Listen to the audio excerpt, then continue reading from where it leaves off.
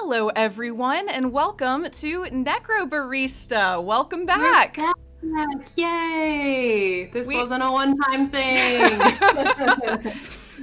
More than one stream. This is our first time ever doing a continuation of a streamed game, so that's good. We get to check that box. Hurrah! We didn't just drive off a cliff and then be like, well, that was great! We didn't name a bunch of Pokemon a bunch of stupid, nonsensical names and then never pick that game back up. Oops! That's okay. Okay. I think literally every person did the same thing. I think they named their Pokemon a bunch of nonsensical shit, and then they stopped playing. Oh, don't be mean to Pokemon. No, not. I meant specifically, Let's Go Pikachu. Don't be mean to Let's Go Pikachu. I beat that game. I love that game. That's true. You did beat that game. Yeah. Maybe I'm just bitter because I didn't have a Switch yet, and I couldn't play it at the time. I think you might just be bitter because you didn't have a Switch yet and you couldn't play it at the time. I think that might just be it. I mean, don't get me wrong. Like, I don't enjoy it as much as the mainline games, but I think I'm still weak to Pokemon. So like, I don't know. I don't know what to tell you. Yeah. All right. Sorry, real quick. I just wanted to give an intro to everybody on the stream. Welcome back, as I said, to Necrobarista. If you weren't here last time, Necrobarista is a game about a cafe that exists kind of in limbo between life and death. Yes. The patrons here, some people are living, but some people have recently passed, and they have 24 hours to kind of hang until they have to move on to whatever comes next. Kind of. And there's it sounds like there are a bunch of catches with this. Like, technically, you don't have to move on, you can stay, but you rack up some sort of a debt, quote unquote. We're not really sure what that entirely means yet, but it seems like the owners of this coffee shop bar are in an enormous amount of debt because they like to let people linger and hang around. Yeah, they're nice, and they don't like pushing people who are disturbed by their own demise into the great beyond. But they also have racked up a lot of debt, and as a way to balance out the time debt that this cafe has accrued, because I guess if people overstay their welcome at the cafe, then it's actually the cafe that has to take on their time debt. So they've created sort of gambling arenas. I don't know. Yeah, it's a little, the lore still is figuring itself out, I think. At least for us. Yeah. So right now we're between chapters. I see a lot of references to billiards. I've been ruminating on that all week. Every once in a while I'm like, wow, I really did read a 45-minute long billiards-based audiobook, didn't I? Live for a studio audience. But while we're between chapters, there's these little side stories that we have to spend points to unlock. So yeah, we can't do this one. We're gonna have a problem, I think, because we don't have any Maddie ones at all, and a lot of these require Maddie. But we'll see. Can't do that one either. We don't have any scrolls. We haven't gotten anything with the scrolls yet, have we? No, we haven't. Okay. What I'm fearful of is I thought we were gonna go back to the cafe floor, but it looks like, ooh, we can unlock this one. Beth won. Before we do this, let's look around to see what else we can do. God, I keep doing that. Ooh. Because I thought we would be able to go back and unlock things there, and we're not. So let's make sure we know everything that's available before we choose. But it looks like maybe that's it, and maybe the only one you can unlock is Beth 1. So I think you're up, by the way. I think you're gonna have to do. Yes, I am due. Yeah, because the one I did before was kind of short, so I can. Yeah, I'll do this one. Okay. Okay, let's unlock it. Oh, right, you did read the follow-up, didn't you? I did. Okay, well, I'm probably gonna have to, if we can, read Billiards 2 or whatever later, so. So you want me to take this one, is what you're saying? Yeah, I do. I do, in fact, want you to take this one. Oh my god, Billiards 2. I'm dreading it.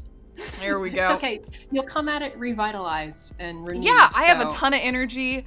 I'm excited. I just want to bring those beautiful billiards boys to life. That's all I want. All I don't right. know how I feel about starting with "Let's go, little girl." I don't like it. I already But- don't like it, and it's the knives. I don't like it at all. I'm not jazzed about it. So let's see where this is going. Let's go, little girl. The man standing in front of Beth smirked. The knife. Oh, fuck. Shit. This is a great way to come back. The knife he held seemed almost slight compared to his massive hands, but they didn't make it any less intimidating. Finish this one quick, came a call from behind the knife holder. 3 men stood behind him, wearing expressions which ranged from amused to bored. Beth felt her palm get sweaty and loosened her grip on the knife in her right hand, sliding her thumb along the guard to reassure herself that its shape hadn't changed since the moment she picked it up. This is a fight club. We're in a fight club. They're about to do the knife They're thing, gonna do a knife fight. They're gonna do the thing that I guess, the finger stabby thing, yeah. Yeah, I guess so. Or they're gonna stab each other. Or they're gonna duke it out. Yeah. Yeah. Take your friend's advice, Beth said to the man who was menacing her. Finish this quick. After all, I am just a little girl. Well, as little as any 15-year-old girl could be. Can do, said the man as he drew his knife up for an overhead swing. The man's movements suggested that he didn't know how to use a knife. Not really. He was swinging the knife like he'd swing a fist. Like he was trying to bludgeon her with it. Like he'd never really used a knife before. He was stupid. Mercifully stupid. She tried to reassure herself of that fact, trying not to lose her resolve. He lunged toward her as he brought the knife down, and Beth raised her left arm. She felt the edge of the knife hit her skin, but the impact of the blow caused the man to lose his grip on the knife. An opening. I didn't realize there was another line.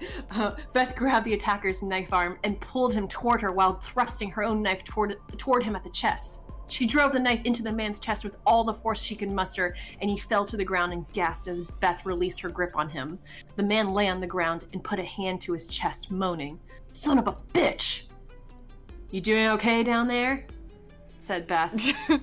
The man sat up and patted his chest. "I didn't expect to lose to a girl." "No," said the man.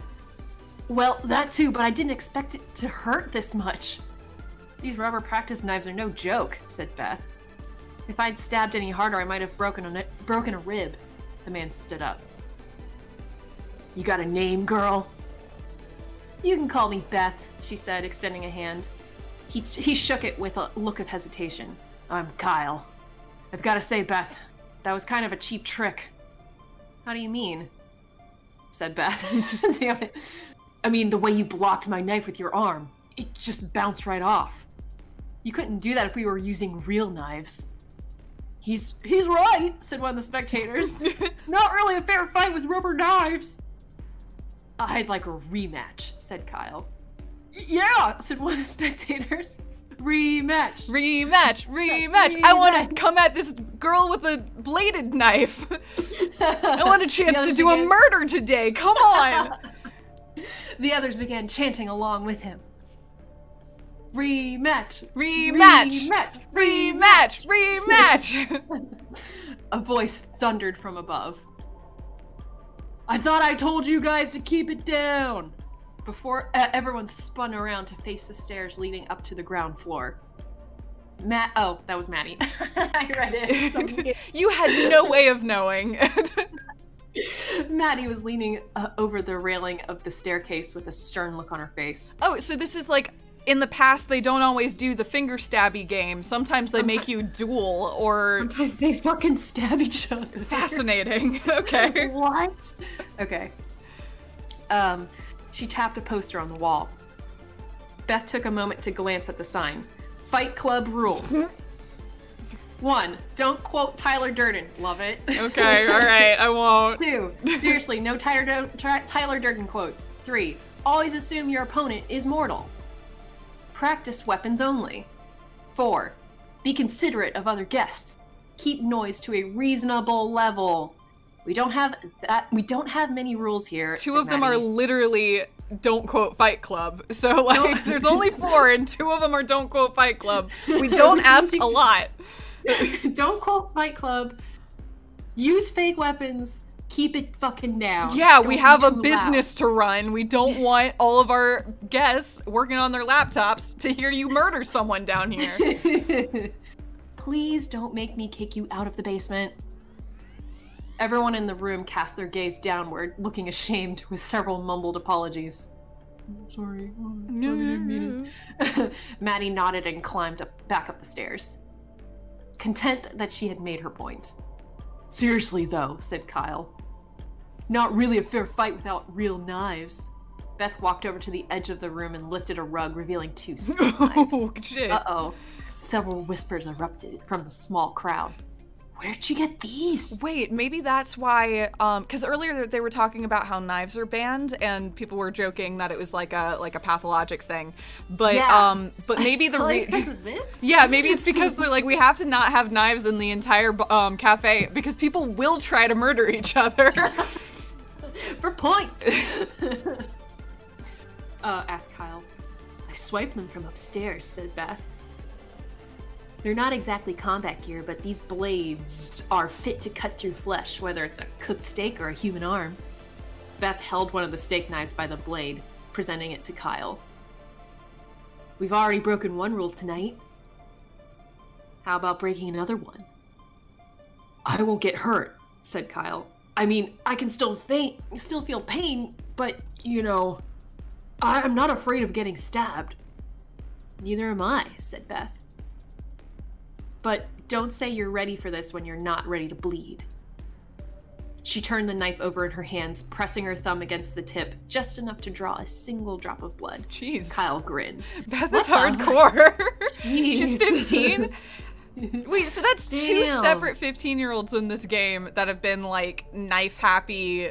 I'm not afraid to die because I will kill God and take his place attitude children, and I don't fully understand. Yeah, the other one's even younger. I think she's 13. Fair enough. Yeah. Like, holy shit, they're all knife obsessed. Real quick, I just want to respond to Malalava real quick.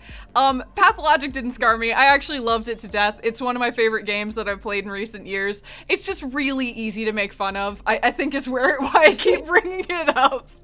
It feels strangely topical all the time. But no, it's an amazing game. If people haven't played Pathologic or Pathologic 2, holy shit, they're fantastic. They're really hard. And it will be a bad time, but you'll not regret it. I'm contemplating getting into it. You should play it. It's so good. Like, it's just so good. And I'm really, really looking forward to the Bachelor's route in Pathologic 2 when it comes out. Right. In part 2 whenever it comes out. Yeah, That's yeah. so exciting. Excellent. Okay, sorry for the sidebar. Just wanted to respond. Kyle grinned. Do I look like I would be here if I was afraid to die? Oh, that was the end. I shouldn't have sidebarred there. I should have sidebarred literally a line later. Sorry. No worries. There's no way to predict how long these are going to be. Yeah, that one was pretty short, actually. Yeah. There isn't really any indication of, like, what length they're going to have. With that in mind, I should probably read this, because I imagine this is going to be the transition into the net. Yeah, this is one of those free ones. Okay. Keyshawn's footsteps echoed in a way that startled him, where his footsteps always so. I think this is going to roll into the actual thing, so I'm just going to go I think you're right. Yeah. Here we go. Keyshawn's footsteps echoed in a way that startled him. Were his footsteps always so loud? Perhaps it was just the contrast with the surrounding environment, which seemed completely silent. That made which seemed to be completely silent. That made his footfalls seem so jarringly loud as he walked along the catwalk. Okay, he was on a catwalk. Why was he on a catwalk? There seemed to be a gaping space below him, filled with some sort of mist that he couldn't see. It was fog. Oh, Jesus Christ. Okay, I got it. Get into it. Come on. You gotta sink in, Gina. Okay. I believe in you. It was fog light, and yet despite the fog that lapped at his feet, the air felt so dry. The air was thick here. As he breathed heavily, Kishan felt an overwhelming, sweet, sickly odor, like the smell of wet or rotting wood, but all he could see around him were steel beams and a concrete path in front of him. Was it rust he was smelling? No, he knew the smell of rust. This was different. This smell was somehow organic, like the smell of a forest after a fresh rainfall. Kishan shivered. Far in the distance, he could see what looked like a building of some sort, so far away that it made the structures he was inside feel almost tunnel-like, as if its only purpose was to convey him to the distant building. This has a lot of run-on sentences, and yes. I'm struggling, but that's okay. We're gonna get through it. It does seem like maybe Kishan was murdered, though, which is new information. Oh, yeah. Because, I mean, I could be wrong. I'm probably jumping 4 or 5 steps ahead, but it seems like this is him waking up after his death, and he's like, I don't know where I am. It smells like rust, but it's organic, which is blood. It's kind of like blood. Yeah, so it may be that this is the moment after his death. He continued walking forward, but as he walked, the building seemed to be growing more and more distant. He quickened his pace, and as he walked faster, he could feel himself moving through the thick, stifling air. Yet as he looked down, he could see the texture of the catwalk in front of him unchanged, as though he were walking in place. Kishan started to turn backwards, but saw only a blinding light. His eyes immediately shut, and when he opened them, he was again facing into the tunnel, with a distant building at the center of his field of view. He tried turning around, but every time he tried to turn his head, his eyes involuntarily— I'm sorry, I thought that sentence was ending there— involuntarily shut at the sight of the light, and he was forced to close his eyes or look away, always confronted again with the sight of the small hut when he opened his eyes. His heart pounded violently. There were a lot of eyes in that sentence. So. Yeah, this is oh boy, the writing in this one. Okay, can I just comment? The writing in the actual game seems really solid. His heart pounded violently in his chest. Yeah, can you hear me? Allison? Interesting. Okay, well, Hey chat, can you hear me? Just want to confirm real quick. Yeah. Okay. Thank you. Thank you for the confirmation. I'm going to just keep reading. Allison guaranteed me at the beginning of this. She's like, it's gonna be fine. It's gonna be good this time. His heart pounded violently inside his chest. The tunnel was so quiet that he could hear his own heartbeat, feel his own pulse inside of his head. Something about the place felt deeply, incredibly wrong. Get back. I have to get back.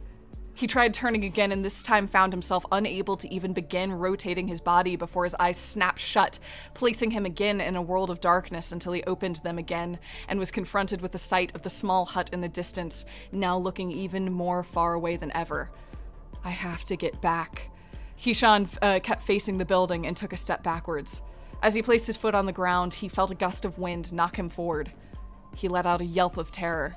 Instinctively, his hands reached for the opposite edges of the catwalk as he fell, trying to steady himself. Yep, you're back. Hey, welcome back.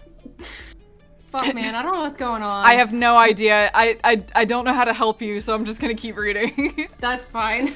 All I was gonna say is the writing in the main game seems really solid, but the writing in these side stories, I don't know. I feel like it was written by somebody else.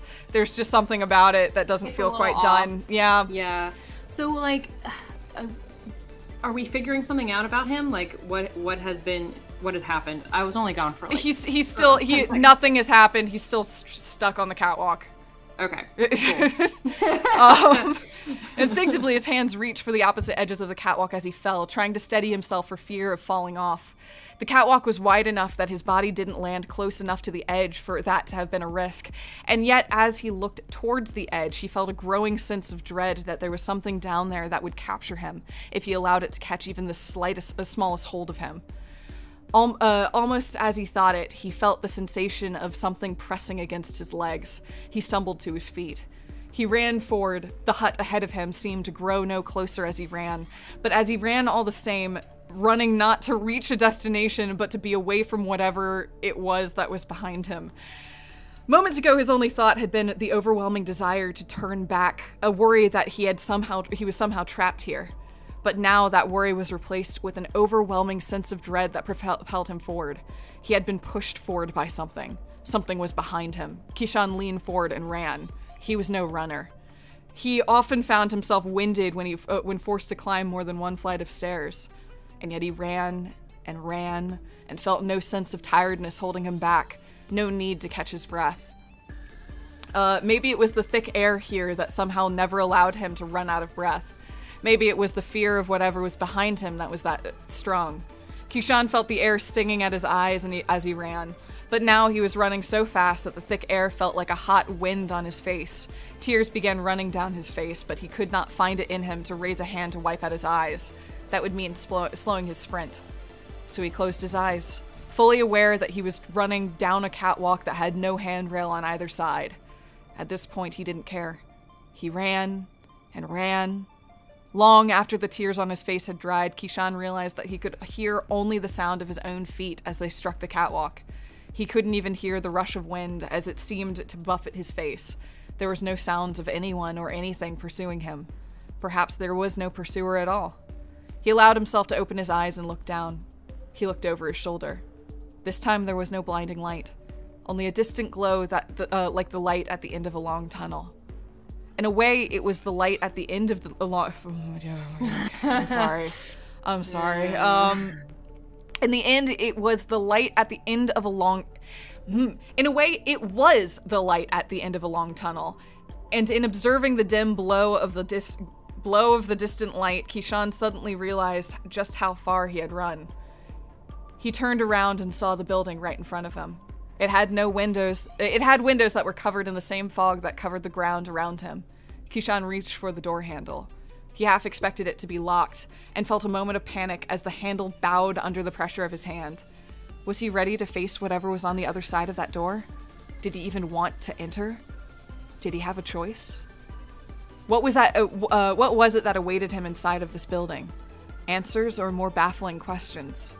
Kishan looked down the tunnel and suddenly felt cold. Whatever this place was, he needed to escape it, and the only form of egress that seemed available to him was the door of this building.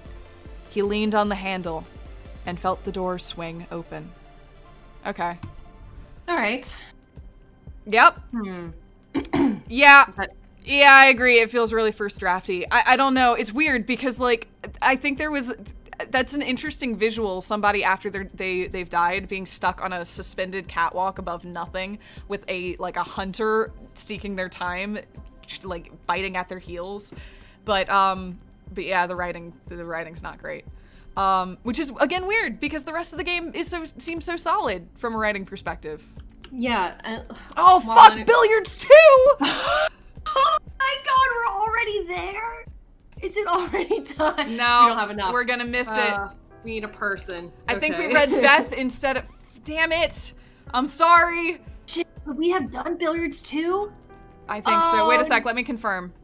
Shit. Yeah, we could have done billiards too. Oh, fuck. Oh, no. I didn't see it. I didn't see it there. It said Fight Club, not billiards. This makes me think that we don't lose it then. What do you... No, that we might be able to billiards see too. it. Yeah, I know, but maybe we'll get billiards 2 in another room. Like, it won't actually be lost. Remember we were worried that, like... No, it'll be lost. It'll be lost? Yeah. Well, farewell, billiards. Because Ashley Part 2 is in the corner. And we didn't read Ashley Part 1. Oh, fuck, man. How did I not see all these? It's the people. God. Okay, well, all right. That's a bummer, but that was my bad. I guess this one was so bright and so clearly, like, in the spotlight that I just missed it. I'm sorry. Maybe there'll be a billiards 3. We'll find out in the future. One sec, let me close my window. I didn't realize it was open. Eek. Sorry, Corey. I'm so sorry. I know you were enjoying the breeze. Did I lose Allison again? Are you gone? I did! She disappeared in silence! Oh boy. I don't even know what's happening there. Oh wait, maybe. Yeah. Hi, welcome back. Actually, Hi. It looks like you were right. We might be able to get back there. Billiards 1!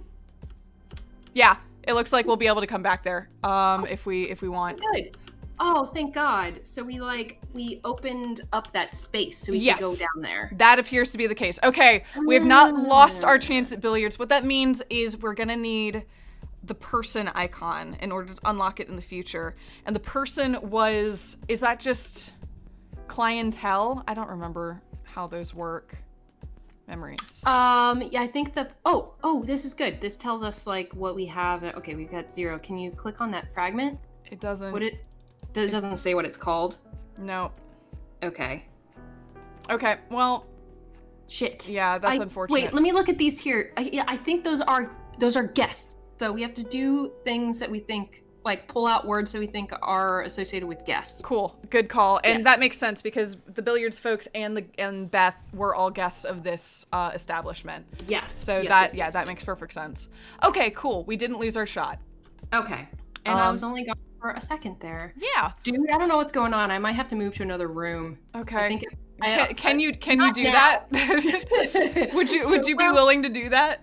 Yes, absolutely. Okay. I think the room that I last time I thought that it was my data cap because I also hit my data cap last stream, but I think I'm just in a place in the house where I'm not getting internet.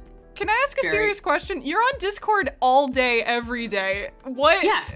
Are you just in a different room? I am extremely close to my router. Okay. So all day, every day. Maybe you should stream from there. I'm just saying. Okay. And right now I'm upstairs far away from my router, like kind of as far as I can be. So that might honestly be the issue. And I don't have a wired connection. Anyway. Okay. So let's jump into the game, but yeah, I think it would be better if you move down there. Yeah, what I'll do is just on a break, I'll relocate and then start back up again. That should hopefully fix the issue. Okay. So. All right, we're gonna get into the next chapter then. Cool. Preemptive apologies if I drop out again in the meantime. All right. We'll just keep on trucking. It's okay. Yeah. Ooh. Ooh, this is pretty. This is gorgeous. Oh, shit. Day 2, 5 p.m. outside the terminal. You right? Yeah, I guess. Cool. Mind if I join you? Go for it. You just... Dury? Huh? You want a Dury? I'm sorry, Dury. Coffin nail. Cigarette. Do you want to smoke or not? Oh, right, of course, yeah, sure. Sorry, it's been a weird day. Thanks. No worries. Where are you from, then? You're the first to ask. I live in Collingwood. Yeah? Whereabouts? Smith Street. Bit pricey up there these days, isn't it? Bet you like your avo toast. Piss off. I've got housemates. Well. Nah, I know what you mean. Bit odd. Being dead and all that. Takes some getting used to. Getting used to. Ned certainly knows what it's like to get used to being dead. Is he? What? Never. We'll find out. It's not worth asking questions about Thumbman. People keep saying that, but it doesn't make me feel any better. I understand. Do you? I reckon as much as anyone can, yeah. Right. Hey. Oh, sorry. Oh, maybe that's you. I think that's you. Me. Yeah. Hey, what's avo toast actually taste like? I've never had it. I do not have a mouth. Yeah. Can't you just go out and eat some? I'm sure Maddie could whip it up if you asked. Avocados are a highly malevolent fruit. Don't trust them one bit. Plus, I've got this whole situation. Oh, so that's what the straw was for. You got it. So what does it taste like? I don't know, like avocado and toasted bread. Avocado is kind of cold and mushy, but it's got a good taste. Like peas? No, absolutely not. Definitely better than mushy peas. Hey, peas are good too, but whatever. I mean, I like peas, but I don't know if I like mushy peas. Probably Love not. me a bowl of peas, mate. Bowl of peas! Bowl of peas. One famous Australian outlaw requested peas with a bottle of wine for his last meal before he was hanged. Oh. Oh! That's an interesting choice. What? Because they're the only thing you can eat through a straw? That's mean. Don't. Hey, everyone's kind of a little bit mean to each other in this world. That is true. I can drink one pea at a time through the straw. Watch yourself. Oh, he's so cute. I really like Keyshawn. I really like Keyshawn a lot. Gonna zap me with your death council powers? First off, it's the Council of Death, not a death council. They're totally different things. Secondly, you really think that's what we do? Walk around shooting lightning out of our fingers? Well, when you put it like that, it sounds a bit silly, yeah. We don't do anything like that. Sorry. I'm just imagining, Kafeka, I hope that's how you pronounce your name. Freaking P Boba is the worst suggestion and also the best Terrible. suggestion. Oh my god, that's awful.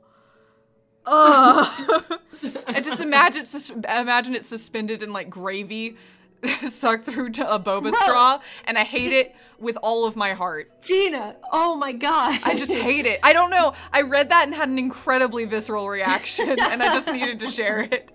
I'm trying to figure out if this Thumb Thumb has a mouth underneath the thumb hat thing he's wearing. Like, he must have a hole of some sort. I'm just saying. There's something going on in there where he can consume liquids, but he can't consume solids. Yes. So... but maybe Boba would work. We'll see. We don't do anything like that. We just keep things running smoothly is all. Harassing cafe owners to settle their time debt isn't something we like to do often. So you just keep the peace? As fucking ironic as it sounds, yeah. Ned keeps the peace. Dude. I know. Want another? Sure. Didn't expect these two to have a moment, I gotta tell you. Yeah, this is unexpected, yeah. Also, it looks like the back of this cafe just goes off into the great beyond here. Yeah, we were discussing that earlier, that it looks like this is how people leave. Yeah, they go out through there. Hi, Maddie. Oh, all right. Hello. I love the sunrises here. They're all right. You watch many sunrises, Ned? Not enough, no. Even semi-immortals need their sleep. Semi-immortals? Liminal space tends to draw liminal people. Yeah. You know what? I feel that in airports. Yeah. I feel like there might be... It's full of semi-immortals just wandering around. I think there might be semi-immortals there. They've just always been there. Dude, have you ever slept in an airport? Yes, I have. I definitely have. That's the worst experience. And definitely feels like I've entered a semi-immortal space for a time. Yeah. I have such like a love-hate relationship with airports because like there's something about them, and I think it is because they're liminal spaces. They do feel like you don't really exist there for a time. Yeah, and that's almost cool in a way, but then also it does involve sleeping on floors next to the outlet charger because you needed to charge your phone. And you're guarding your phone to make sure no one tries to snatch it from you in the brief 3 hours of sleep you're getting. Exactly. Like, as someone's cleaning a floor nearby.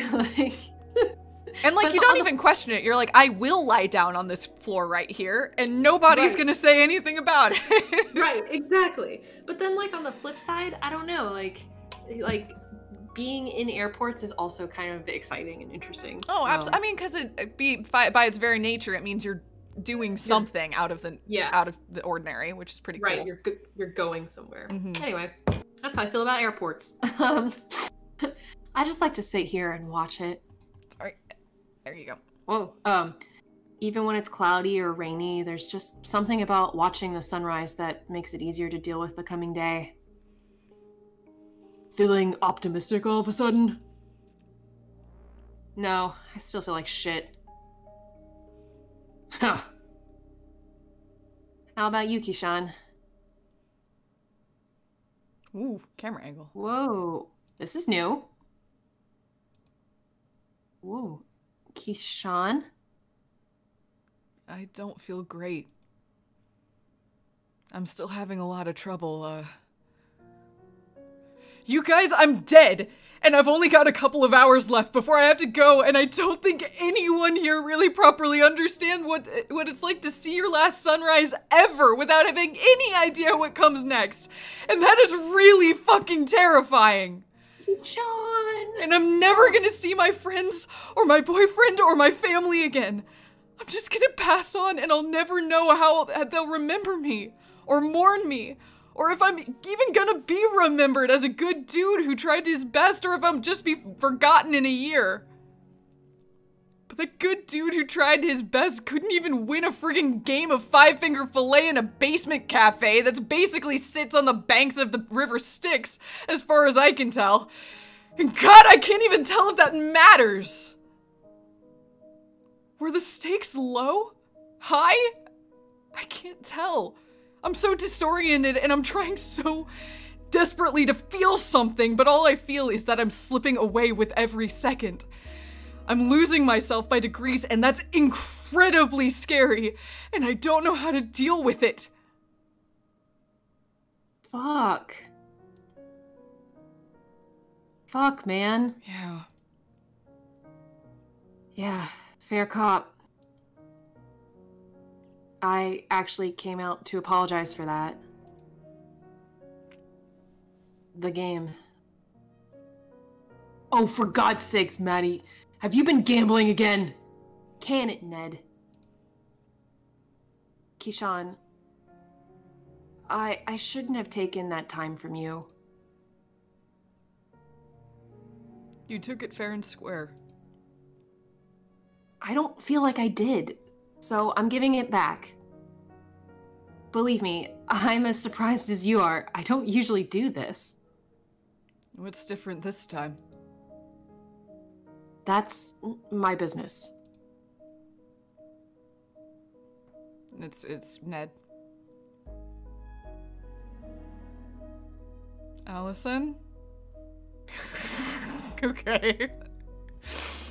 I can't. Okay. Hello. Okay. I think I caught it. I can't believe you're still swindling people out of hours to try and fix your debt. Dude, I know. It's bloody undignified. And it's a clear violation of the rules. I will banish you right now, my man. I thought you stopped pulling that crap once you took ownership of the cafe from Che. You really think doing this is going to help you pay this debt? Yes. Absolutely. And if you've got any bright ideas on how to do it otherwise, I'm all ears. We should have never granted you and Che those licenses to practice. Licenses to practice? The actions of reckless necromancers make a pretty good case for the importance of occupational licensing. Huh. Okay. You've obviously failed to be responsible with them. You really think we wouldn't be doing it if we didn't have the licenses, Bushman? Given your history, the hypocrisy on display here is astounding. That's all behind me, and you know it. I've been working on doing some good for the last 100 years. With the council? Really? Yes, we maintain the balance. You know why that's important. Where'd Keyshawn get to? No. I'm trying to figure out where he went. Wait, he's just gone? Yeah. Did they just... But I think they're at I think they're at a different bench than they were at. No, this is the same bench. I have no idea where he went. Anyway, we'll figure it out. And maybe he just like stormed off. I don't know. He's having a Because he hard was having a time. moment and they're bickering. Yeah, I agree. And now they're bickering about something completely unrelated to his existential crisis of about to pass on from death. Yep. So, although she was here telling him, give your time back, and now Ned's was screaming at her for doing that. So, okay, I don't know. Where did he go? No idea. Sure do. I don't need you moralizing at me from your ivory. Oh, there he is. There he is. Your ivory tower, sorry. Give it a rest, guys. But I'm pulling the last day on Earth card. Quit it.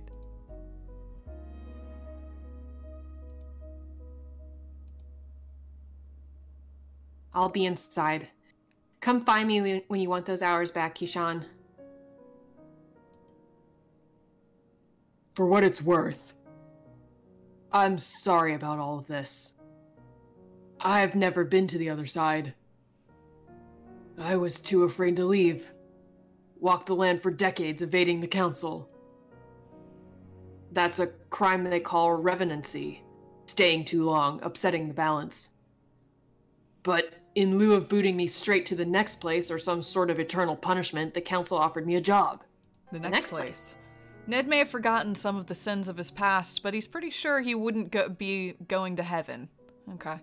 That's actually really interesting, though. So he's a revenant. He's a revenant. That's yeah. so cool. That's really neat. What a cool take on a revenant, though. Like, oh, I love that. It's just a dude that's like, I'm not going. I mean, it kind of makes sense. Like, I mean, if you're thinking about like revenant from like D&D perspective, no, it makes sense a lot. My question would be, would that make Che a lich? Because it seems like so it seems like Ned died, and so he's like on the other side. He is dead. He's like Kishan, but he never moved on. And then on the flip side, it's like Che is alive. I think it seems like it. He's an immortal, but it does seem like he's maybe alive. Yeah, so, he's like, he said he was like what, 200 years old or at least or something. Yeah. So yeah, does he have like a phylactery? Does he have I would love it if this was like classic like D&D style fantasy, but in this setting, because that would be a really cool like interpretation. Yeah. Yes, for sure. Yeah. But I really like this idea of like, this dude didn't want to pass on, so instead of like punishing him, the council is like, well, you can work for us if you don't want to move on. I guess you could stay in this weird space forever. It's kind of the Adventure Zone take on Grim Reapers a little bit. Yeah. It's like, you committed a sin, but just work for it. I mean, I guess. Yeah. Oh, you guys are undead liches? Well, I'm dating your brother, so it's fine. You want to just come? We'll just give you a job. It's fine. Okay. All right. Okay. Yeah. Getting back in it. Oh, maybe it is the cafe. Oh, that would be interesting. Yeah, something to do with the cafe itself. Sorry, that's all stuff you don't care about, I suppose. It's interesting enough. Nah, I'm just filling up empty air. You should head inside and grab those hours back. Truth be told, I'm not feeling especially fond of Maddie right now. She might have been dishonest with you. She's just there in the background. But even I can tell she's at the end of her rope. And you might not be able to see it yet, but I think the people in there are fond of you. You think so? Maddie wouldn't have offered the hours back if there wasn't something different about you. Plus, that kid Ashley seemed to like you, yeah? I guess. She kind of just dragged me off and got me to hold her screwdrivers for her. Trust me, she thinks you're great. Oh. Go on, go inside and say hi. I've got some business to just stick my nose into anyway. It may have just been that it's lit by an incredibly beautiful background, but for some reason, trust me, she thinks you're great. Got to me, and I've it just really caught me off guard. It's really sweet. Yeah. That whole scene was really good. Mm-hmm. Oh, it's not over. Yeah. Sorry, I jumped the gun there. All right. Catch you in a bit. I've got some questions about the council.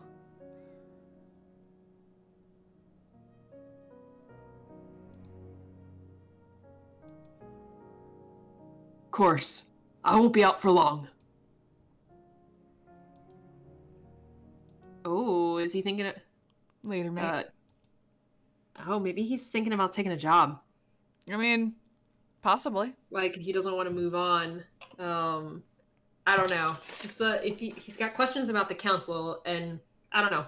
Maybe I'm jumping ahead, but I feel like that could be something. No, that's possibly it. I mean, there's a lot of, like, I know he doesn't know how he died, and he has all these questions, and I imagine, like, the threat of running out of time without being able to answer those questions is, I mean, he's literally said how scary that is.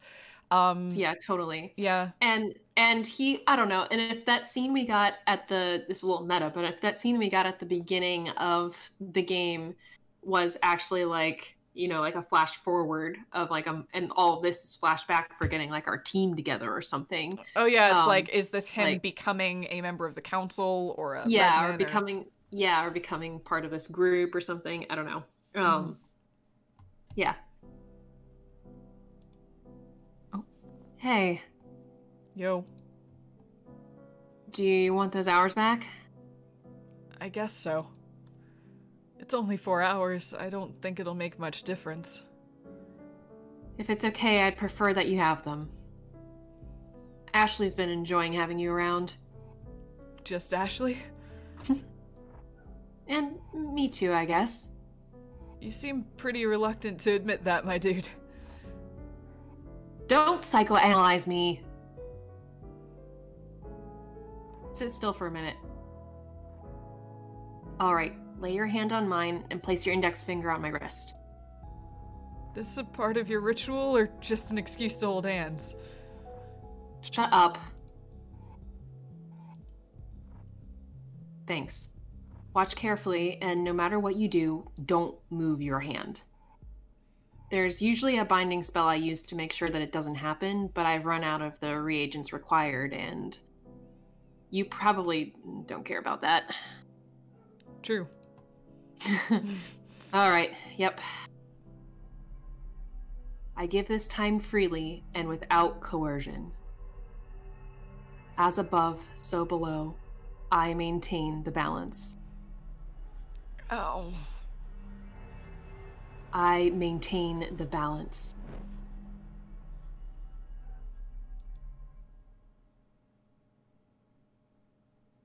That's it. How do you feel? I actually feel better. I feel less itchy. Yeah, you weren't kidding about that yesterday. As you linger, you begin to upset the balance, and as I understand, it doesn't feel good. Yeah, right. I wonder how revenants feel. Oh, geez, they're just constantly like, restless. Yeah. Why does Ned get to stick around then? Does he just ignore it? Oh, there you go, yeah. The Council are a special case. They're more similar to demigods or demons than they are to us. That's fascinating. Tell me about it. I'd have joined ages ago, but they're uptight dicks. They don't seem so bad to me. That's because you've not run into any of their ridiculous rules. Bunch of bloody regulations on manipulating life force and certain standards on the treatment of spirits. Standards.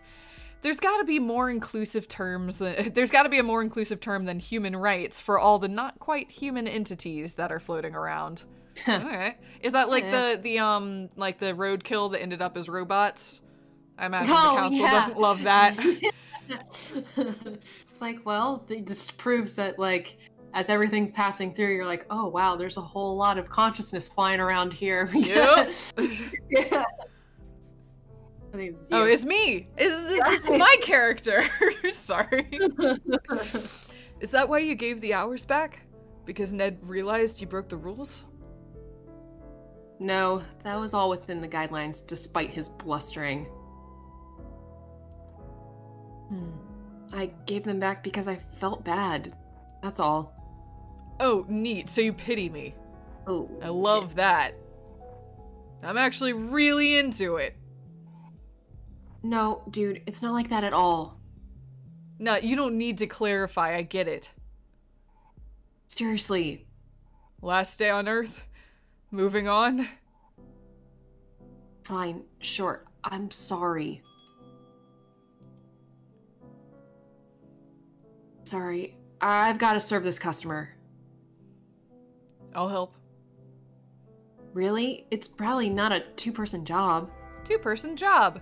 Sometimes 2 people working on a task will be less efficient than 1. Sometimes Keyshawn doesn't care.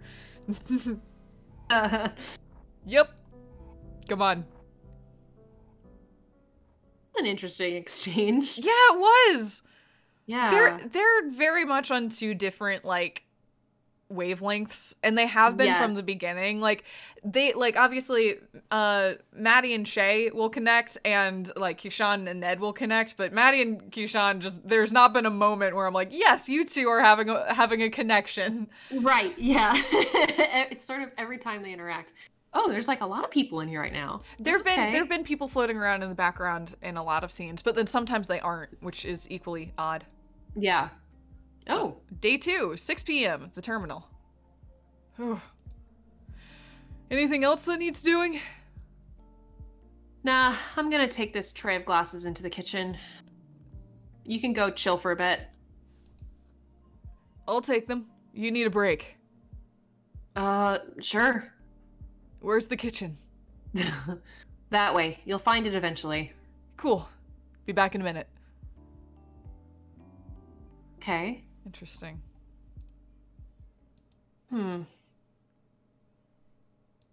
Yeah, like, what is... Oh. I'm wondering what he's doing. Oh. Sure. Your pawns are nothing compared to the raw power of my castles. Castles. Rook and Castle both offer protection for the defending team, but Rook seems to be more popular. What? Wait, Okay, I think, yeah, never mind. Okay. Nothing! Yeah? What's this then? Oh. Ah! My castle! Brought low by my own hubris! No, that was just a pawn. And maybe a little bit of hubris. Hubris! When Chase sees Ashley thriving, it's hard for him to feel like he's doing the wrong thing. Maybe that makes him overconfident. Maybe it makes him just the right of confident. Sorry. Just the right amount of confidence? Sure. Yeah. Bishop! Oh, no, you. Oh, knight! Ah! Your other castle, and... check. Check, you say? Oh, I didn't think of that. You activated my trap card! Good, good, good. Oh, hey, Maddie! Come check this out! I tricked him into a false sense of security. Oh man, that's embarrassing. You seriously let her outmaneuver you that hard? Yes. I'm very ashamed. I suppose the real hubris was inside me all along. I freaking love winning. I should try doing it more often. Chance to win at chess? Oh boy. Could grow into a big winning streak, you know? You want to play something with us? I should really head back down to the bar. There's nobody there. Come on, take a load off. Sorry, I forget that I also voiced It's okay, because we've both voiced him at some point, so I get it. We swapped around a lot. If anyone really needs you, they'll know where to find you. How about I grab us all a drink, make sure there's nobody waiting down there, then we play something? Won't be 5 minutes. You actually gonna come back this time? Oh, that was sad. You actually gonna come back this time? You never come back. Oh, I'll come back. Promise.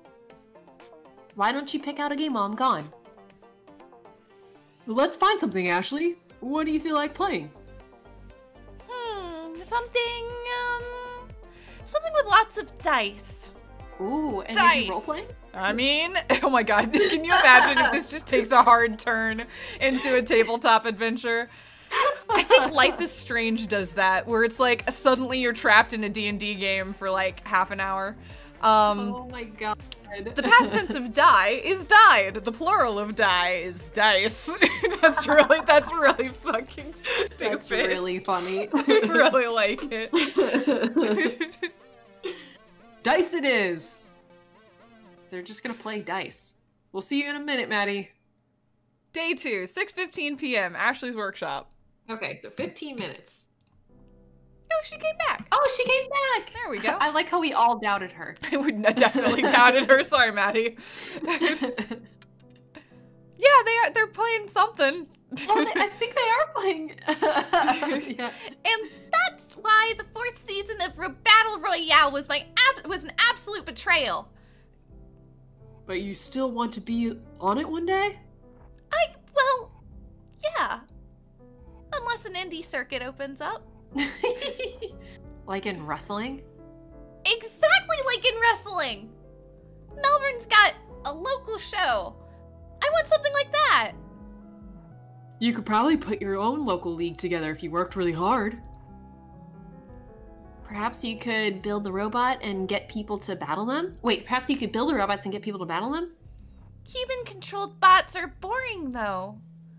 I want to get more of that spirit juice and put together a bigger Ashling. Oh, you missed spirit juice, I think. Oh. Spirit juice was an option, I think, Well, to click on. my bad. No worries. Yeah. How big? I think I'll start at car-sized and then move on to a more bus-adjacent form factor.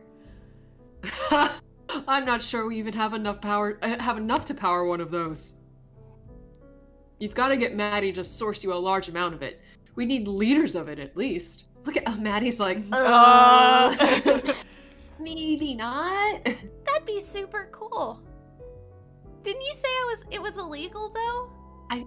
Well, technically. But we'll get you some kids so you can build your fighting robots. You know, you gotta support your kids' hobbies. I agree, but from what I understand about illegal spirit juice, you gotta be there when someone dies and then do a necromancy on it. So do a necromancy. I'm just saying, little dubious. And like scoop them up, or if it's or it's like, you know, maybe it's less malicious. Maybe it's just when someone is passing on to the next side, like you just have to be like a little behind them and just like scoop it up a little bit. It's like the machine in Monsters, Inc. They have it connected to the spirit portal, and as somebody walks through, all the extra energy just gets sucked into a little canister. Yes, they're screams and laughs. That's all. Sure, we'll take it. But what Ned doesn't know won't hurt him. He'd lose his head if he knew half the things we were doing around here. I don't know. He seems fairly lenient with you, right? He wasn't always like that. A long time before you turned up, he nearly shut me down because would you believe it's because I sheltered a criminal? Ned nearly shut you down because of that? Am I thinking of the same criminal you are? Trust me, the irony was apparent. I found it very, very funny. No worries. What sort of criminal were they? Just a minor demon on the run. Minor demon? Most demons aren't lucky enough to find someone as welcoming as Che, especially the ones that haven't had a chance to make a name for themselves. Oh, doesn't have a name yet. I don't know what she did to get a price on her head. I just took her in when she stumbled through the door, dripping blood everywhere. Sorry, I read that line really weird. That's metal. It was extremely metal. How long did you manage to hide her for? Oh, not too long. Maybe 6 weeks. The time flew by, if I'm being honest. Sorry. Are you implying that they were banging for 6 weeks straight? That Che was like, hot minor demon? Absolutely yes. Okay, that's fair. I can't dispute it, so fair enough. Oh, so I'm suggesting that you yoink. Oh, fuck. You yoink that spirit? Yes, you yoink the juice. I had read it and chose to ignore it. fuck, guys? Oh my god. Okay. Why is This that? you. Was she from the clock realm? No, nothing like that. We, bonded. Okay, maybe you did smash that demon. Magically? How'd you do that? She's 13. I thought I heard you telling Maddie that sort of thing was impossible between beings on this plane. Oh, I guess she's 13, so... No, not magically. We were... Okay, so I just want to float this because it's what I've been thinking for this whole scene. Is Ashley the child of a demon? Maybe he did smash that demon and Ashley's his daughter, and so she's half pseudo-immortal, half demon. Oh, shit.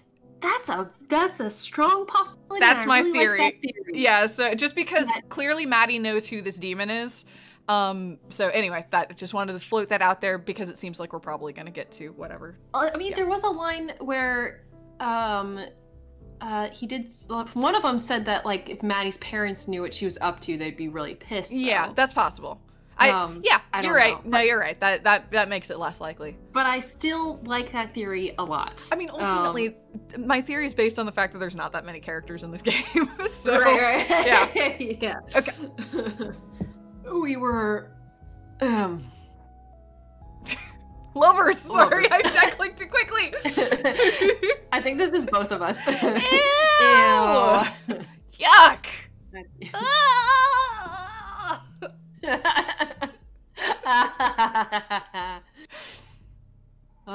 happier days. I love hearing about when you were young and reckless, banging demons left and right. Gosh, what do you think I am now, huh? Old and boring? Definitely old. Despite myself, I must say you're definitely not boring. There's that patented Maddie charm. Well, you know me, I'm full of them. Oh yeah. Charms. Hexes. I'm just talking curses. What's... That's all on your account, old man. What? Has it not advanced for you? Hello? Yeah. Has it not advanced for weird. you? It didn't advance for me. That was really weird. Okay. Okay. The game was trying to take me out of my misery here. Yeah. It's It's a good scene. You're doing fine. No, Don't it's be good, it's miserable. I actually really love this scene. It's just funny going back and forth. I won't deny it. Can I be honest? I kind of Yes. love going back and forth because the whiplash makes you commit in a weird way. I mean, it can also throw you out of it, but a lot of times you're like, all right, I gotta be in it. We gotta make these voices distinct. I like voicing both these characters. Their conversation, their like 3-word back and forths are just kind of like funny. That's yeah, all. no, that's fair. Yeah. That's totally fair. In this one scene, but I really like them both, and I have nothing against talking to myself. That's part of the gig. Yeah. Exactly. Oh shit. Oh, what was it? Oh, see, that was weird. Here we go. Oh, how'd you do that? I think Malalaba said that in the chat that I could press back and go back. Oh, Hey, Maddie. cool. Hey, dude, having trouble finding the kitchen? Yeah, I couldn't. I checked everywhere. Oh, it's just behind the bar, man. You can't miss it. I told you, I checked everywhere. Nah, you're not catching my drift. You're not catching my drift. It's just behind the bar. You can't miss it. Have another look. It'll be there this time. Sometimes you gotta remind the quantum hallways that they exist. Fine. How long are we going to keep him here, Maddie? Oh, we're keeping him? No, we're not keeping him. I'm going to let him stay as long as he wants. Sorry, it was Master Chief. Sorry, Master Chief. Oh, That's fine. He'll leave on his own accord at some point. You feel sorry for him? Weirdly, yes. I don't usually get attached to customers, but he's a good dude. I like him. Do you like him because he's nice? Or because he was good at passing your tools over? Yes. Don't get too attached. He's not gonna be here forever. Well, duh. I know how it works. I'm going to enjoy having him around, just like you taught me. Don't cry because it's over.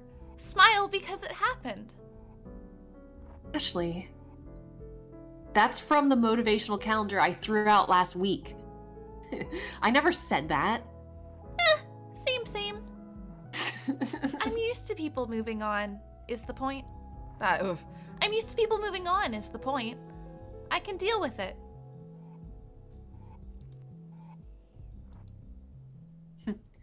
Good. Day All 2, 6:30 p.m. We're going by 15-minute intervals. Yeah. Okay. It's making me a little nervous. Yeah.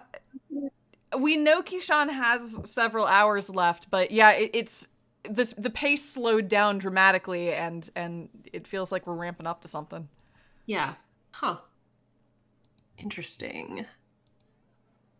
Hey, Ned. Hello. What's going on, Ned? Oh, shit. Oh, what? Fuck! She's just aggressive. She's just being an asshole. That music was like, we're going somewhere, and then it's like, no, she's just mean. Let's move on. You gonna keep staring at the coffee stain or nah? Yes. Okay, whatever. What do you want from this conversation? I'm an open book as far as matters of life and death are concerned. Yeah, I don't want to go. Yeah, that's what I thought. I know you've probably heard this from, I don't know, 1,000 people or whatever. 1,000 people. Given the amount of traffic the terminal gets and how long it's been open, 1,000 people is a pretty low estimate.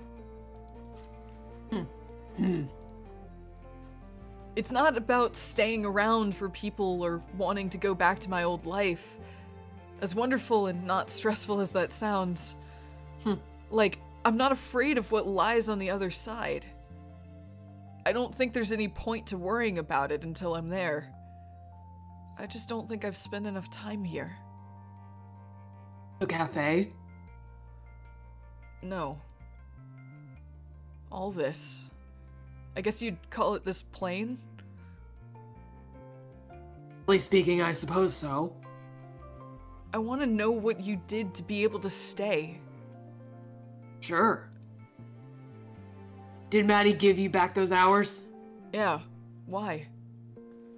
Well, that's a way. You can just find enough hours to stay as a spirit. Half here, half gone. But it's a wretched existence. I wouldn't want to live like that. How would you find the hours, though? There's only so many you can get from consenting beings, right? The crappy psychology of gambling aside, you're right, yes. So the question is, how do you do that? How do you create life from nothing? The answer is that you can't, Keyshawn. It's impossible. There's always got to be some sort of balance maintained. Everyone who learns to manipulate the fundamental life forces understands that no matter whether they're doing good or bad things with their skills. Here's the thing, though. You don't need both parties to agree. It's just a social nicety, something that separates us from, well, people who don't do that.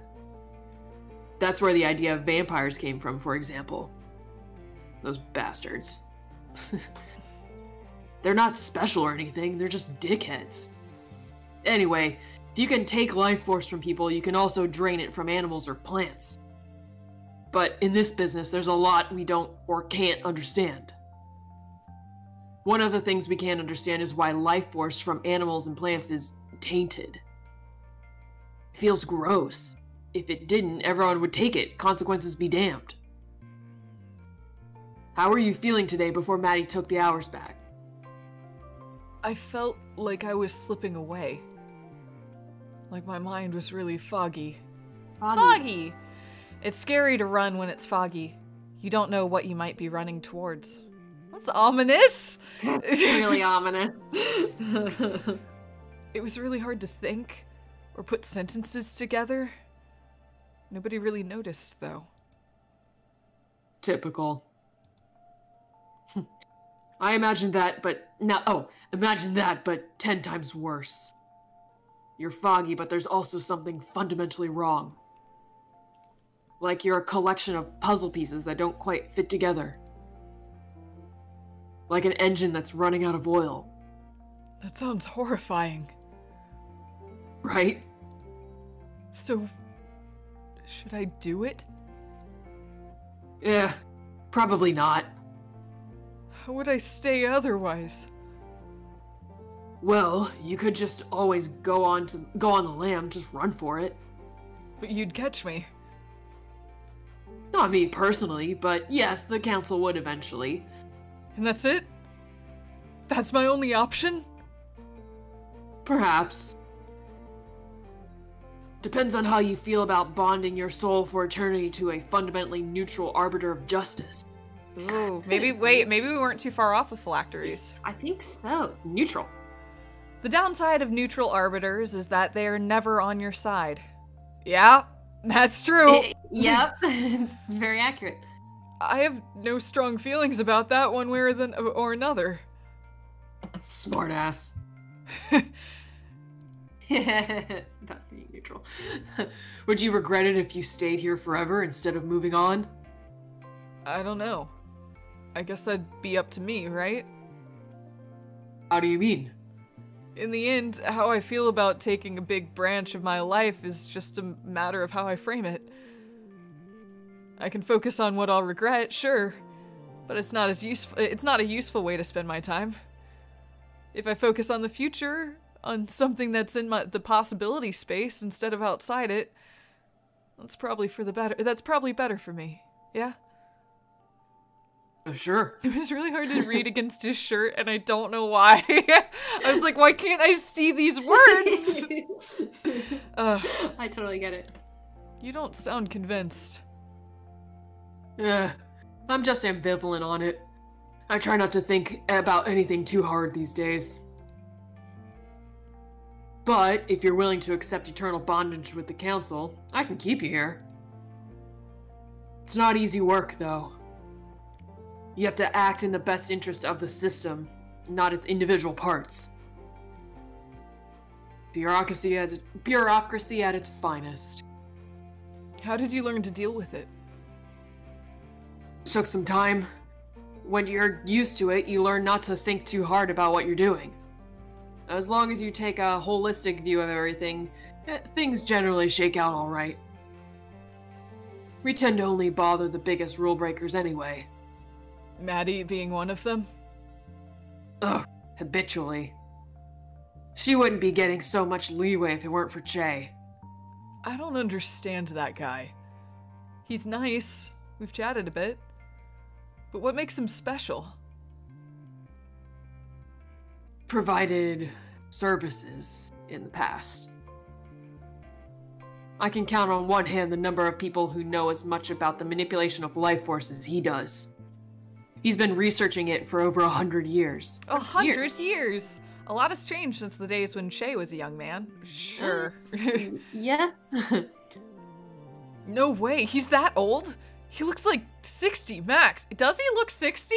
He really doesn't, though. He looks like 40. Yeah, his character model did not suggest 60 to me at all, but that's okay. I don't know. Maybe when we see him again, I was thinking he was like in his 40s. Yeah, me like, too. Appeared in his 40s. I thought it was they were doing that anime thing where they're like, take that, old man. And you're like, oh, he's 35, okay. Right. Okay. Interesting. Huh. Yep, much older than that. Wild. We're getting sidetracked, though. How do you feel about joining the council? I don't hand out offers willy-nilly, you know. Jesus, this is my character. Sorry. I'm interested, but I was getting nervous. No, like, no, oh, it was me. I'm It was me. like, Can I have some time to think about it? How much time do you have? You've been out for... Nearly 25 hours. Oh, shit. You're overdue. Put it on Maddie's tab. Ha! Okay. I assume you're not going to stick around forever. Unlikely, if the next few hours are anything like how I felt this morning. I'll stick around until you have a solid answer then. Cool. Alright. Want to get drunk? We're already drinking, mate. Nah, Jay told me about something pretty special he's got behind the bar. Unless it's something really special, he's probably offered me some. And even then. So you've tried the... bottled soul? You pulling my leg. Nope. You've got to be mistaken. You haven't seen it in person, have you? Yeah. I actually have seen it.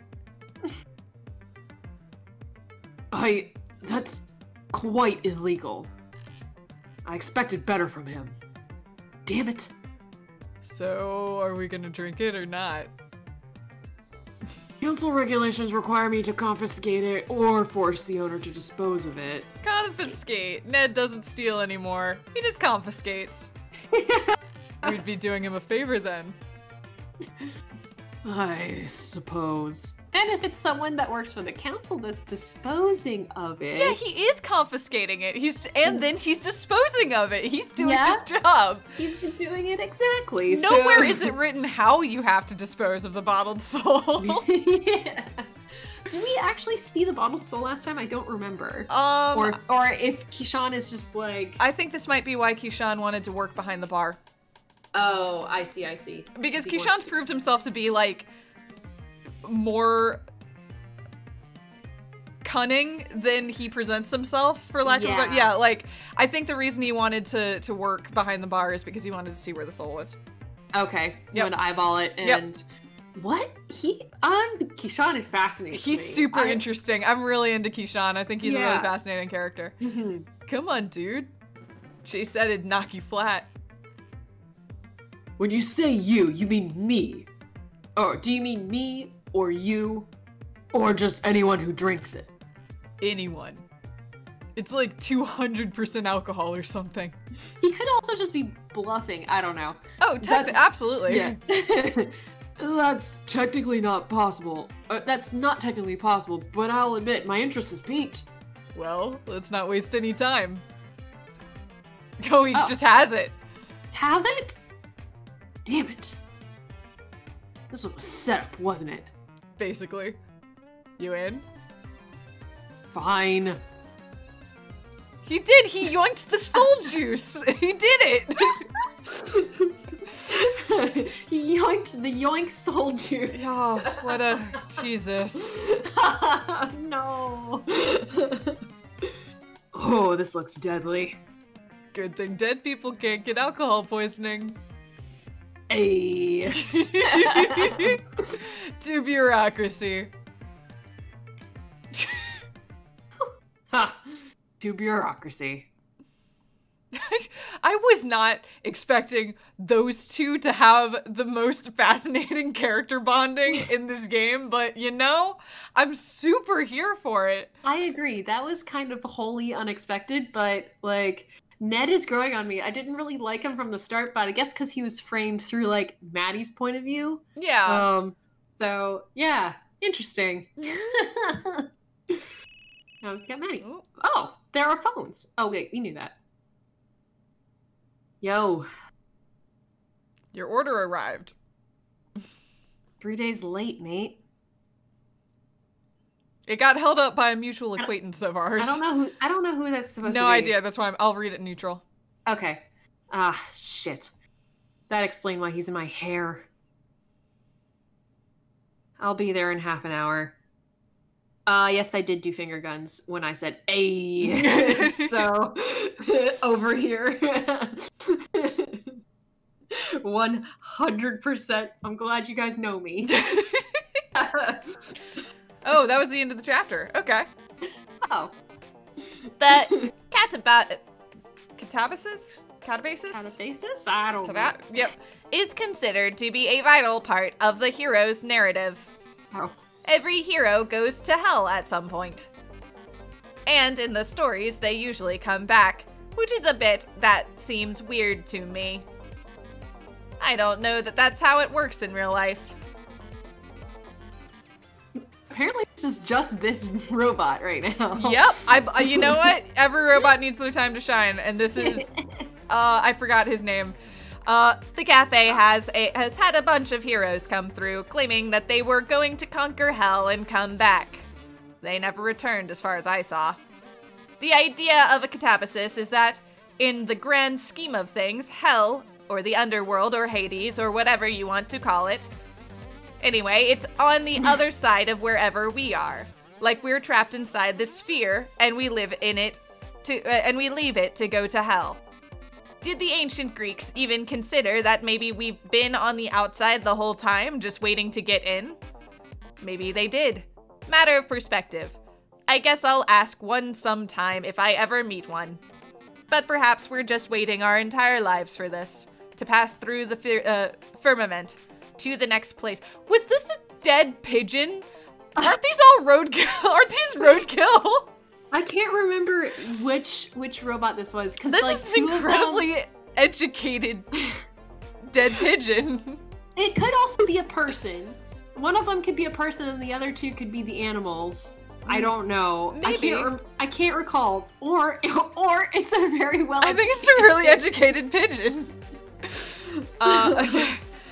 To be driftwood that washes up on the shore of whatever that next place actually is. I'm sorry, I'm laughing at Roscoe, Bosco, and Costco. That's it. Seems weird, but maybe that's where we're naturally meant to be. I'm thinking it's possible that this world isn't some sort of proving ground or anything. Maybe it's just a waiting room. A beautiful, flawed, complex waiting room. Personally, I don't think there's anything like heaven or hell waiting for us. No judgment either. The world doesn't ever operate in binaries or absolutes. That's just flawed human thinking, and I'm a pigeon, projected onto things that are much, much more complicated than they could ever perceive. And I don't think that's what's waiting for us on the other side. That what's waiting for us on the other side is even something that we can conceptualize. I bet it's cool. It's a shame that it's a one-way trip, though.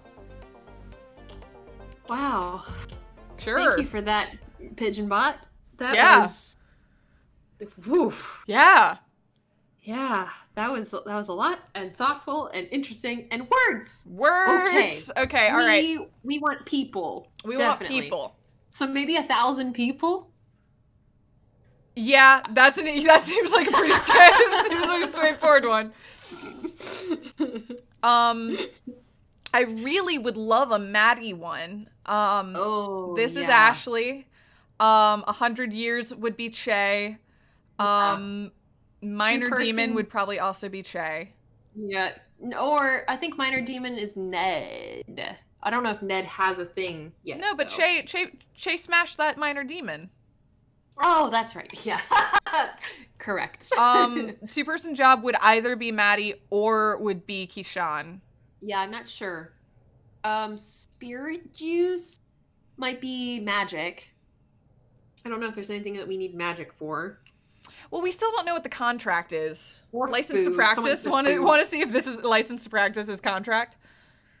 Ooh, yeah. Sorry, I'm drinking up pina colada at the same Dice time. is also probably Ashley. Collingwood is definitely Keyshawn. Bowl of Peas might be Ned. Or no, Collingwood might be Australia. That's true. But it's I don't know. It's where I guess it's between that because it's where Keyshawn grew up. Right. I don't know. Okay. Foggy. What's foggy? Foggy was that's a lot of these feel. I mean, this was a Keyshawn heavy section. That's true. Yeah. Bowl of peas. That's probably food. It's either food or it's Ned. Oh yeah, yeah. I don't know. Neutral could be interesting as well. Hey, thank you. What do we need? Oh, jeez. So, for billiards too, we need one guest that we have, but that'll burn one Australia and one death. So that will stop us from doing other. I mean, like I guess Jesus, are we really? We are. We're prioritizing billiards over everything else. Yes, we are. I guess. I guess. I mean, maybe what we should do is, so we have 0 guests, 0 contracts, and 0 Ned. So we should at least get one of each of those, I think. Oh, we also have 0 Maddie. We definitely need a Maddie one, which is hard here. I actually, this is consistently the problem, is things I think are Maddie are going to be, like, Australia or something. I'm going to do 2-person job because it's either going to be Keyshawn or it's going to be Maddie. Okay, cool. Ned, I'm tempted to do bowl of peas. Okay, but cool. Is there anything else? A neutral, maybe. Neutral is a good one. It's because that's either Ned or that's like death, and I'm fine with either of those. Yes. Let's see. Semi-immortals could also be Ned. I kind of really want to pick Minor Demon and Spirit Juice because they were just like... Because I like them, yeah. Yeah, because I like them and they were so prominent in our... Yep, done and done. And how about the next place? Yeah, I would say either the next place, what's the other one? 100 Years? Either one of those. 100 Years is definitely Che. Yes. And I'm thinking Minor Demon might be Che already. Yeah, next place is good. Let's see. Let's see what we got. Magic. Which one was that? Okay. Spirit Juice. That was Spirit Juice. Okay. Keyshawn. We're not going to get a Maddie. We're going to once again not get a Maddie. Fuck. Death. Okay. The Terminal. Oh, fuck. The Terminal. Neutral. Okay. Lore. Yeah! Okay, good. Lore is the paper. Okay. Also lore. Again! Also lore. We got the triple lore. No Maddie. Lore Maddie. No Maddie. But we can do billiards too, so that's what matters. We can do billiards too, and we can do, Wait, can we do billiards too? I think so. Wait, we didn't get a person. We didn't get, yeah, we can't do billiards too. We can't do billiards too. We didn't get, guests. Shit. Yeah. It was lore heavy. Damn it. A lore dump. Funeral? What's that? It's the next one. Ashley's Inventions. Okay. Which we can unlock. We can unlock easily. And still have room to return later. Okay, so there's Ashley. We missed like 6 of these last time, so I want to. Like, what's weird to me is that you have to really roam around the space to find them. Which I guess is like, that's the point. Like, that's the game. Here's Beth too. Okay. We're missing guests again though. It's the same as billiards.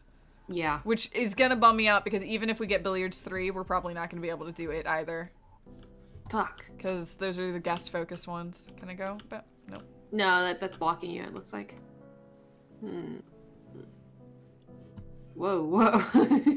I'm just trying to see if anything lights up. No. Oh yeah, no worries. Axe. Oh, Perfectionist. Perfectionist. Nope. Nothing. Nope. This is a Maddie one. Okay. Can you go back inside? Billiards 3. Billiards 3. For real? Does that mean we missed Billiards 2? Or does that just mean Billiards 3 is out here now? No, Billiards 2 is downstairs. Billiards 3 is out here. Okay. Okay, there's one. Funeral. There's funeral. What do we got for funeral? Okay, we can do funeral. We can do funeral. Oh, this is a Keyshawn one. We should do funeral. Yeah, we should. Yes. Let's do it. Okay. Read. This is good because we get to talk to each other. I think. Sure, I'll read for Keyshawn. Do you want to just? Huh? Yeah. How do you want to do this? Do you want to read the narration and Keyshawn, and I'll read Maddie since I think I read the last one.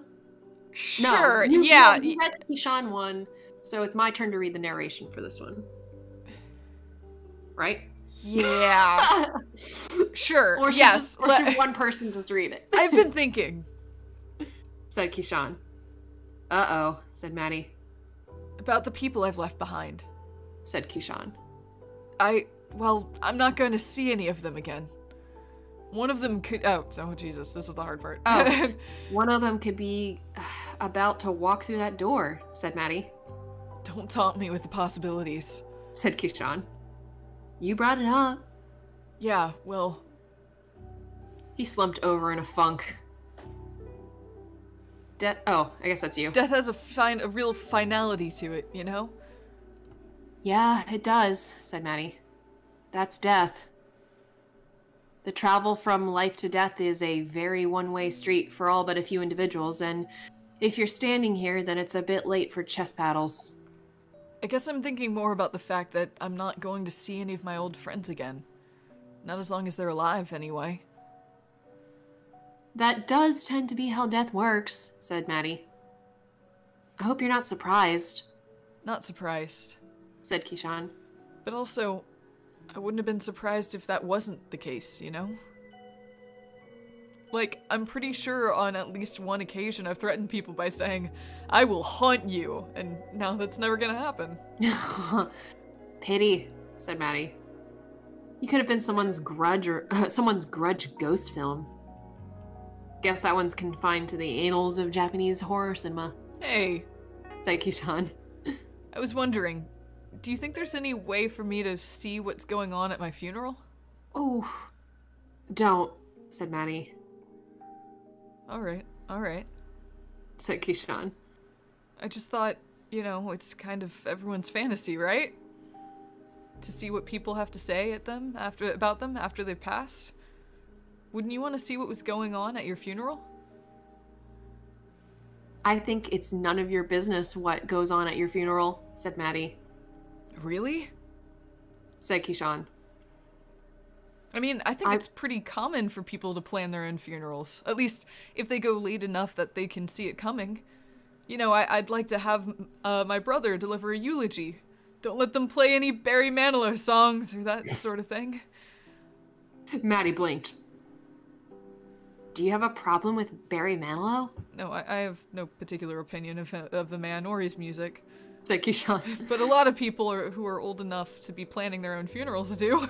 That's kind of digging at the boomers again. Yep. You can make your plans, but whatever unfolds at the... Oh, I guess this is you again. No, this is you. This is me? Oh, okay. Oh, you're right. There's new quotation marks. You can make your plans, but whatever unfolds at the funeral is up to those who attend it. Keyshawn blinked. What about the wishes of the dead? I thought you'd have a bit more sympathy for their interests, considering how often you interact with them. I care plenty about the dead, said Maddie. You were asking about funerals. Funerals are for the living, my friend. Keyshawn opened his mouth to respond, but cut himself short. I never thought about it that way. I'm not sure what to say. If you're short on words but high on energy, you can expend some of that energy by carrying this box upstairs, said Maddie, gently kicking a large cardboard box that was resting underneath the counter. There's an alcove next to the bookshelf that would make a good home for this box. Keyshawn picked up the box, grateful for something to do with his hands. It was heavy enough that he had to make sure to lift it with his legs and not with his back, but not so heavy that he felt out of breath by the time he reached the top of the stairs. Please tell me how this box is. Please, I need to know how heavy this box is. His breathing was heavy, but not labored. He was feeling good. I guess that's the point. It's like he's feeling alive. Exactly. Yeah. He's feeling alive! Even in death. Keyshawn set the box down at the spot Maddie had designated and sat down for a moment, waiting for his heart rate to return to normal. Oh, maybe a little too alive. It felt good to have his heart beating inside of his chest. This is how it feels to be alive, he thought to himself. Damn, I'm going to miss it. Oh, wow. Man, Keyshawn just like punches at your heart. He really does. Like over and over again. Oof. Do you want to do Ashley's Inventions 1? Yeah, let's do it. Why not? And we have stuff left over afterwards. Yep. So None of those were exhausted, so yes. Perfect. Unlock. Oh. Read. All right, here we go. Oh god, music. Okay. Ashley's original idea. Blah blah blah blah blah. Ashley's original ideas. Do not steal. Kitchen assistant. According to Maddie, the best way to chop hard. Should I do this in Ashley's voice? Well, yeah, maybe, because it's kind of, it looks like it's her writing. Ashley's original ideas. Do not steal. Kitchen assistant. According to Maddie, the best way to chop hard ingredients like carrots or celery is to place the things you are chopping near the point where the tip of the knife touches the board, since that gives you more leverage. I looked it up, and there's this thing called a Class 2 lever, which gives you way more torque when cutting hard things. The mechanical advantages you get from a Class 2 lever can be increased by making the knife longer. That gives me the idea that gives me the idea to make a knife that was a meter long. It's a sword. It's a sword. It's a machete. What do you have? A fucking machete. No. That would provide a much greater mechanical advantage than the knives Maddie uses, which are only 10 centimeters to 18 centimeters long. Maddie says that I'm not allowed to use knives that are longer than 18 centimeters and said something about a weeb katana. So that idea is a dead end. I don't know what she meant by that, so I looked it up online and found some videos of guys using really long blades to cut things like water bottles. Apparently the key to cutting is force and speed. Since Maddie doesn't want any blades longer than 18 centimeters, that means getting more force from leverage is out. But I could compensate for that just by making the blades really, really fast. I created Kitchen Assistant version that that uses a shorter knife, but it's affixed to a wheel that turns at 290 RPM, even with the blade attached. The first time I turned it on, the blade wasn't completely secured and it flew off and embedded in the ceiling. To make sure that wouldn't happen again, for version 2, I welded the blade to a flywheel so that it wouldn't come off. I think that Maddie was really pleased with the result because I only had to use a 10 centimeter blade, which is much smaller than the original blade size that she had a problem with.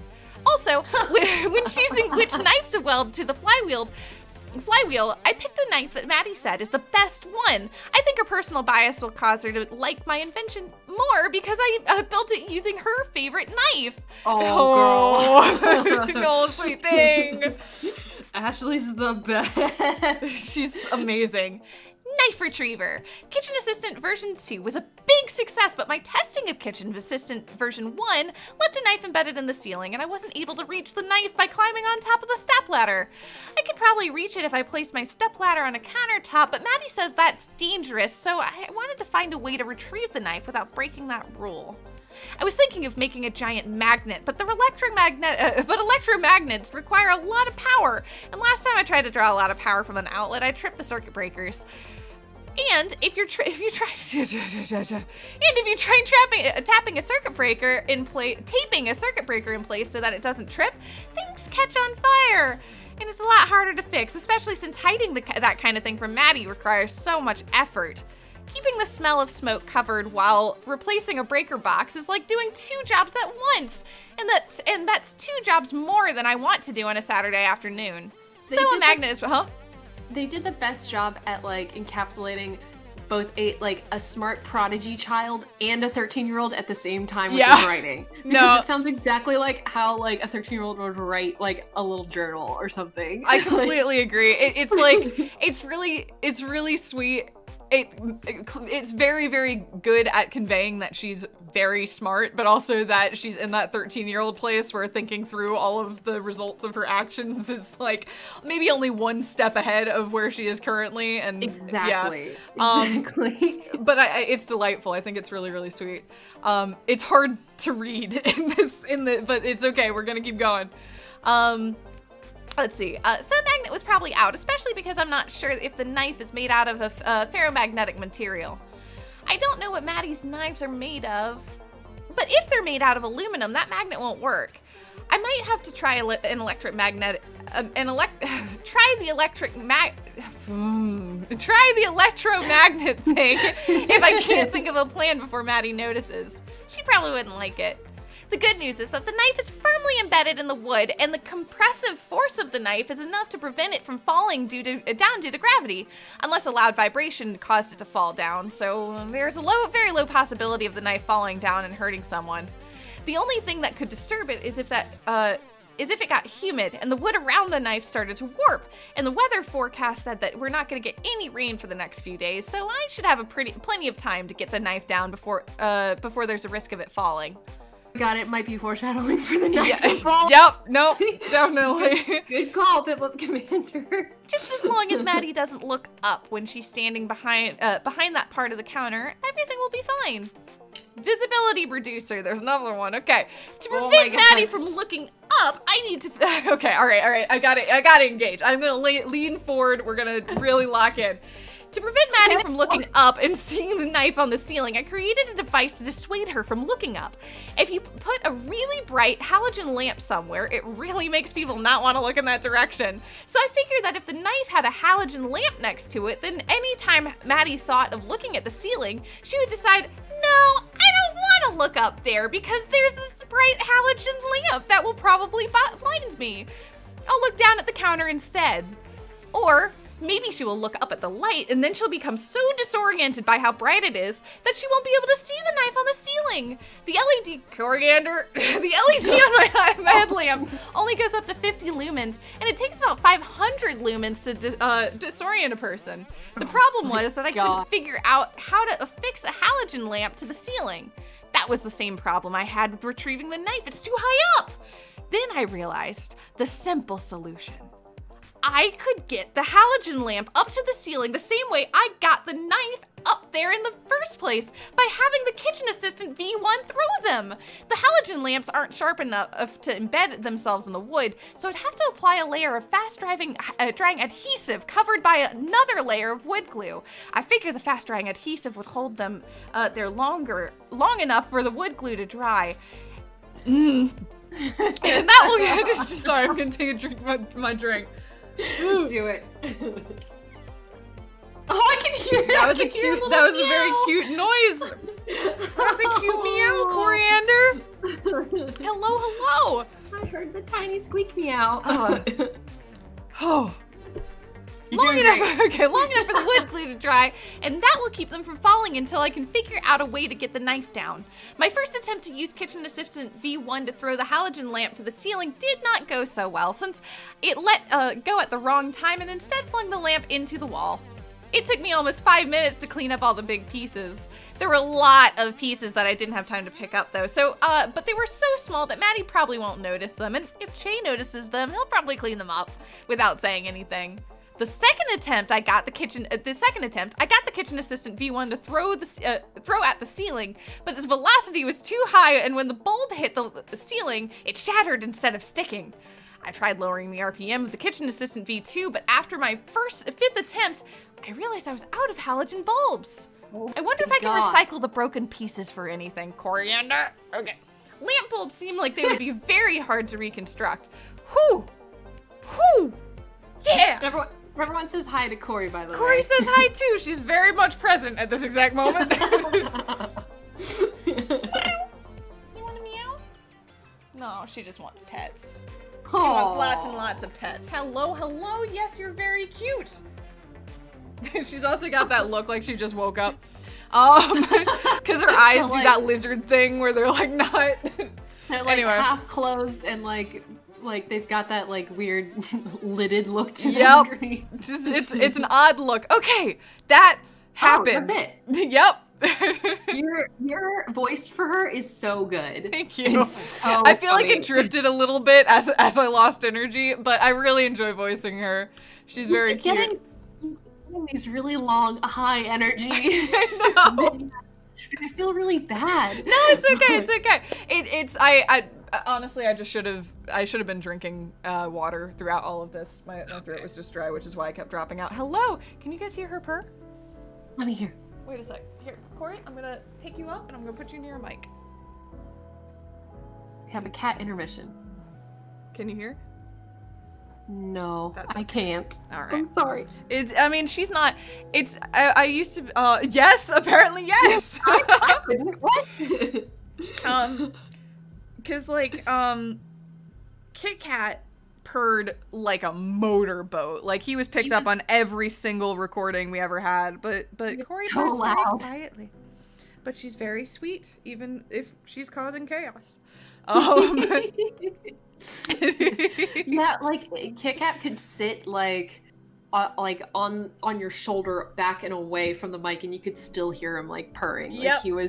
Like he was just a motorboat. He was so loud. I think there was an episode that I had to like title a qualifier because he was so freaking loud the entire time that it was I like when I was editing it I couldn't even pay attention to what we were saying.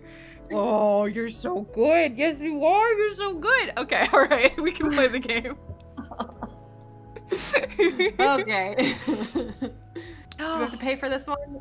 No. Oh, This is the one to unlock the next thing. Okay. Here we go. I think it's my turn to read. It is. Here we go. All right. Okay. A teenage boy approached the counter. Shoulders slumped forward, head down, eyes on the ground until the moment he looked up to order a drink. He was old enough that he could have passed for a young adult with a better presentation, but the posture coupled with the oversized backpack he was wearing were a dead giveaway. Irrespective of his age, he was still just a kid. Can I get a Coke? An order befitting of a kid. Yeah, I think we can manage that, said Maddie. Think fast, said Che. Maddie turned around just in time to see an aluminum can hurtling her way. She almost caught it. The can rolled back toward Shay, who scooped it up off the floor. He hesitated a moment before setting it on the counter. I'm sorry, I was trying to stealthily take a drink and Corey decided she wanted to head boop it out of my hand. Okay. No ice, right? Said Che. The boy nodded. No. Or, yeah. Yes, to no ice. Che cracked open the can and poured it into a waiting glass, which he then slid down the counter, pushing it gently enough that it came to a rest right in front of the teenage boy. The boy grabbed the glass. Thanks, he said. He glanced around the room. If you're looking for a place to sit, there should be plenty of seats upstairs. The boy nodded and headed up the stairs, drink in hand. Plenty of seats down here, too, said Maddie, turning to Che. Yeah, said Che. But I think upstairs is more Tuon's pace. What did you just call him? Tuon, said Che. People have names, you know. That's the problem with having regulars, said Maddie. People expect you to remember their names. I'm not sure who this is. Though, now I think about it, Tuon probably won't mind finding out that you don't know his name. I can't have your name on Maddie's shit list if she doesn't know it. Should he be on my shit list? Said Maddie. Nah, he's harmless, said Che. Maybe a bit susceptible to peer pressure. But I think that's why he comes here. To meet with peers. To meet with people who aren't his peers, said Che. How many glum teenagers do you see around here? Too many, said Maddie. Maybe not enough, said Che. Corey.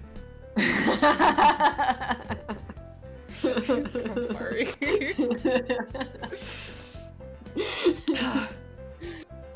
Please tell me you don't actually mean that, said Maddie. Teenagers have the highest noise to spending ratio of any demographic. Not the glum one. Oh, sorry, I read that backwards. Teenagers have the highest noise to spending ratio of any demographic.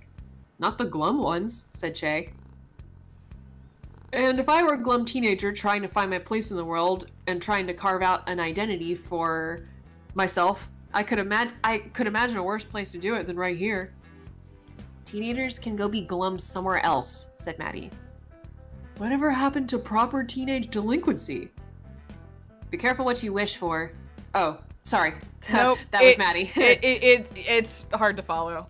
Yeah. Be careful what you wish for, said Shay. We've been mercifully delinquent-free for quite a while now. Proper teen delinquents don't loiter in coffee shops, said Maddie. They set things on fire, spray paint alleyways, and stay out past curfew. Does the city have a curfew for minors? It should, said Maddie. Teens need to be able to break rules, and all the better if committing acts of vandalism at 11 p.m. gives them a 2-for-1. I've just been joined by my other pet. Hello, Penny! Oh, hello! Were you getting jealous that I'm sitting here talking from your vision, absolutely no one, and you're confused? Hello. Oh, Penny. It's everybody! It's everybody. Okay, alright, sorry. Please continue. You can click. Oh, geez, that's my job. Maybe they should avoid delinquency and just stick to general mischief, said Che. Oh no, said Maddie. We already have plenty of mischief around here ever since Ashley set up shop. Got it, said Che. Next time I see Tuan, I'll tell him he needs to be committing more crimes. What'll you do if he actually takes your advice? Oh, sorry, fuck. God damn it. What'll you do if he actually takes your advice? He won't, said Che. Peer pressure only works if it's from a peer. Someone of my age telling him he'll be cool if he starts swiping liquor won't do much to assure him that becoming a thief is a ticket to popularity and acceptance. So find another teenager to tell him. I'll keep my eye out, said Che. That was a weird interlude. It was weird, but it opened up the door. It did. It did indeed. Let's see. Do we have to move on to the next section, or can we like click on other little vignettes in here? We can definitely click on other vignettes, but I know we definitely didn't unlock Billiards 2. Yeah, we just I was gonna go see. No, we didn't get a Maddie one, so we don't have. We can't unlock this one. What about Beth 2? Can we do Beth 2 or no? I don't think so, because we don't have a guest one. Oh, yeah, Bones we can't. Jones? Oh, okay. Bones Jones is saying, please look for the knife in the kitchen that Ashley threw up in the good ceiling. Call. Wait, I don't know if we can get to the kitchen because it's in a quantum space behind the bar. Wait, is the knife in the kitchen or is it in the dining room? They said the kitchen. Oh, they said the kitchen. Damn Yeah, it. and the kitchen Okay. is in the quantum space. Oh, okay. I don't think we haven't unlocked that yet. Yeah. This looks like where it is, right there. That in that blue space, that you were just in. Like this Possibly. is how I mean, this definitely feels different. I feel like we're bordering on quantum space here, but but it looks like it's not there at the moment. Wait, above the bar through the right? Waffleonia says. Oh, above the bar. Through. Like upstairs? Oh, maybe. Maybe. I'm intrigued. I am too. Oh, We can unlock this one if we want. got Ashley's journal as well. Okay. Yeah. I don't know. I don't know about this. No. Okay.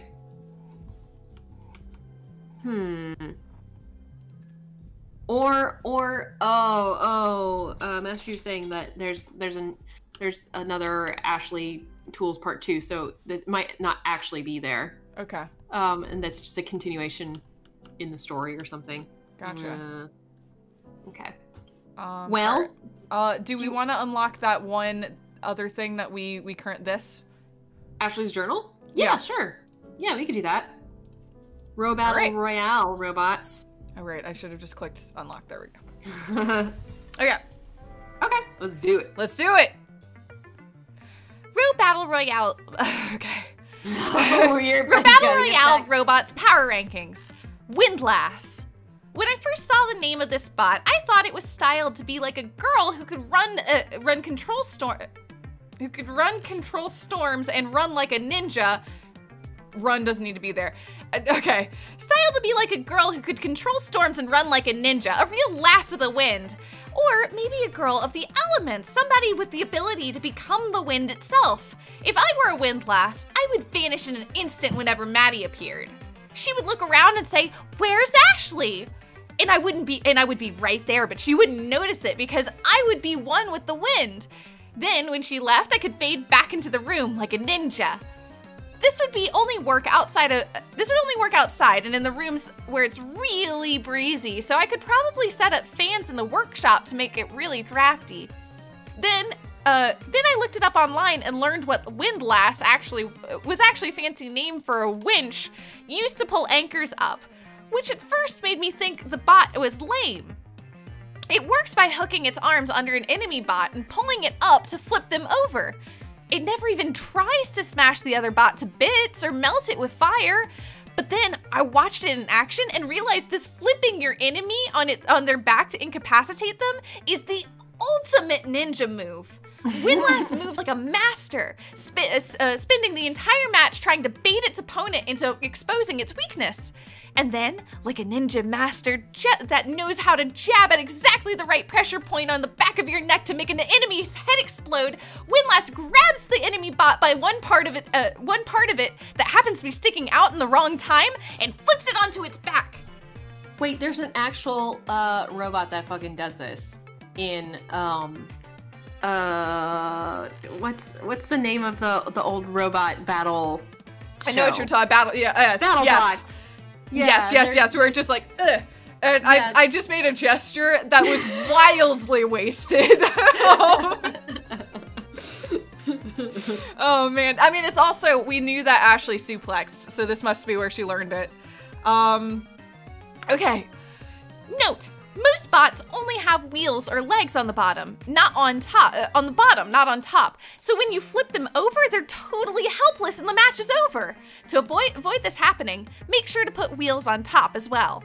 Then I put when I make a bot like Windlass, I'm going to call it Badass because that's what it is. Oh, it was short. That's good. It was good and mercifully short. Okay. Thank God.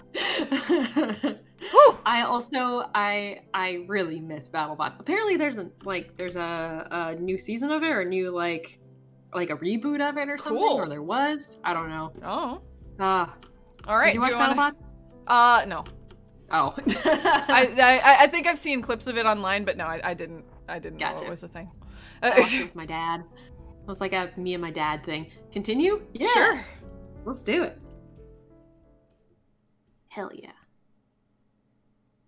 I think they even made like little kits like you could get as a kid and you can make little battle robots. I guess that's just a Beyblade.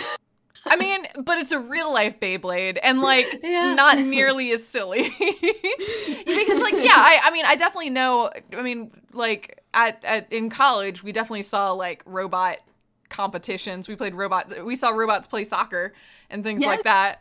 So like I love robot competitions. There's something really delightful about it. But no, I didn't watch BattleBots specifically. Gotcha. Yeah. They did a robot obstacle course every year where like you had to like program your robot to like run through a specific like set of like commands and obstacle course and like you had to, I guess you race them. I think that was robots. I think that's what they did. I never actually watched it. I never went to that event. That sounds really fun though. Like that sounds like the type of thing that, especially if I was there live, I would get way too hyped about. Like, hell yeah, I would get really into it.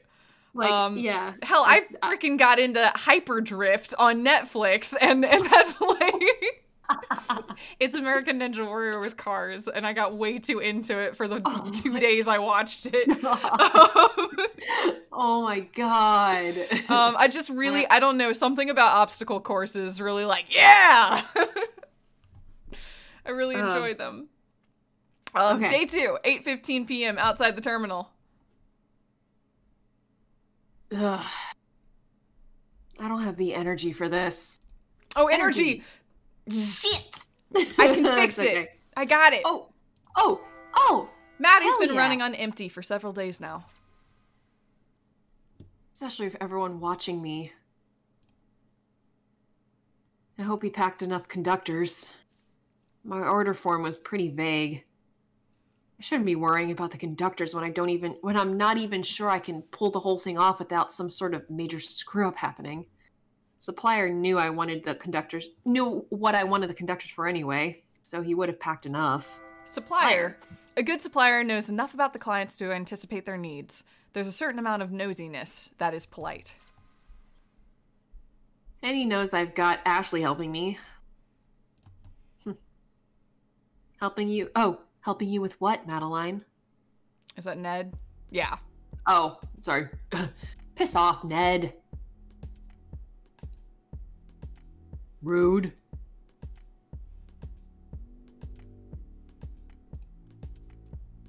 he's just gonna follow. You should respect your elders, you know. Elders. Ned is not a young man, even by the standards of semi-mortals. Huh. God, listen to you. The council made you soft, didn't it? Oh, respect your elders. Follow all our totally arbitrary rules or we'll make up some cheap reason to destroy your business. My name's Ned and I love rules. You done? Yep. Cool. You sound wounded. Wounded. A steel chest piece can save you from a bleeding heart, but not a bruised ego. I like that. Oh, okay, yeah. You should be nicer. Wow, sick comeback. Was it that guy you killed? Was it that guy you killed said? What was it that guy you killed said? What was it that... Thank you. Oh, Christ, I am shot. Oh, no. Woe is me. Just a little throwback humor for you. Did I strike a nerve? Did I just what? Maddie. When Ned spoke... I think it's narrator. That is narrator. Yeah, when Ned spoke next, it was deep. It was a deep, dark cadence steeped in guilt and self-loathing. If Maddie had been able to see his eyes, she would have faced a withering glare. We're rapidly reaching a point of no return. I can no longer promise to shield you from the consequences of your actions. What you did just there, quoting one of my victims' dying words at me, that was low. Even for you. Frankly, I'm disgusted. You dare to poke at my guilt? You dare? Let's talk about guilt, shall we? I don't suppose you might have anything weighing on your conscience right now, would you? As I thought. They may still weigh heavily on me, but I am absolved of my sins. Sins. Some mortal debts take a lifetime to work off. Ned's had more than a few lifetimes. I've had 100 years to process that. And to redeem myself through my actions. Your sins are fresh. They're lance marks on your soul, deep cut into your aura. That's why he was a revenant. He didn't want to face the people he killed. That makes sense. Yeah, moving on. So he ran. Okay. Yeah. Swallow your arrogance, novice. I know what you did. What you did. Maddie's sins weigh heavy on Ned's mind. They weigh even heavier on hers. And I can't wait to see how you plan to make this right. Episode 5. Rainy moods. Okay. Yeah, that was We're interesting. Moving along. That was really interesting. I mean, it had been suggested that Ned was working off some horrible thing. Oh my, two humans. 2 different new people? Oh, it's Tuan, and then and then somebody else. Oh, okay. Age 16. Tuan. Yep. Thinks he's smart. Not antisocial, just shy. Read a bunch of Wikipedia articles on optometry and considers himself something of an expert. Hannah. Age 16. Knows she's too smart for her own good. Hobbies. People watching. Self-indulgent teenage angst. Taking advantage of the fact that she's still too smart for her own good. Oh my god. Okay, which one do you want? Oh, well, I think I was voicing Tuan in the little vignette section. So I guess I could be him, but I Totally also up to have one female voice. Yeah, then go ahead and you can take Hannah. Okay. All right. All right. She's got her mouth open, so I think this is her. Oh, is that her? Okay. So I'm not sure that alcohol actually makes you feel anything. In fact, going by its chemical properties, I'd say it's the opposite. Oh, sorry. Wait. Shit. Who's who? I have no idea. I'm gonna go with that was probably Tuan because it sounded like a Wikipedia quote. Yeah. Yeah. Why would you freaking say they look like Asuna and Kirito? I don't want that now. Why would you do that to me, Catty Cake? You never actually watched any Sword Art Online, did you? Oh, no, I did not. I purposefully stayed away. I watched the first season and like 2 episodes of the second season, and then I was like, oh, never mind. Like, it already wasn't great, but then I was like, oh, never mind. Okay, yeah, no, it does look like them. Okay, that's fine. That's fine, I can deal with this. Just, I don't know, put that in its own little bubble in your brain. And we just gotta move on. I've dismissed it. I've like earlier people were mentioning cool stuff like Yu Yu Hakusho, and I was like, if we weren't in the middle of a scene, I'd love to talk about how much I love Yu Yu Hakusho, but now I did have to derail for this. So Yu Yu Hakusho is one of your favorite shows. I freaking love it. Right? Yeah, I absolutely. Well, I like the show. I more really like the first couple of volumes of the manga. Like, don't get me wrong, I really enjoy the show, like, as a whole, but, like, I really think it has one of the strongest opening acts. Anyway, we can go. It's a super good manga. Okay. It's really good. I feel like the game is telling me to shut up, dork. Okay, and me too. Yeah. Shut up, dork. We're planning a heist. Metaphysical debates about alcohol can come later. But it isn't, oh god, I have to get but it isn't metaphysics. I'm just talking about the simple chemical interactions of our brains. Tuan is a guy who has the look of someone who knows more about chemical interactions than human interactions. Take the energy you're putting into pedantry and redirect it towards the plan. Pedantry. Hannah is a girl who is ordinarily down for wordplay, but right now she's too busy with physical shenanigans to have time for verbal shenanigans. The plan? The plan! What's the plan? I was thinking I could just reach over the bar and grab the first bottle I see.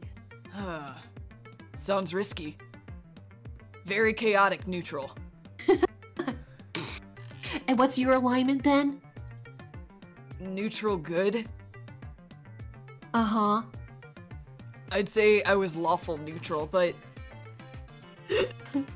That's the coward's option. I think it's hilarious that we're getting into an alignment chart now. I mean, we've definitely mentioned D&D enough in this that, like, I'm not surprised this is where they're leaning. It also does suggest that maybe we were right about the whole Revenant/Lich thing, because calling attention to the D&D roots of this, I don't know. Yeah, I agreed, yes. Yeah. But getting back to the plan. Oh, she's already done it. Oh, she already did it. Oh. Using your own pedantry to distract you was absolutely part of the plan. Oh, so little faith in me. Gotta minimize liabilities here. Liabilities! Hannah's still learning to trust this guy. He doesn't have the look of an interloper, but you can never be too safe. You're out here playing checkers while I'm playing 6-dimensional upside-down laser chess. Shit! I've galaxy brained this and now I'm holding the fruits of my labor. Don't you mean our labor? If you insist. Give me a closer look at that. What sort of fruit did we pluck from the boost tree? Oh my god. Oh god. Really stretching for that metaphor, huh? Yep. I don't recognize the language on this label. Let me look. What the hell? I don't recognize it either. Maybe it's a cipher. Oh shit. Oh, fuck. Wait, go back. Cipher! A cider. A cider is made out of, I'm sorry. A cider is made from fermented apple juice. A cipher is made from fermented word juice. That's very cute. Okay. That's funny. Who'd make you read a cipher just to know what you're drinking? A sadist? Or people from, I don't know, Portland? Like, I feel like... Okay. Oh, we could ask, I mean, sure. Oh, we could ask Maddie what it is. She's a real sadist, right? Sadist! What do you call someone who enjoys the emphatic pain they feel from hurting others? This is you. Yeah, that idea sounds great. Let's go find her and... Apart from the fact that we specifically nicked it from her? Oh, right. I mean, you're meant to be the lawful one here, dude. We agreed on neutral good. Me not challenging your assertion does not make an agreement. Regardless. Wait, hold on. Sense a dark presence. Do you feel it? No, I don't feel anything particularly spooky in the air. Oh, it's Maddie. Oh, yeah, me neither.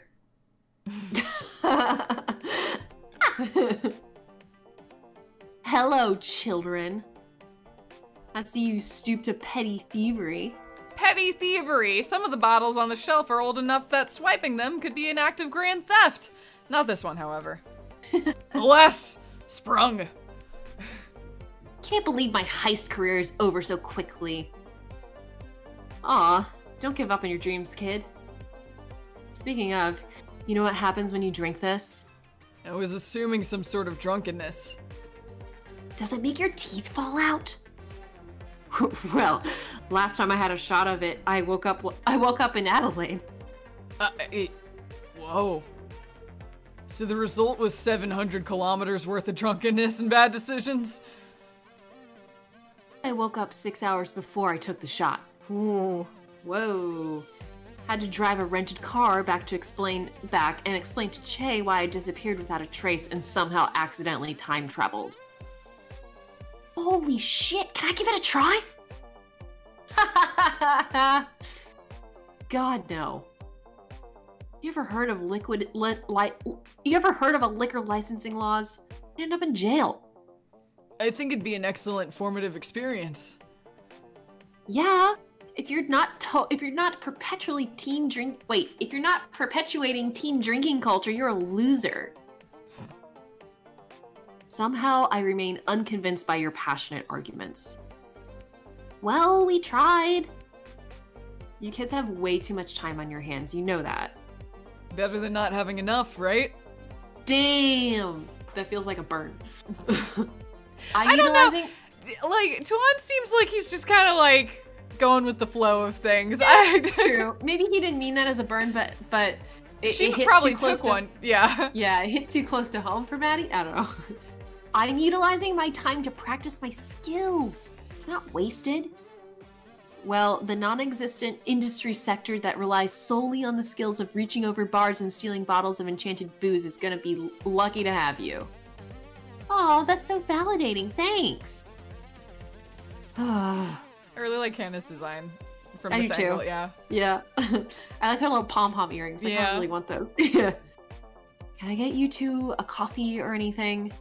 Hot chocolate? I'm kind of busy tonight, but I'm hoping that bribing you with free drinks will stop you from nicking my shit. I'll take a free drink. I feel guilty taking one since it was Tuan's idea. Hey! But I'll graciously accept your drink. Neat. What'll it be? Hot chocolates for both of us? Hot chocolates for both of us. Alrighty, 2 hot chocolates coming up. Seriously, don't steal anything else while my back's turned or I'll feed you to a spite elemental. Wonder... Spite elemental? A metaphor? Is she saying that she'll eat us?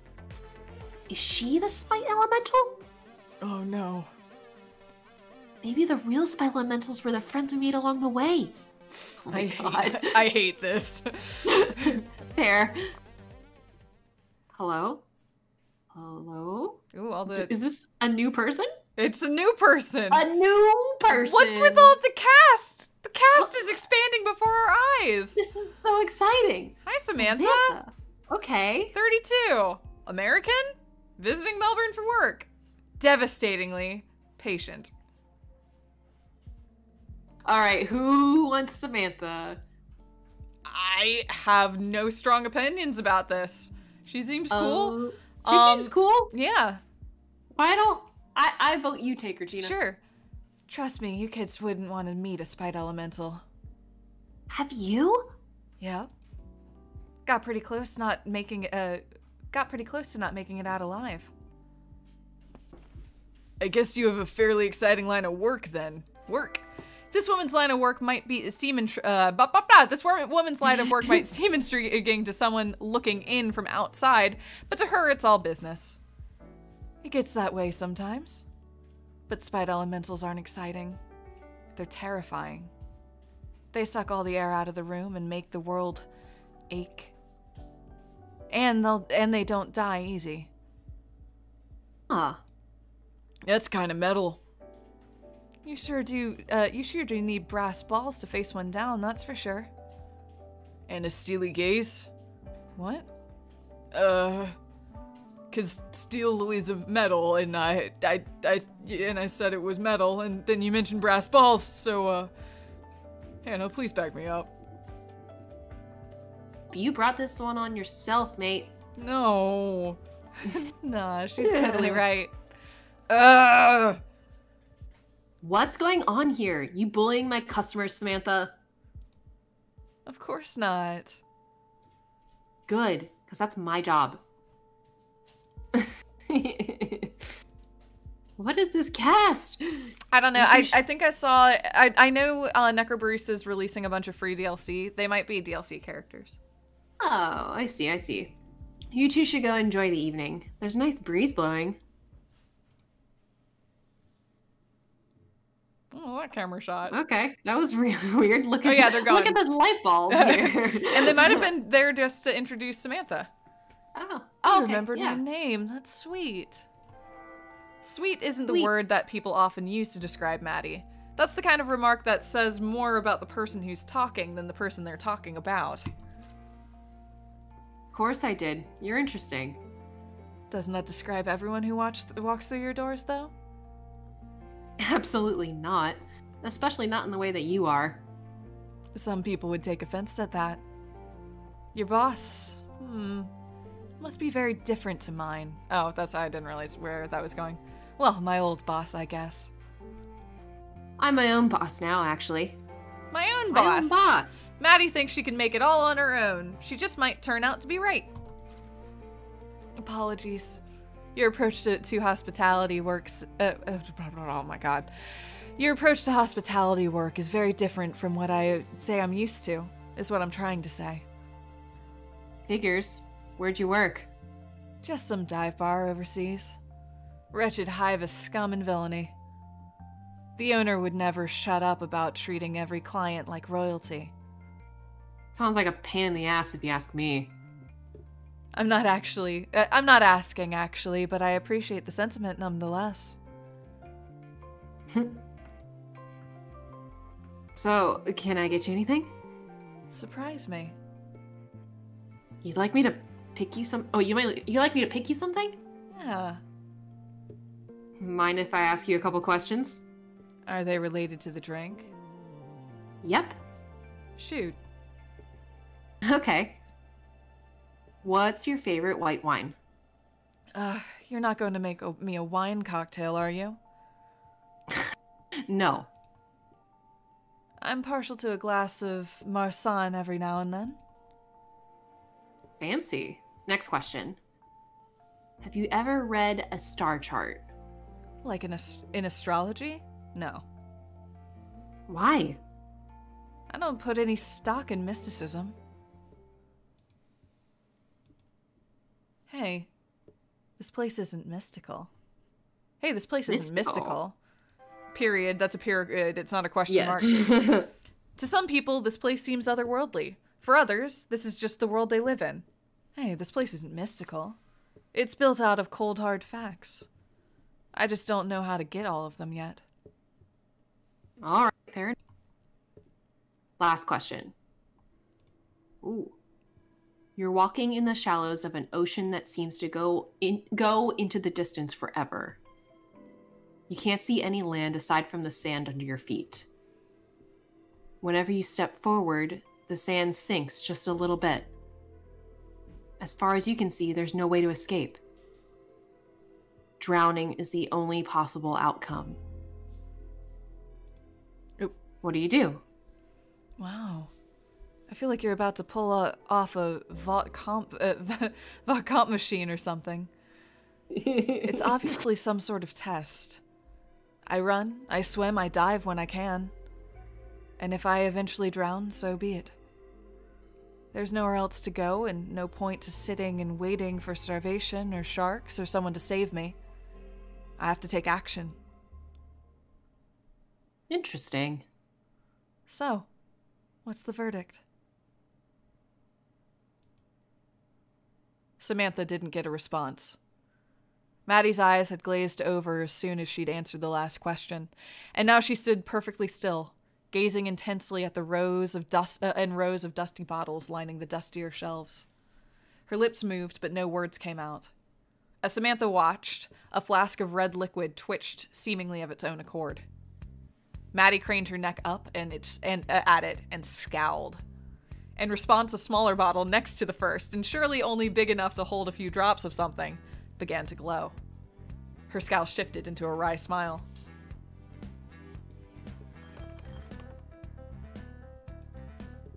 Please. Are doing these party tricks and showing off. I know, this is not related to death magic. What is this? This is some very hardcore flirting going on here. I know. I'm here for it. Please, you don't need to open anything new on my account. She really is showing off. She really is showing off. Oh my god. Gotcha. Your answers were interesting. Interesting. Coming from some people, that might sound like a non-committal remark, but coming from Maddie, it might be the most effusive praise you ever get. Oh, Damn. Maddie's into her. She's so into her. So are your questions. I'm still having a little trouble figuring out how they relate to each other, though. Is that important?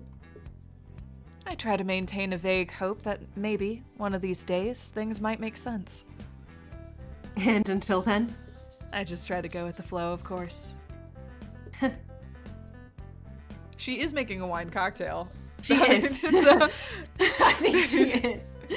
Sorry for trying to psychoanalyze you there. try? Do you think you failed? No. What's the verdict then? Well, for one, you tend to accept things as you see them. You don't try to interpret things based off of unrelated frameworks or thought patterns. Mm-hmm. That said, you do try to make sense of the connections between things when you can. Connections. Maddie's pretty sure she has all the pieces. She's found that putting all the pieces together requires a bit more effort.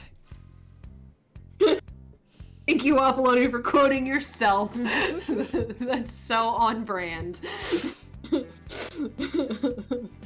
Incredible. But it's no big deal if you don't. You just mark it as an unknown variable and move on. And that reads to me as an intensely pragmatic approach. Would you agree? I suppose. You're the sort who doesn't buy drinks to enjoy them. You buy them as camouflage. Camouflage? Ooh. If you're experienced with pretending to be something you're not in order to blend in, you might develop a talent for recognizing when others are trying to do the same. Ooh, I like that line. Ooh. To hide your face behind. To project a veneer of being untouchable while you watch. Watch what? Everything, I suppose. You take everything in the same way I do. Click. Click. Thank Hello? you. So you're saying that I'm attentive, but that I don't worry about instantly understanding how things are interconnected. So you're confident that eventually you'll understand it anyway. How do you figure that? You've been watching my hands this whole time. Is that weird? To watch an attractive bartender mixing a very fancy-looking cocktail? To appreciate the craft? No. But given but given just how interested you are in what my hands are doing, I'll wager you've got some experience in my field. Damn. So, oh wait, is that her? No, that's Samantha. Is that Samantha? That is Samantha. I think? I'm not sure. I have no idea. Yeah, it is Samantha. It's got the little thing. Sorry. Yeah. So are you just really bad at picking up on when you're being flirted with, or? Yep, apparently. Yeah. Damn. It's fine, sweetie. In fact, it's pretty cute. I'm in alchemy. The field of alchemy. Oh no. I'm sure you're very accomplished in alchemy. Just take the drink. Oh my This is really good. Yeah? Too good to ignore, yeah? It's smoky, but bittersweet, and bittersweet! Sweet. It's the contrast with the bitters that really makes you appreciate the sweetness. Or is it the other way around? Aw.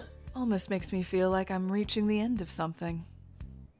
Like I've got a lump in my throat from saying goodbye.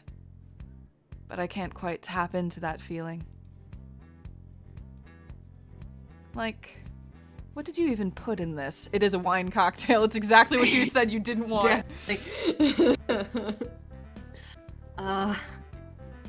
Full metal lesbian.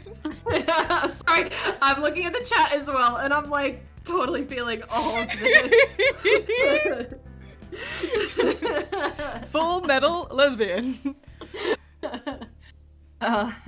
Mezcal, artichoke bitters, gold heart bitters, and a slice of gorilla lime. Gorilla lime? That can't be a real thing. It's just hard to acquire. Called that because if you bite into one, it feels like you got punched by a gorilla. Physically? No, emotionally. Makes sense. I am not a wizard. Who are these people? I don't know. Fuck, who's talking now? Ah! Oh, wait. It was What? Che. It was Che and someone Hey, else. somebody. Yeah. Okay. That guy, the boss you mentioned? Yeah. He good to you? I'm sorry? Does he treat you well? Yeah. To a fault, actually. Far past the point where it's rational for him to still be nice to me. Rational! No one's ever accused old Che of being rational. That doesn't stop him from trying to be the voice of reason. Good. Actually, I'm sorry, that reminds me. I have to dash. Oh no, gotta set up some work for a project to finish before the sun comes up. Project. Maddie rarely engages in careless shenanigans, so when she's up to something, you best be on your guard. But without you here, who will enable my latent alcoholism? You can just reach over the bar and grab the gin. Tonic's in the bar fridge. Will do. Aw, Maddie's like, Aw, I don't know. yeah. Yeah. Come back soon, though.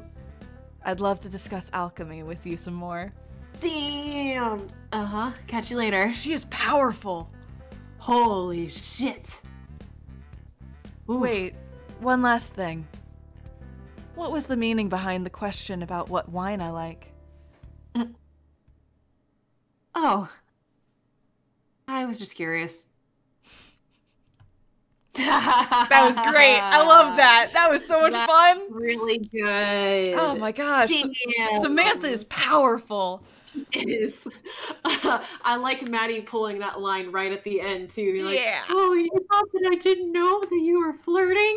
Well, Oh, that was great. Very good. That was Very good. 10 out of 10. Good. Damn. Okay. Wow.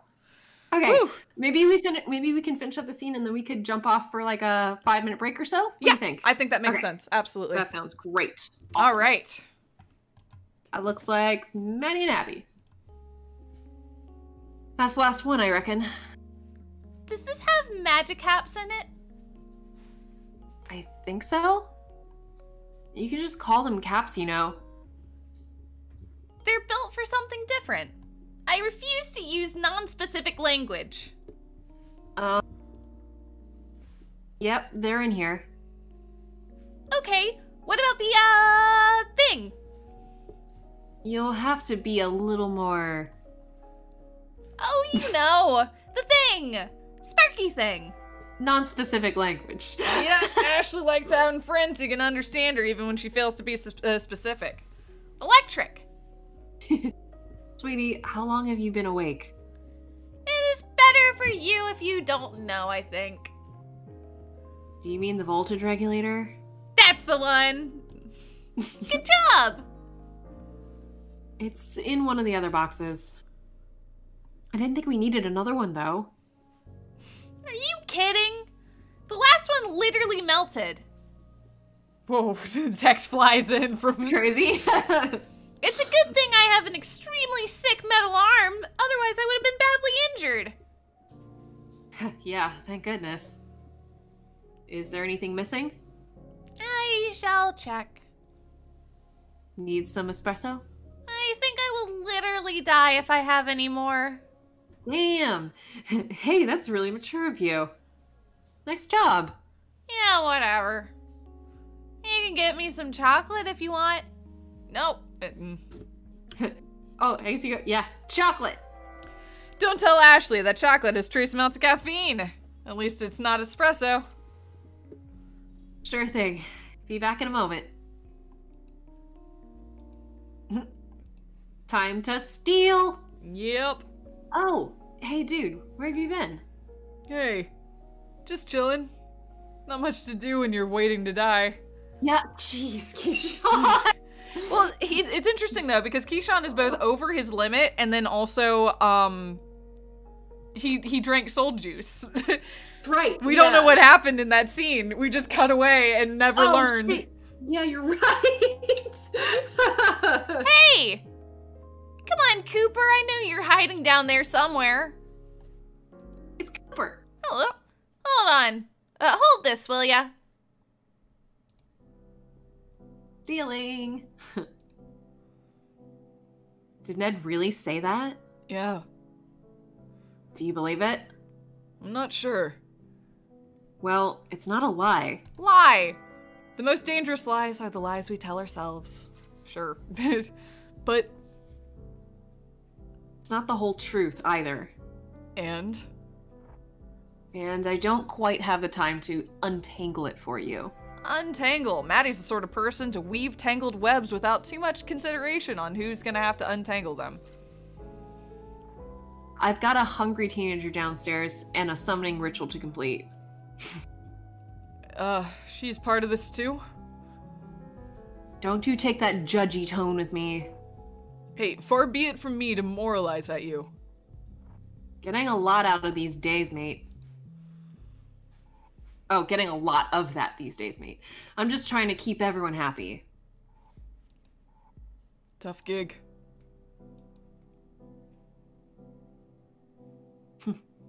I'll say. Oh. Oh, now we're down there. Okay. All right, now if I can solder these two wires together. No, not those! Bloody hell. Who programmed you? Bet she's a jerk. Incredibly intelligent, but a very bad programmer. Programmer. Ashley has learned how to program exactly the minimum amount she needs to, and not one iota more. Honestly, that's the best programming, isn't it? I don't know if I agree with that. If you just program enough that you need, then Yeah, and then when it doesn't compile, you're like, well, I guess I'll go die then. I was gonna say, as long as it compiles, and that's it. You've met the minimum need. I don't think so. Okay. I don't fucking know. I took one programming class, and it wasn't great. I got far enough in a comp sci degree to know that that was not for me. Which is approximately 1.5 years. You're talking about yourself, right? Ah! Oh, is that a knife? Yes, it is. Wow. You're really out of it, huh? Where'd you even pull this from? Leg holster? You aren't wearing a leg holster. Arm holster? Your prosthetic? It holds 6 million knives. Don't question me on this. I'm the expert here. Mm-hmm. Hey, need a hand? Dude, you should check yourself before you fucking wreck yourself! No, that's not what I meant. What? Oh. Yeah, I guess you can help. Before I ask what you need, what are you even doing? Maddie mentioned a summoning circle? Something like that. You ever wanted to live forever? Something like that? I'd trade that for just about, I'd trade that for just having a second chance, honestly. She said fuck multiple times. I think she said fuck more than any character in this game. She swears the most, I think. It's the best. Well, grab me that box, please. You can't just leave things, you can't just leave that hanging like that. Watch me. And while you watch me leave you hanging, you can get that box. Thank you. Yeah, so, this is really heavy. What's even in here? 100 meters of heavy gauge copper cable. In a basement full of magical items, this copper wire might be the thing most in danger of being stolen. It's easier to flip, at least. Yeah, true. Yeah. Copper's so expensive. Mm-hmm. A bunch of capacitors that I'm going to wire together soon, and some various bits and bobs. That would definitely explain the weight. Oh, and there's a bunch of clamps. So, what do you need? Validation. Chocolate, coffee, a school system that doesn't punish me for having weird niche interests. Oh, meant girl, more, yes. Yep. Communism. Ashley's a real party girl. I don't think I can help you get, I don't think I can get you communism, sorry. She's such a zoomer. I love her. God. She's amazing. And isn't Maddie already getting you chocolate? You're a terrible comrade, Keyshawn. If I wasn't close to hitting the LD50 of it caffeine, I'd ask you for some coffee. So all you can do right now is give me that sweet validation. Okay. You're real thumbs up. Good human. I don't know what sort of validation you want here.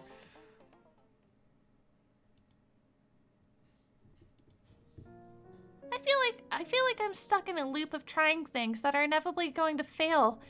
And I don't know how much of it is my fault for not being good enough at a monumentally different, oh Jesus, a difficult task. That was a good line and I just flubbed it. Fuck.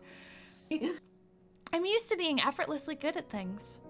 But I feel like my brain is full of bees on this one. Oh. And can I deal with failure? I don't think I can.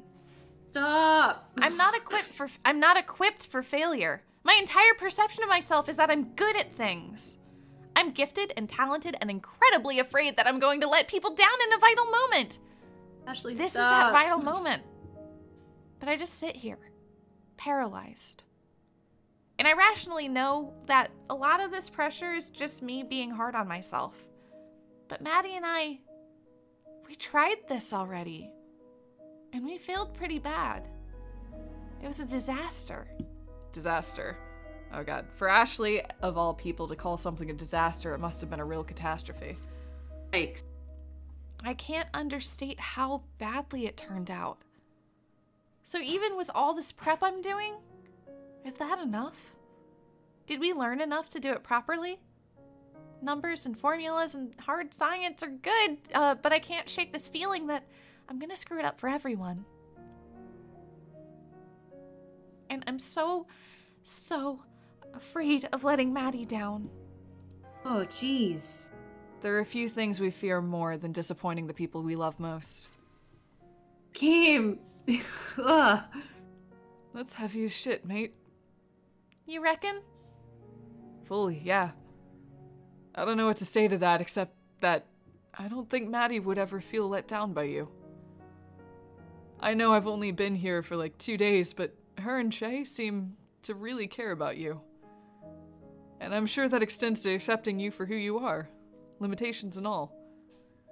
Though honestly, I think you give off a pretty good strong vibe of not giving a shit about your limitations. Or that you indiscriminately power through them with some sort of raw caffeine-fueled fury. I think that one. Anyway, you're immensely powerful and I'm terrified of you. That's some good validation. Yeah! Yeah. Fair enough. I was never really super smart or gifted or anything. Gifted. Sometimes the people who think they're not gifted were just never made aware of their gifts. Yeah! Yes. I just floated through school and work and never focused on much except for having a good time. I can definitely imagine the sort of pressure you'd have on you, though. Especially given how big this task is. Yeah. So while I can't say for sure that this thing is gonna be easy, or even successful. Easy. In the terminal, it can feel like nothing is easy. Even Sunday mornings come with their own set of trials and tribulations. I do think it's important that you work on giving yourself a break from the weight of your own expectations. But it's not an easy thing, I'm sure. But my boyfriend is similar. He's very hard on himself when he feels like he's letting himself down. so, it doesn't go away? I don't think so. Bad news. I think it just gets easier to deal with as you learn to be more empathetic to yourself. Self-forgiveness and all that. Self-forgiveness. It's often hardest to forgive someone when you're aware of all their flaws. It definitely took him a few good years to even begin to be able to deal with his own self-imposed shame. Huh. I guess I can try that. Malalaba, I agree with you. Yeah. This game it's cheaper than therapy. Oh You my can try god. that. Yeah. Or you can continue feeling super bad about yourself all the time. I mean, when you put it like that. Right? I hate how rational you sound. I know I'm disgusted by myself. I freaking love them! That was so good. I love them! I really like these characters a lot. That hit really hard. Wow. I really, Oh my- really like these characters like a whole lot. That was extremely good. Yeah, they're the more and more we play through this, they grow on me more and more. Mm-hmm. Yeah. Oh, does she have like little faces or cats or something on her boots or something? Yep, she does indeed Okay. have little faces. Oh, that's cute. Little faces! That's super cute. I could be wrong, but it feels like this chapter might be the last chapter. I'm gonna be real. For real? I could be Okay. wrong. I could be totally wrong about that, but the only reason I'm saying that is because it's not ending. So do you want to take a break now for at the risk of maybe the chapter ending a minute after we come back? Or do you want to keep powering through? I think we could. I'm okay with actually. That was a good scene, and I think that this is a good little spot to take like a quick break or so. I agree. All right. All right, then talk to you all in a little while. We will see you guys shortly. All right, everyone, welcome back from our break. Back. I got a new water bottle. Yes. I fished out all of the pineapple from my my pina colada, and now I got water, and I'm feeling good. That sounds really nice, actually. And also, I was complaining for pure theatrics. I had a beer during the previous sequence, and it was fine. So I am happy. And I'm also very happy to have some water because I'm realizing that as much as I love Ashley's voice, She kills you a little bit. little bit. Oh, It's stealthy. It's very stealthy, and I'm fine. But I'm Ned's glad I kinda got like- some water. Ned's kind of like that too. I feel like I found sort of a happy compromise for Ned though. But he does have like that low gruff voice that kind of like, yeah. It definitely started off in the really dangerous growly voice, but then you definitely found a good place for it. So. I balanced it out a little bit, I think. So do you want to get back into it? Yeah, let's do it. All right. Going. I'm so curious if we're nearing the end of the. I feel like we're nearing the end of the game. I have no conception of time with this game, like not even a little bit. Not sure. I'm very invested, is where I'm at. So I'm curious to see where we go from here. It seems like we're speeding towards the In Medias Res intro. So yes, we'll see what happens after that. Cool. Let's go. Sup, nerds? What's going on in this thread? What? You're suddenly in a good mood. I maybe ate some of your chocolate. Maybe Maddie ate some chocolate. Maybe grass is green. Oh, I swear to God, if there isn't any left. Yes, we've been over this before. You'll comprehensively murderize me. Murderize? Ashley's milk chocolate on it. It does. It does in fact say Ashley's That's really cute. That's really You'd cute. hate it if someone failed to be comprehensive when they went about murderizing you. I've seen some incomplete murderizing attempts and they ain't pretty. Don't worry, I only ate a little bit. Excellent! Is this enchanted chocolate or just normal chocolate? Normal. What about unenchanted dark chocolate? Where does that fall on the normal I don't know. Also, Corey's doing her favorite pastime, which is knocking water bottles onto the ground. I can hear her in the background. Yep. Does he deserve to know? I don't know. I kind of like the mystery. It's completely normal chocolate, isn't it? Maybe. Maybe not. Can I have some then? Come on, you owe me. For what? Helping you set all this up. Oh, yeah, that's fair. You get 1 brick. You get what? This is great. Oh no! I don't want to go look to see what just happened. That was a big crash. I do need to go look because I want to make sure she didn't break anything. I'm so sorry. I'll be right back. I'm so sorry. Go ahead and do it. I'll be here with Chet. How's it going, Chet? Gina's going to check on her demon cat. Just uh-oh. What? Yikers.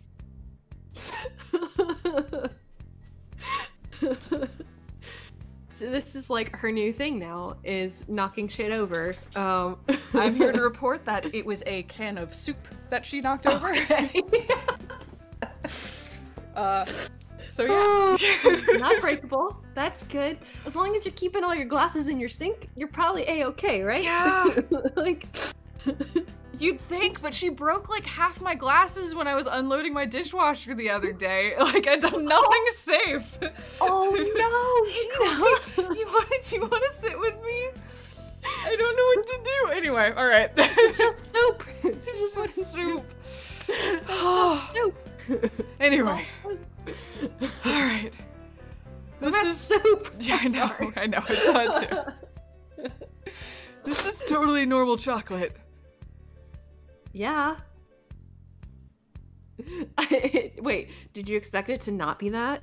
Well, you implied. We never implied. You came up with that all on your own. Damn it. Oh, she's all right, there's a rustling. I can hear there's a rustling. All right, I'm bored. I can hear the chaos happening. There's a okay. Leader dorks. Don't you run off on me, miss. This magic cat bank isn't even half done. I'll do it later. For now, I'm gonna go take a nap under that table. If anyone disturbs me... Come on! You'll be happy? Confused? Ticklish. Extra hungry. I will be. I thought you were gonna say hangry. I did too. Mention me in your diary? Diary! Maddie doesn't keep a diary. All those thoughts and memories just stay cooped up in her head. One day, she's gonna run out of space or sanity. I will exact terrible revenge on both of you later. Jeez, that phrase definitely didn't start with an M. Ah! Bye! That was the best transition ever. That's how I'm gonna get into bed tonight. Bye, and then just roll down the hall. into it. Yeah. That was very Draco Malfoy from a Harry Potter musical. God, that's so true. 'Cause it's not over yet. Anyway. Oh my god. I'm not being too hard on her, am I? You? Nah, she thinks you're great. Good. I could probably stand to give her a break, though. Break. I mean... Break? Break? Break? There was break was a word to click. That's okay. We can keep going. Break! We're There are back. a few people who appreciate a break more than Ashley. There are few people that appreciate a break more than Ashley, especially when it's a break from Maddie. There you go. I mean, I'm expecting a lot from her right now. Oh my god, wait! You're an animator from this game?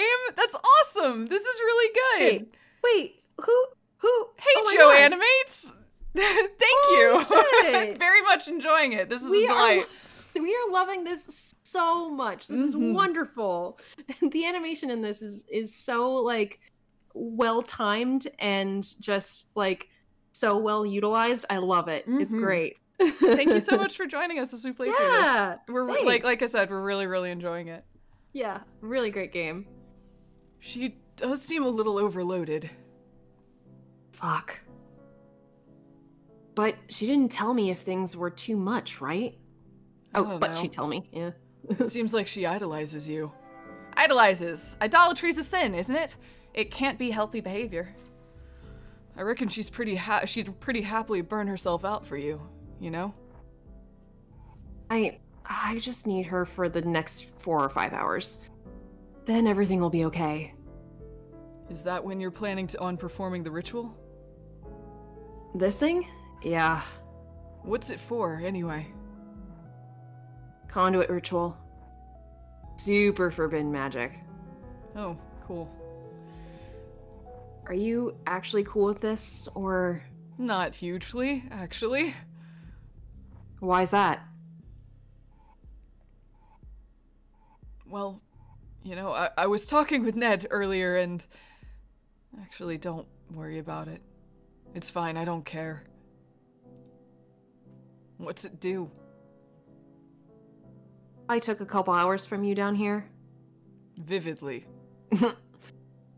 This is just a bigger scale version of that spell. Does it, like...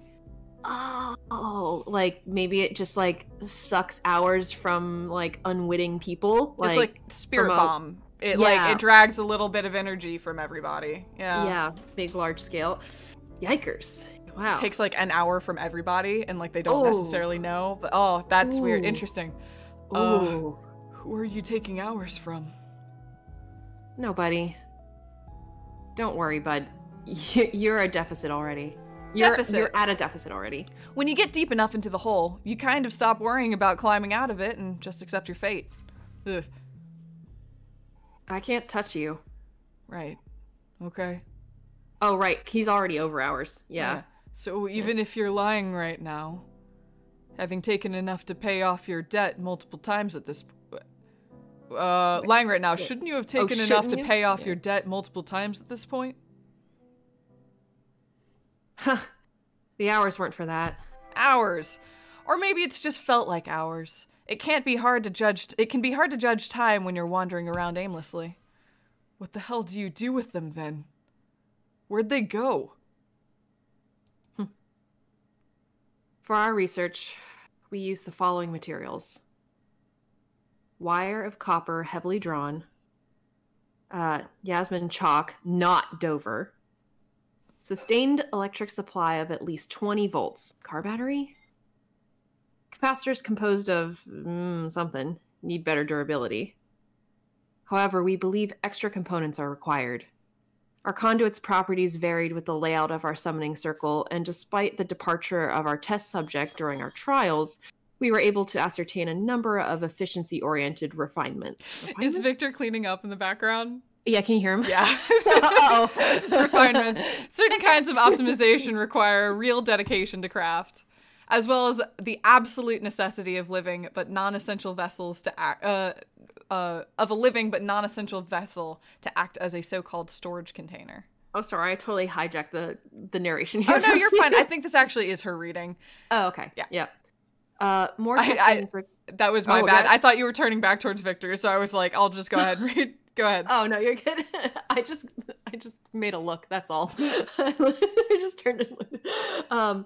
More testing is required, though obtaining a willing subject for future methodology evaluations without attracting the attention of the council will be difficult to say. It will be difficult to say the least. I stored them.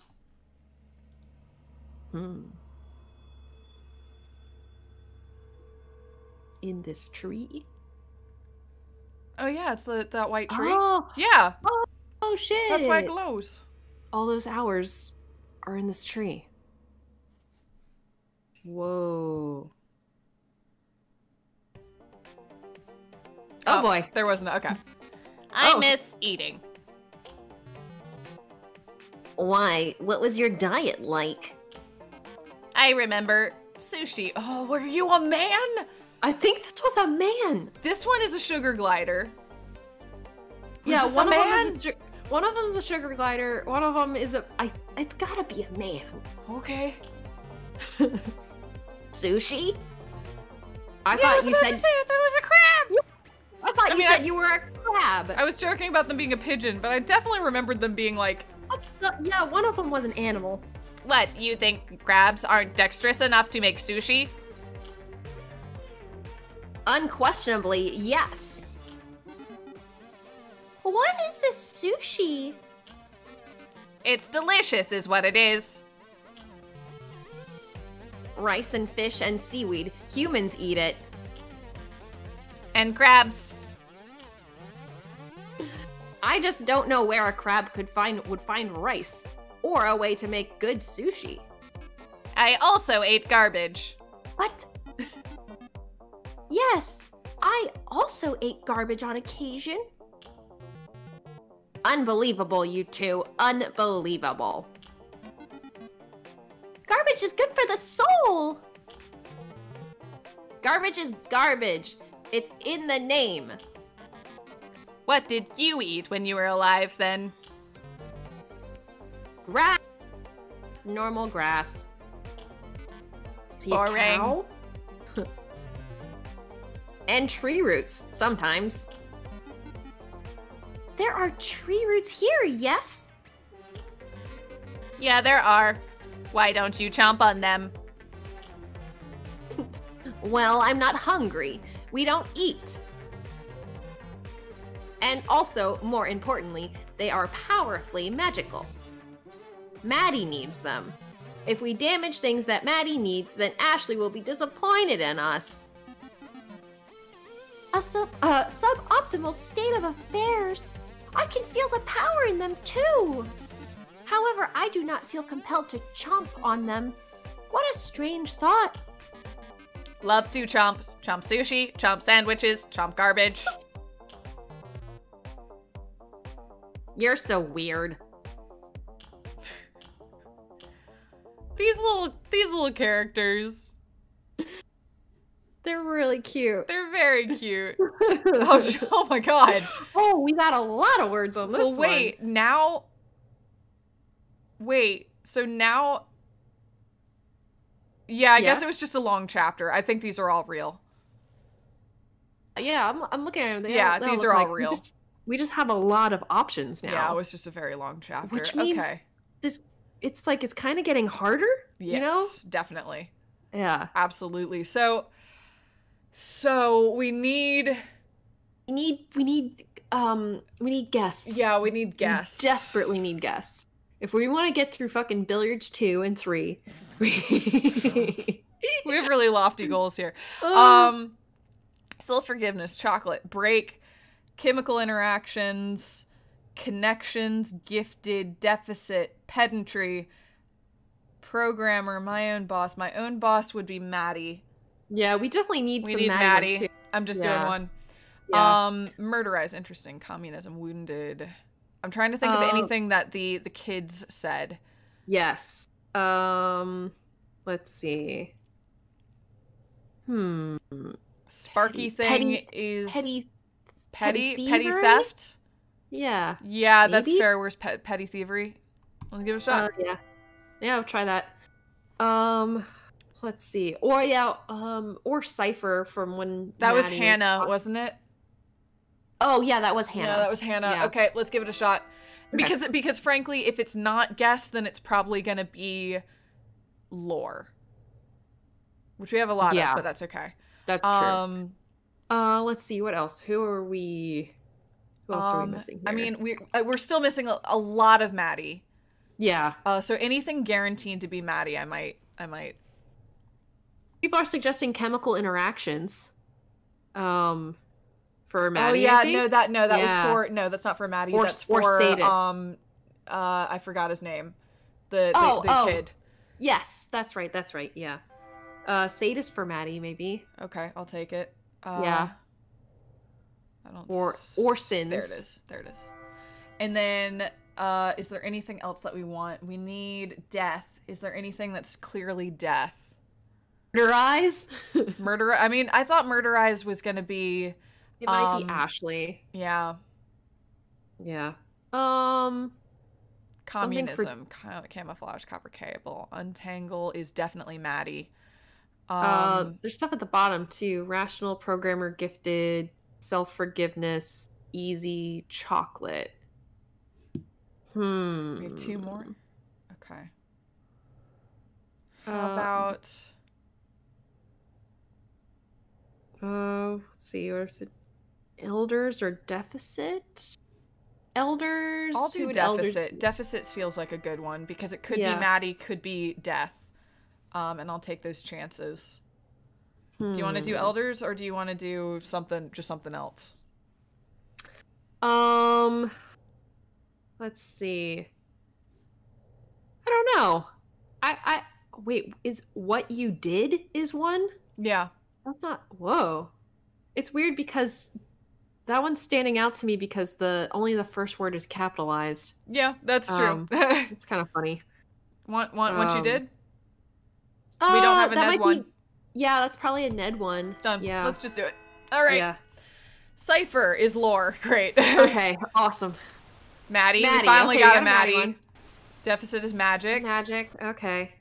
Petty thievery is food. Food? What you did is Maddie, not Ned. Okay. My own boss is also Maddie. We're gonna somehow okay. not get a... Oh my god, we got one. Okay. Thank God. Oh, all right. Well, we kind of got what we came for, which was at least one guest and a Maddie. Maddie. So, okay, all right, we're gonna go do billiards too. Yes. But first, I understand everyone's priorities, and I'm here to support it. But first, time. Let's see. We have Something down under. Sorry. We are in Australia. Tanqueray 10. Samantha sat alone. Ooh, we got a Samantha one, but it takes guests. Oh, we can't do it. Oh. I mean, we could do. Wait, we could do it. Yeah. The Samantha one, but then that means no billiards too. Oh no. Oh shit. Let's see, what's this? We can do this one, but it's guess too. Everything requires guess. Damn it.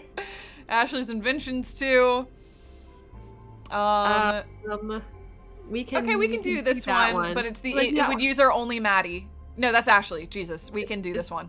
Yeah, this is Ashley. Okay. So we could do this and then come back to and decide if we want to do billiards 2 or the Samantha one. I think we should probably do billiards 2. We've been building it up. We should just go knock it out. We'll do billiards 2. But we should probably do this one just because it's not going to exhaust anything. It just gets rid of an Ashley.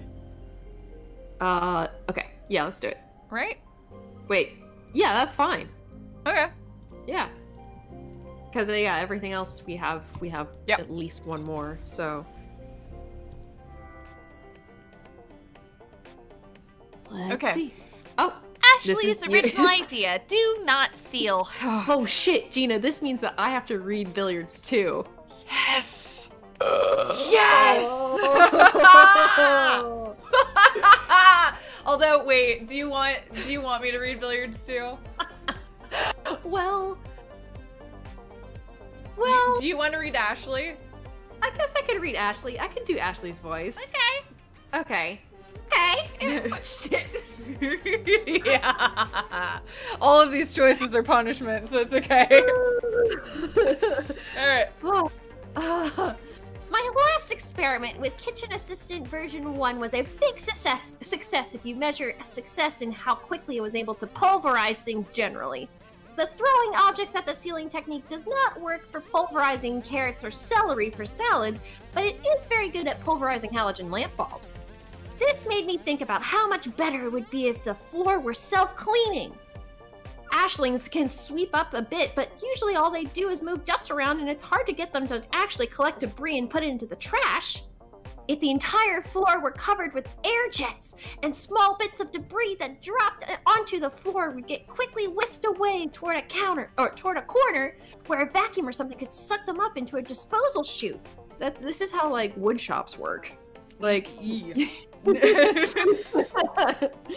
Having a bunch of air jets would require a lot of power to run. I mean, she's getting her ideas from like real life. It's just she's been true. taking them to illogical, or maybe logical, but questionable conclusions.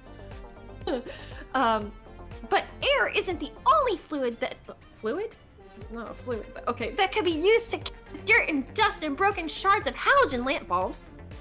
Water could also do the trick. The issue is the water could damage the floor. Ripping up the wooden floorboards and pouring concrete would solve that problem, and we could mold the concrete in a way that is shape directed and the water towards a drain in the floor. Fuck. This is it. This is how Ashley goes. I've got bad news. That would mean no more to sweep. We could just hose down the entire cafe at the end of the day and it would drain itself. Then it would be dry by morning. That's actually a really good idea that doesn't require any special equipment or specialized hardware once the floor is installed. I should copyright that idea to make sure nobody steals it. Update. After several days of calling the Australian Copyright Council, I finally talked to a person who told me what I want to cover. What I want to cover inventions is a patent, not a copyright. After several more days of trying to contact the patent office, I was told that somebody already used my idea. Apparently, it's Waffle House. Thank you, Pitbull Commander. That's amazing. It's pretty unfair that I'm not able to patent an idea just because I'm too young to have an idea before someone else claimed it. Knife Retriever version 2. Previously, I discarded the idea of using a large electromagnet to retrieve the knife that was lodged in the ceiling. My research has led me to believe that the knife in the ceiling is actually stainless steel, which contains iron. Iron is ferromagnetic, which is weird because you'd think that only ferro would be ferromagnetic, but I guess iron is too. I was also able to find a gas-powered generator that could supply enough power to run an electromagnet for a short period of time, so I don't need to worry about the circuit breakers. It requires a lot of gas, but luckily getting the knife down only requires running the electromagnet for a short period of time. I created the electromagnet by spooling a power cable around a piece of iron. The good news is that the electromagnet is great at pulling knives from where they are. I can get knives from everywhere. The bad news is it pulled all the knives from the drawers that were within a meter of it when I tried to turn it on. So, the knife in the ceiling wasn't affected because it was too far away. I looked it up and magnetic attraction allows an inverse cube law. I'm not sure what the opposite of a cube is. Maybe it's a sphere? But the more I think about it, the more it makes sense that the objects further away aren't pulled as strongly by the magnet. the Beseecher 5000. That's a great name. I love that. Shit, that's awesome. This is my robot, the Beseecher. Yes. The Beseecher 5000. After my lack of success with the Knife Retriever version 2, I asked Che to help, and he lifted me up so I was able to pull the knife from the ceiling. Oh, That's really sweet. that's really cute. He asked how long it had been up there, and I said, not long. And he said, more than a day? And I said, oh, it wasn't up there for a day, which is technically true. I'm glad that asking Che for help succeeded, but I think in the future there needs to be a way to automate this process of asking Che for help. I think I need to create a tool with speech capabilities, a robot, with speech capabilities that is capable of asking for favors. Then I could have the robot ask for favors on my behalf. I think this is a good idea because usually when you ask someone for a favor, then you owe them a favor afterward.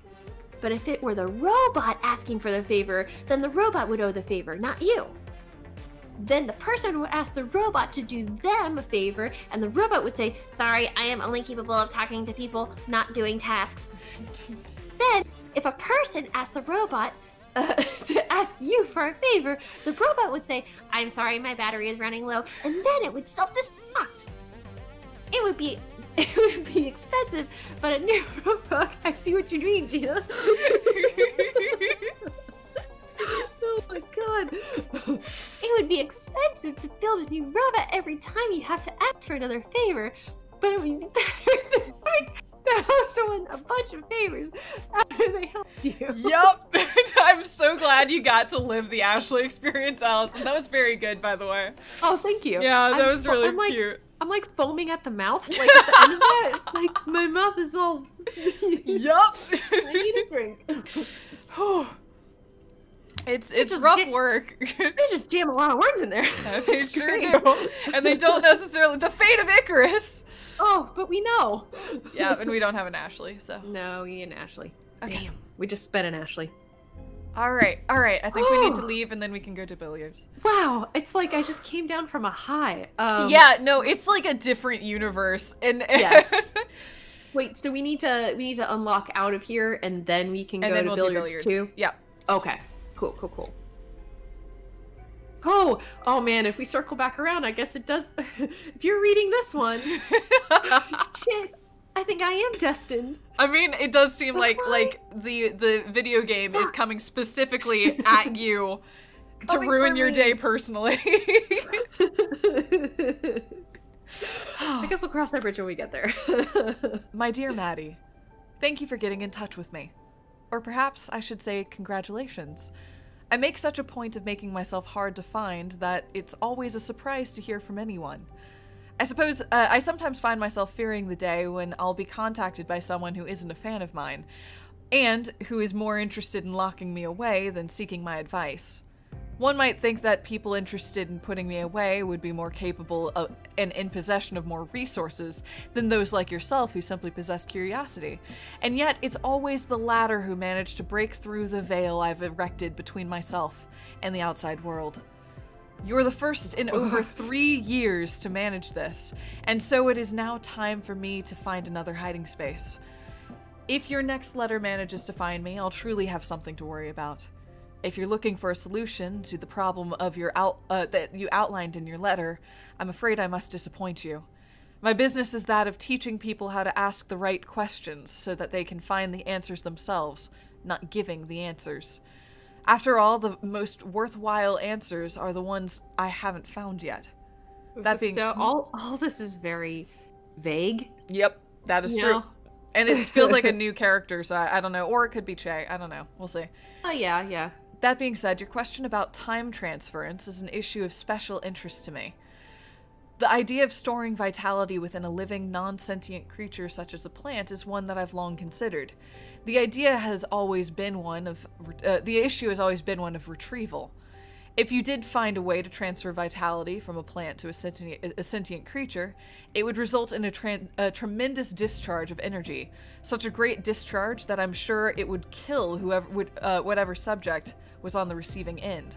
Absorbing life force from something doesn't doesn't seem that it would do you much good if it kills you in the process. Okay. Consequently, I've never experimented with the process myself. Even if I have earned a reputation for being a rule breaker, there are certain things that are simply off limits. Your idea of using a non-living soul as a target for transference is an interesting one. No risk of killing the vitality recipient if it's already dead. Of course, that would require finding a way to infuse a non-living soul with vitality in the first place. And being that most reanimation techniques involve a significant discharge of energy, using the vitality transfer as a trigger would effectively be killing 2 birds with 1 stone. Of course, reanimation is a far cry from necromancy, but if your only problem is one of living on borrowed time, well, you know better than I do how to resolve the particulars. I'm an alchemist, not a necromancer. If I can offer you one piece of advice, these kind of vitality transfers are not something to be experimented with. Any time that time is borrowed or lent, you are making an alteration to a ledger that the powers that be keep a very careful eye on. Even the smallest of disturbances is enough to attract their notice, and attracting their notice will put a quick end to any research you might be in the midst of. So, if you're going to try a vitality transfer, don't experiment. Go straight for the end goal. I agree with Bones Johns. This feels like foreshadowing. Yes. I mean, I think it's literally the template upon which she made her entire ritual. Yeah. If you're going to catch the attention of those whose attention you do not want, make sure that the endeavor is worthwhile.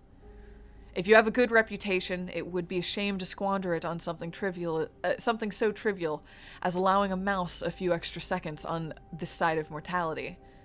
As they say, go big or go home. I appreciate you taking the time to write to me. You've given me new things to pontificate on, and perhaps one day you will see the results of that pontification in one of my future volumes. Of course, it would go without saying that you won't be able to reach me again, at least not the same way you did before. I've been found, and that means I need to do a better job of covering my tracks. While I rationally hope that I'll never find myself in a position where a fan's letter finds me, there's always a part of me that hopes that one of my readers will manage to track me down. Who knows, perhaps the next letter I receive at my next residence will come from you. But I'm sure that you have better things to do with your time than try to track me down. There's a time to adopt the posture of a student and focus on learning, but it's obvious to me that you are someone who has spent plenty of time learning things and is now ready to do things. So do things, Maddie. Do big things, do dangerous things, do things that break the rules. Not all rules need to be broken, but if you're smart enough to find me, you're smart enough to know which rules are worth breaking. I'm grateful that it's always the reader mail that seems to find me and never the demands to appear before some kind of tribunal or committee. I used to think that there was a long stream of extremely good luck on my part, but over time I've come to realize that those who wish me gone lack the insight of the people who earnestly read my work. Readers such as yourselves who are the only ones to truly know me well enough to understand how I think and where I would hide. Bravo, Maddie. You've demonstrated your ability to think like me. Now you must learn to think like yourself. Yours truly, Sophie Cordova. Sophie Cordova. So it sounds like Sophie Cordova wrote some, like you said, like wrote the plans for this essentially, or like some sort of like preliminary thoughts or things related in an alchemistic sense of like life transference. Yes. Although they were saying basically that if you transfer it to a living thing, then transferring it to a different living thing will do something. Yeah, will not be good. Yeah, will not be good. And it sounds like so Maddie found this, wrote to Sophie at like managed to find Sophie and write to her as she's like in hiding and be like, "Hey, thanks for the recipe. It's good. I'm like, here's what I'm trying." Yeah, I think. Yeah, I mean, it definitely seems like Sophie's research and books and all of that must have been the foundation upon which Maddie built her ritual and her whole attitude of. Master Chief said that the alchemy memory by the bar is an excerpt from one of Sophie's books. Where is that? This. Is that this? Yep. Uh, I'm not gonna do that yet because I'm concerned I need one of these so let's come back to that. All right, okay. Moment of truth, everyone. We only get one. Do you want billiards 1 or do you want billiards 2? I'm assuming 2. I mean, billiards 2 or Wait. billiards 3. Oh, wait, we have to choose? Yeah, we only have one guest. Oh, well, yeah. I mean, I would say we do billiards too because it's gonna pick up like from where we left off, right? Hypothetically. I'm just saying. 2. We got 2. Okay. I think we're gonna Time to do go with 2. 2. Here we go. Time for Billiards Cinematic Universe. Oh boy. You ready? Yeah, I guess I'm reading it. I'm not gonna do voices. I'm just gonna read it. I think because I think you didn't do voices, right? I kind of did. Dude did. was peppy. He was happy. Yeah, He was that's right. for roughly half of it. Oh, sorry. The alchemy memory is closer to where Samantha was apparently on the opposite end of the bar. So we'll check it out later. You know, kid, you've got style. Brad perked up. It was the first unsolicited remark he'd heard from old man Thomas all night. He'd been expecting a compliment after beating Thomas, but to hear that kind of comment after a loss made him perk right up. Thanks, said Brad. It wasn't a compliment, said Thomas. And just like that, Brad's mood came crashing down. Thomas continued. All the best players back in the day, none of them had style. Style doesn't win tournaments. Sure, said Brad. Consistency is what wins tournaments. Consistency doesn't mean anything. Oh, sorry. Consistency doesn't... Fuck. I already fucked it up. Consistency doesn't mean anything, said Thomas. That's a symptom of skilled play. It's not a thing you can just decide on. No one sits down at the table thinking, gee, I better be consistent today. Nobody. So you're saying not thinking about consistency. So if you're not thinking about consistency, what are you thinking about? Fundamentals. Thomas chalked the end of his cue. Fundamentals are what matters most because if you don't get the fundamentals right, all the fancy shit isn't going to matter. Thomas leaned down to line up his cue. The straight-in shot is your specialty. Several opponents told me exactly that. I didn't see what the last name was. Something in cheek. In cheek. Oh, and yeah. Thinking that they were insulting me, but I take it as a compliment. If you control the cue ball, you can turn any shot into a chip shot. That's what you want to do. That's how I can still sink them, even at my old age. I know, I've been watching you, said Brad. Your cue ball control's incredible. You're a very talented player. Not talented, said Thomas. You can do it too. The question is whether you've got the discipline and the patience. Thomas followed through with his stroke and hit the apex of the triangle head on. He sank 2 balls, 1 stripe and 1 solid. He pointed to the striped one, signifying his choice. I'm plenty disciplined, said Brad. When I was in high school, I came out every day after school and put in at least 4 hours of practice. Sometimes I'd come in after dinner to squeeze in a few hours more. Fuck. Then on weekends, I'd come and spend all day up here. Of course you did, said Thomas. All the pros have. Anyone can put time in. At a certain point, what matters can't be the number of hours you put in because everyone puts in the time. What matters is how you use that time. And it seems that you spent a lot of time practicing trick shots. Thomas lined up and made several practice strokes. Brad found himself getting annoyed with Thomas. Brad knew better than to try and talk to Thomas while he was lining up a shot. That was bad etiquette and just bad sportsmanship, plain and simple. But it kept him from offering timely retorts to Thomas's statements. It was bad sportsmanship, Brad decided, to talk at an opponent in a situation where etiquette forbade him from responding. That felt redundant. Okay.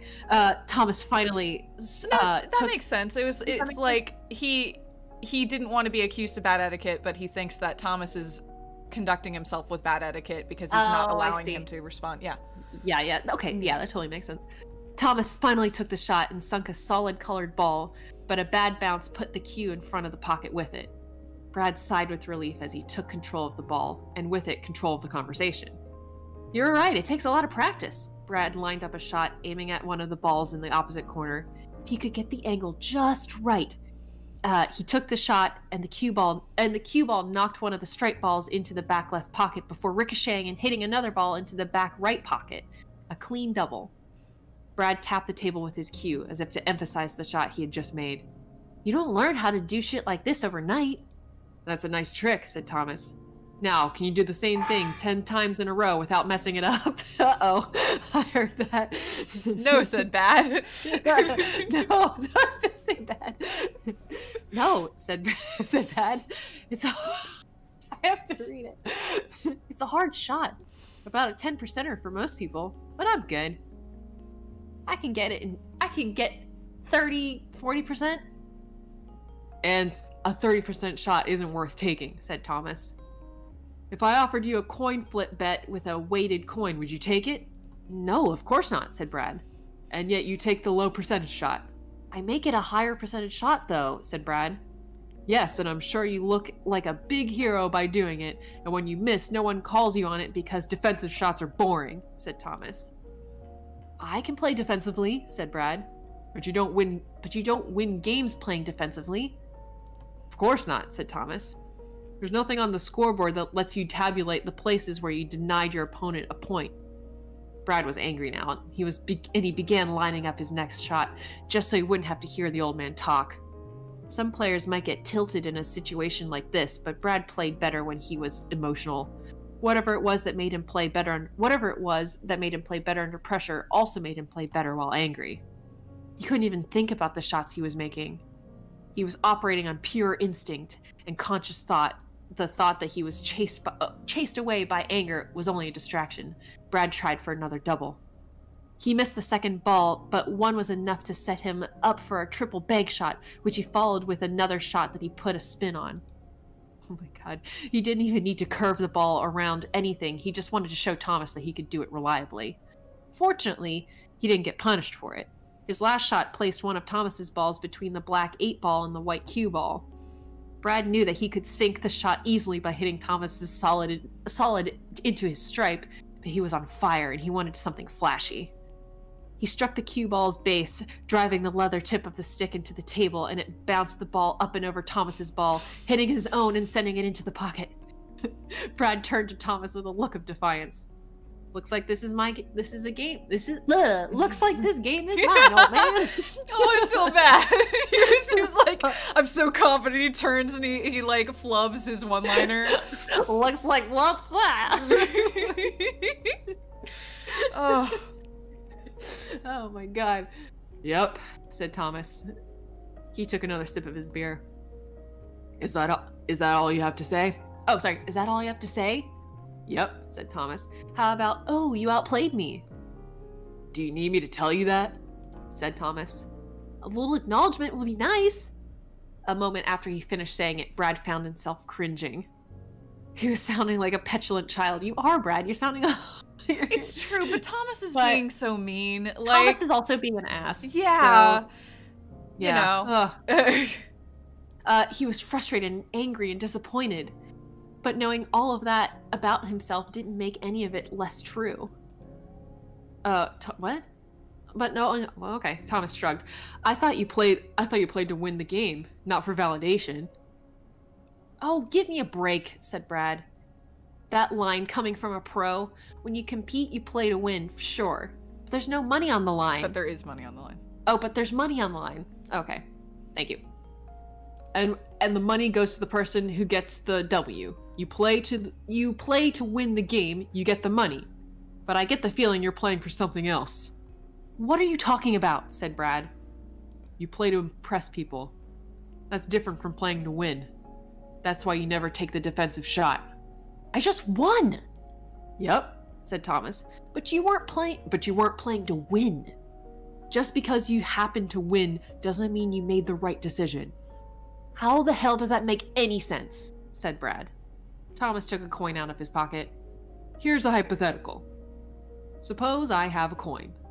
I ask you to call heads or tails on a $1 bet. Now Now, you know that the coin is weighted. It lands on heads 70% of the time. What do you bet on? Heads, of course, said Brad. Now I flip the coin. It comes up tails. Bad luck, Brad. You just lost $1. But did you make the right decision? What? Thomas continues. If you had called tails, you would have won the bet. Clearly calling tails is the wrong decision, but sometimes you make the wrong decision and get short-term payoffs. That's why the fact that you won doesn't necessarily mean that you made the right decision. And sometimes these things only reveal themselves after you flip the coin hundreds of times. I've played hundreds of games, said Brad. And that's as a pro. Practice games, I played 100 games a week. Easy. Maybe 200 games a week, depending. And how many times have you made the WBC? I won the WBC, said Brad. Right, said Thomas. That's the thing about calling tails. Sometimes, even if you make the wrong choice, randomness comes up in your favor and you happen to run hot. But in the long run, things don't quite pan out. Brad threw his cue down. So now you're saying that my wins were all due to luck? Not at all, said Thomas. Like you said, it takes some skill to take 10% shots. Take a 10% shot and a 30%. Okay, yeah, no worries. A lot of skill, in fact. You've got good hands and a good eye for the ball. But the lust for cool shot supersedes that. You'd rather fail spectacularly than win through boring play. Sorry. Fuck you, said Brad. You know what? What? I actually won the WBC. I'm just laughing at the unresolved sexual tension. It's fine. Sorry, let's keep going. Yes. I'm sorry. I realized I was just laughing over you and I just wanted to apologize. It's fine. They're absolute yes. I mean, it's not there, but it's just like, what's freaking. But also, yes. Anytime we hear ball or balls or. But the lust for a cool shot supersedes. All right, keep going. I'm sorry. That was my bad. I derailed it. You were doing so well. You kept your head in it way longer than I was able to when I was reading billiards. Okay. Oh, okay. Maybe I didn't run hot for just 1 year, but at least I have a championship to my name. You made it in the final 6 times and oh, sorry. This, I guess. This is Brad. Fuck. This is still Brad? Okay, yeah, cool. This is still Brad. You made it to the final 6 times and lost every time. And now your career is done. You're over with. You'll never be a WBC champion, a title which I hold, by the way. You're right, said Thomas. I don't mean to knock the high variance approach.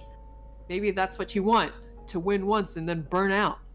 Yeah, that is what I want, said Brad, annoyed to find himself agreeing with Thomas. What have you done with your life since retirement, old man? Ever done anything wild? I bet I've lived more in one night than you have in your entire life. I'm happy with the way I spent my life, said Thomas. No regrets. His eyes softened. Can you say the same? The question should have come as a challenge. But there was something in Thomas's eyes as he looked at Brad that made him feel even worse. Thomas's expression wasn't one of antagonism. It was one of pity. Brad knew deep in the pit of his heart that Thomas wasn't doing it to attack him. And that made it sting even worse. Brad started to say something, but found himself choking on a lump in his throat. And as he... Me too. Excuse me. And as he reached up and felt the wetness on his cheeks, he realized that he was crying. Oh fuck. Oh, no. Wow, geez, billiards too. Oh, God, billiards too. Oh, God. That was great, Jeez. Allison. Thank you. Oh, thank you. I'm going to say I'm proud of myself, actually. That was very good. You kept your head in the game. You delivered it really well. You brought Thomas and Brad to life. Oh, that was good. God, I really enjoyed that. Okay. I am going to quickly find the alchemy one because I'm curious. Thinking about alchemy the wrong way. Where it's another guest one. God damn it. Okay. Okay, that's fine. We really tried to rack up a bunch of guest ones. I think we probably want to just progress. I think so, because then we'll get some more words as well. I will say, I'm going to say something that nobody wants to hear, but we're West Coast and it's nearing 11 p.m., which means I believe it's probably incredibly late for a lot of people watching. Yes. So I know we wanted to try to burn through this game tonight, but I'm really enjoying it. I don't want to rush it, and I also don't want everybody to have to stay up until whatever wild hour it is where you're all located. Well, you know, that's valid. Oh man, I mean, I'm okay with continuing on, but I just wanted to get a feel for how everyone else is doing. Play for a little bit more, I think. Yeah, okay. I'm totally down. I would we could pop into this chapter and see how it goes. Okay. Yeah. All right, I love this. I love this energy. All right, I'm good to keep going. So, cool. Let's do it. Yes. Yeah. Continue. Oh, sorry. So 4 a.m. Oh no. Oh my god. We'll try to as we continue streaming, we'll try to vary our hours a bit so that, you know, sometimes it'll be easier for some people and sometimes it'll be easier for other people, and we'll figure out how to make it go. We can definitely do that. But thank you so much for joining even at this off hour. Yeah, we're really glad that you guys are here with us. Mm-hmm. So from really all nice. over. Mm-hmm. And Joe Animates, I'm really glad you're here too. Thanks for hanging out with us. This is awesome. Oh, this has been great. Oh, I love it. Whew, all right, back into it. Day 2, okay. 10 p.m. The terminal. Hello? What was that? I said, can I get 2 lattes? Yeah, sure thing. Want those takeaway or not? For here, please. Take a seat, I'll bring it over. Ah, crap. You right, mate? Hey, yeah, all good. I should really get Ashley to do this. Sorry, what? Nothing, just talking to myself. All right, sorry. Yeah, no worries. Where's the broom? Ashley! Where's the broom? Definitely attached to a robot right now. 120%. Yes. Also, if we had used her patented floor, we wouldn't have to have this issue. That is true. But she didn't patent it, and therefore she was like, then it's not worth the trouble. That's true, yeah. I need a hand. Come help me. Come on. I've got to find a broom.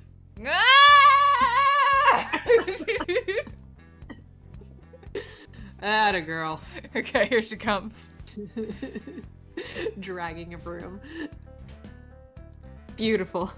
This poor child. Hey, are any of your friends around? Probably. Oh yeah. Oh my god, it can hello. fly? What? Is it flying or is it like hanging upside down? It's definitely hovering. Yeah. Ah!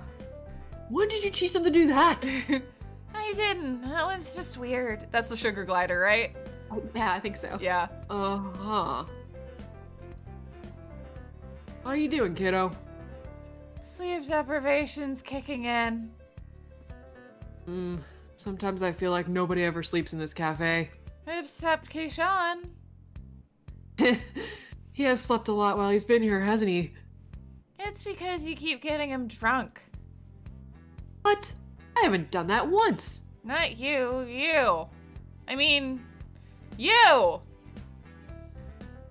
Not me at all, but Maddie and Ned. Gotcha. That was weird. That felt kind of fourth wall breaky. I was like, what? No, I think she... I mean, it's mentioned a couple times that Ashley likes that other people can interpret where she's going with things. That's true. Yeah, yeah, that's true. That's true. Using her non-specific words. Exactly. That's perfect. I love it. Those brigands. You're telling me. How's Maddie doing? Well... Uh-oh. Uh-oh. How's Maddie doing? How's it going down here, guys? Phew. How close are you to being done? Fairly close. I'm not super worried about getting it done without Ashley either. Rad. Anyway, what were you saying? Oh, just that I think I understand everything now. And That's all. well, I appreciate your restraint and not generously supplying me with your moral take on it. No worries. Don't want to be that guy. Dang. I'm actually gonna miss you once you're gone. Wow, are those some honest feelings coming from you? Doth thy icy facade crack? Facade! Icy? Yeah, Wait, does Matt... what did you say? I don't... Doth thy icy facade crack? Okay, thank you. Ice facade. What? What? I don't know. Okay. don't know Does what- Maddie seem like the kind of person who hides behind a mask? My brain did something weird It's there. alright, okay. no judgment. The correct word there is dost, and please don't make me take it back. I guess you really got into the whole boatman of the river Styx thing, huh? Styx! If you find yourself in the river Styx, be sure to give the boatman a friendly domo arigato. It's fine. I love these little asides. Is that what you think I am? Yeah, kinda, yeah. Interesting. Do you not feel that way? I don't know if the metaphor's that accurate, but... See why you draw parallels, but this place serves more as an entrance? You don't have to come here on your way to the next place, but it's on the route for sure. Just a stopping point on the highway to hell. I'm sorry, we don't allow AC/DC references in here anymore. AC/DC! Axl Rose is a cautionary tale to those who would rather fade out than burn away. We also don't allow Tyler Durden references. They really, like, they curate their pop culture references like you wouldn't believe. Yep. Well, I tried. We're less on a highway and more just an embouchure to the Empyrean, excuse me. If you want to get real fancy with the wording, that is. An entrance to heaven? Very roughly speaking, yeah. But, hell, I haven't seen the other side, so I can't even say that for sure. I'm fairly certain there's something there, though, which, I don't know. I can take comfort in that, I guess. I can take comfort in that, I guess. I don't know Oh. whether he was mirroring that. I don't know. I'm not sure. I wasn't Yeah. trying to deliver that. Sorry. Yeah, no, that's fair. I actually kind of weirdly like that. Mhm. Oh, and speaking of comfort, how are you feeling? Like every particle in my body is slowly moving away from each other. Every other particle in my body. Huh. Oof. Uh-oh. That was rather eloquent. Expressing your feelings eloquently doesn't make them more valid, but it can make them easier for other people to understand. What use is feeling pain if you can't find a fun way to describe it? Whew. Is he getting more bags under his eyes? I don't know. Are Those they- have always they, been like- there, but Have they always been there? Okay. yeah, they've definitely always been there. Okay. Day 2, couldn't- 11 p.m. the terminal. Sorry, go ahead. Oh, no, that's fine. I was just gonna say, I couldn't quite remember if they were lighter whenever he first came in, or if I just can't remember from the last time we played, that's all. Yeah, I can't tell. Um, They've definitely been there from the beginning. They're a part of his Okay. character design, but I don't know if Cool, they're getting cool. more dramatic. Gotcha. My head freaking hurts. It sucks and stuff. I keep telling you, the painkillers will take away the effect in a few minutes. Just let her sleep, Will guys. take effect in a few minutes. I'm not gonna stop yelling about it until they do. I'm trying to get away from the mic, so I'm not literally screaming in the mic. You know, some philosophers believe that experiencing pain is one of the best ways to make sure you know you're alive. Philosophers. Chase met some of these guys. He swears it. He's just had too much time to forget their names. That sounds fake. Which philosophers? Famous ones? Oh my gosh, you're actually just making it up. Possibly. You could have sold it better. Say it was some famous singer said it instead. Cross that generational gap. You gotta appeal to the kids. What do the kids want? Yeah, this is I you. feel like, I know, yeah. Yeah. I feel like I was just still laughing. I feel like every time I do that, I just end up looking like one of those old guys who's afraid of wide-ranging societal shifts. Old guys! Chase spent so much time being an old guy, he almost has begun doubting whether he ever really was young. I mean, you are old. Am not. You're like 6,000 years old. You've got to give me this one. Fine. How's your head feeling? It still sucks. How about we grab a drink and go sit outside? It's nice and cool out there. Do I have to? Yep. This is a cool view. This is neat. This is really neat. Yeah, I like this. This is lovely. Wow. How are you feeling now? Better. Marginally. Marginally. Actually. Things existing at the margins still deserve attention. Come on. I'm sure the drink isn't hurting. What even is this? I put 6 sugars in it? Aw, you know me so well.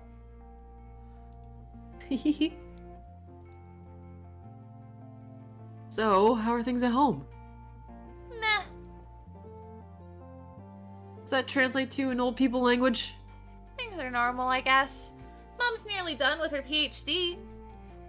That sounds good. So not the child Not- of a demon and a semi-immortal. Okay, so and alive, I I guess. guess so, yeah. Yeah. Hmm. Huh. It is probably. But she's pretty busy, so it means we're stuck eating microwave dinners at night. Microwave.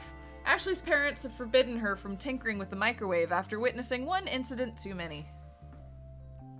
Ah, explains why you've barely left this place since last week. I mean, I'd be here anyway.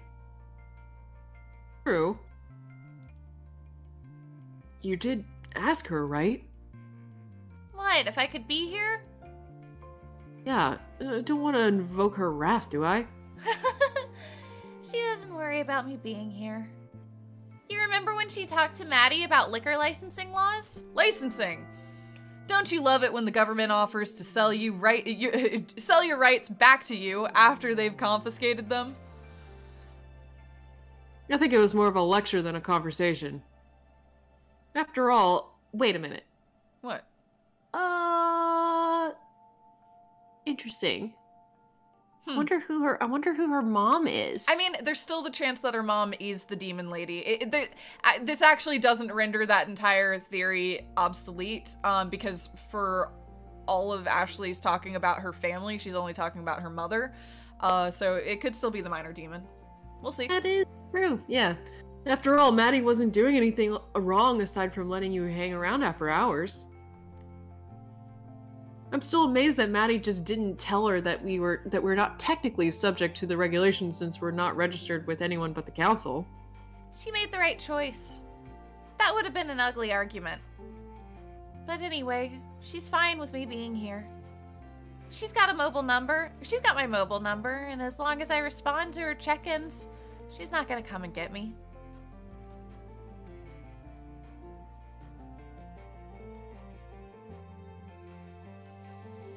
Allison? Yeah, I said good. Oh, it did. I don't think it came through. That's fine. Oh, okay. That's fine. I wouldn't want to worry her.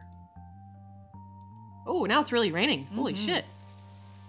Oh, I miss that. yeah. I used to love sitting on like the front porch and watching the thunderstorms roll through. Oh man, that sounds really nice. Oh man. Wonderful. Ugh. Hmm? My arm will get wet. Don't worry about it. We can dry it off inside. Just try and enjoy the rain. Okay.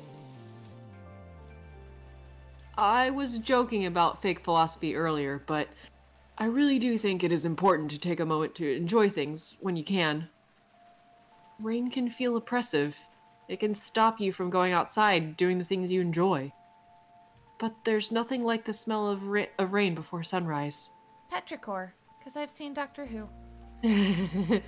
Yeah, it's faintly magical. Did I ever tell you that? Only about 100 times. I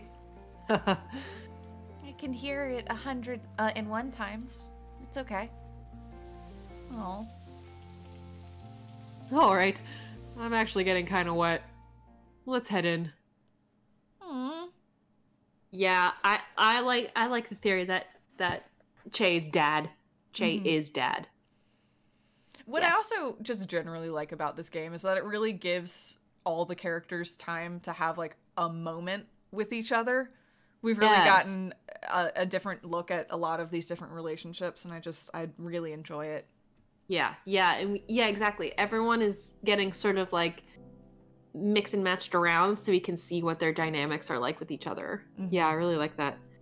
So, given the fact that I am very obviously a dork with a bleeding heart, it's definitely safe to assume that I've let people other than you stay longer than they're technically allowed.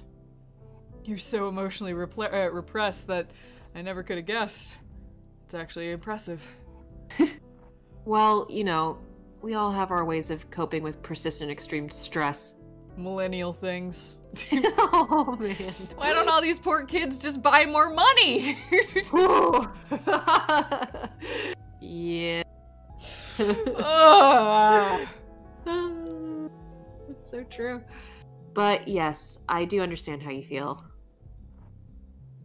The separation. The difficulty keeping your thoughts together. The base level feeling that something's slightly askew. And the fact, not the feeling, that your time is up. Never loved facts. Me neither. Honestly, I think it feels like having a cold, just without any of the physical symptoms. I guess that description works too. It's not quite as compelling as the one about your particles being repulsive, though. Oi, that's definitely not what I meant by that one. Isn't it? It's about time. Ooh. We're getting close. Mm-hmm. You think it's gonna happen midnight? Like, Probably. It's gonna be day 2 into day 3 and we gotta do it at midnight. I mean, that sounds thematically and just like from a tension perspective appropriate. Yes. Yeah. I think this is you. I can't believe I created these beautiful creatures and you turned them into dumb waiters. Alas, such is life. They gotta pay rent somehow, considering how many cups they drop.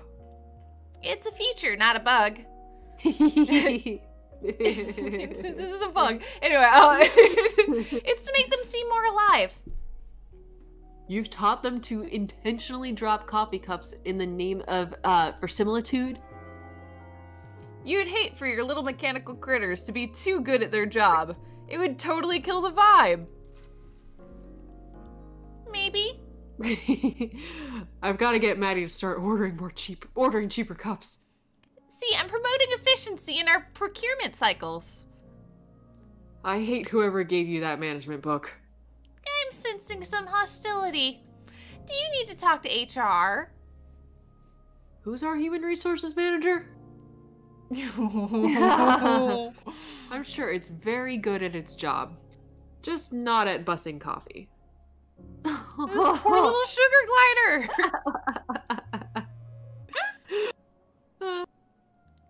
Oh. A text. Maddie wants us downstairs. Oh. I suppose she's done setting up. I'm glad she was able to do it without me. Oh, that was a struggle. Oh, sweet tired girl. Gosh, so proud. Taught her everything I know. You are a gremlin, you know that? Gremlin. Gremlins are often blamed for mechanical problems, so in Ashley's case, the description fits perfectly. Perfectly. Gremlin rights. Of course. Coriander rights. Oh, God. Where even is she? I've lost track. I've lost sight of her. Oh, no. Oh, boy. Here we go. Ah, shit. Here we go again. I guess. And this is where we started. Yeah. I think it is. We're at the beginning. Oh, I'm so excited.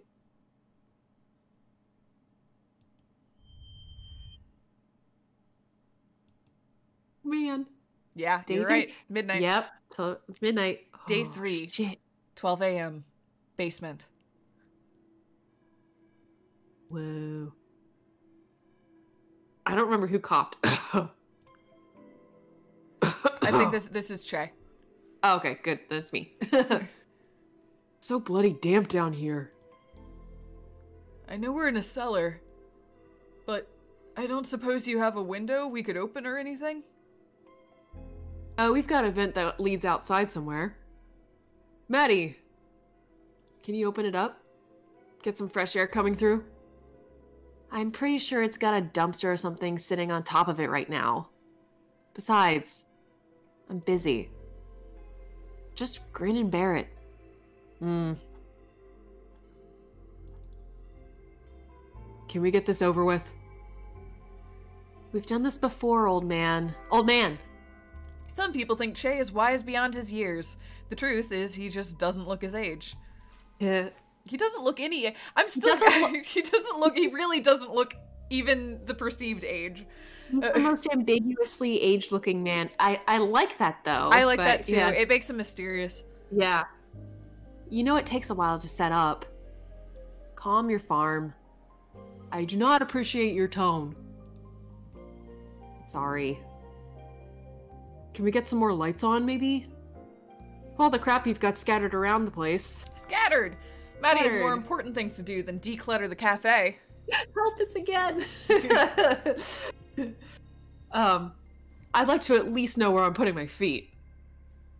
Ashley, would you mind? Lights. Let there be lights. As I bump the mic. Thanks. You're more organized than last time, I see. Practice makes perfect. Practice. Keeping a place organized is easy. You just have to clean a little bit every single day.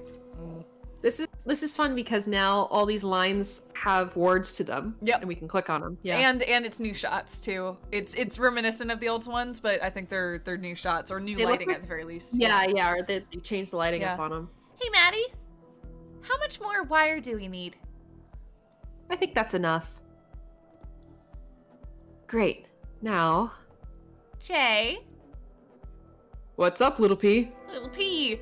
Some Little people P. use diminutive nicknames to create emotional distance. Che uses them to close that distance. Aw.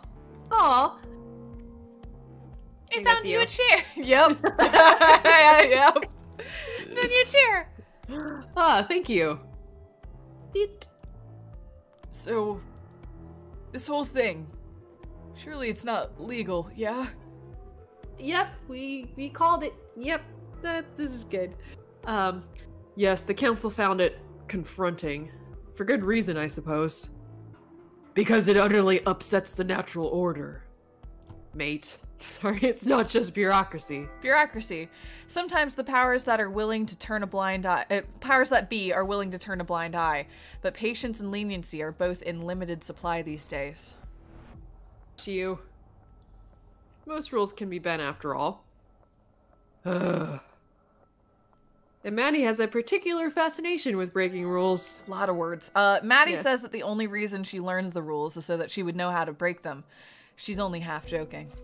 Hey, don't give her all the credit. Bah. Is this related to her gambling for time? So, the transfer. Was the same sort of magic we're doing now, yes. The council successfully suppressed all available information about it, though. Suppressing information doesn't make it go away. It just hides it from the eyes of people who lack the curiosity and persistence to uncover it. So are they gonna try to do it backwards now? They're gonna try to extract what they had stored from the tree? Yeah. Okay, just making sure. But we don't necessarily know where they want to put it. And that's, I think, Right. kind of the mystery at the moment. Okay. For good reason. What happens if something goes wrong? Well, you don't tend to mess it up more than once. Or try it again after you fail, for that matter. What do you even call this sort of magic, then? Questions are irrelevant. Because it's banned. Strictly verboten. Off limits. and likely to be met with a harsh penalty. Badass? They call it badass. By definition, it's called a conduit ritual. Rituals are boring. It's the consequences that you have to worry about. But, looking past all the smoke and mirrors and fancy names, you could just call it necromancy. All those hours are in this tree. Why did you hoard the... Oh, sorry. Why did you hoard the hours here instead of using them to pay off your debt? Why would I use them to pay off a debt if I could use them to save a life instead? Oh, shit. Alright. How can I help? Huh. Ooh. Will the subject please step forward? Yeah, I figured. Yeah. Council Gazette. We regret to inform you of the passing of Che Wu, a beloved fixture in the Australian alchemical community and owner of the terminal. Huh. As an innovator in alchemy and material spellcraft, and as a friend to anyone and everyone who walked through his doors, he will be missed. Friend, the best compliment a man like Che could ask for. You ready to do this again? Sure. Try not to kill me this time. Cool. Ashley, let's do this. Ready when you are.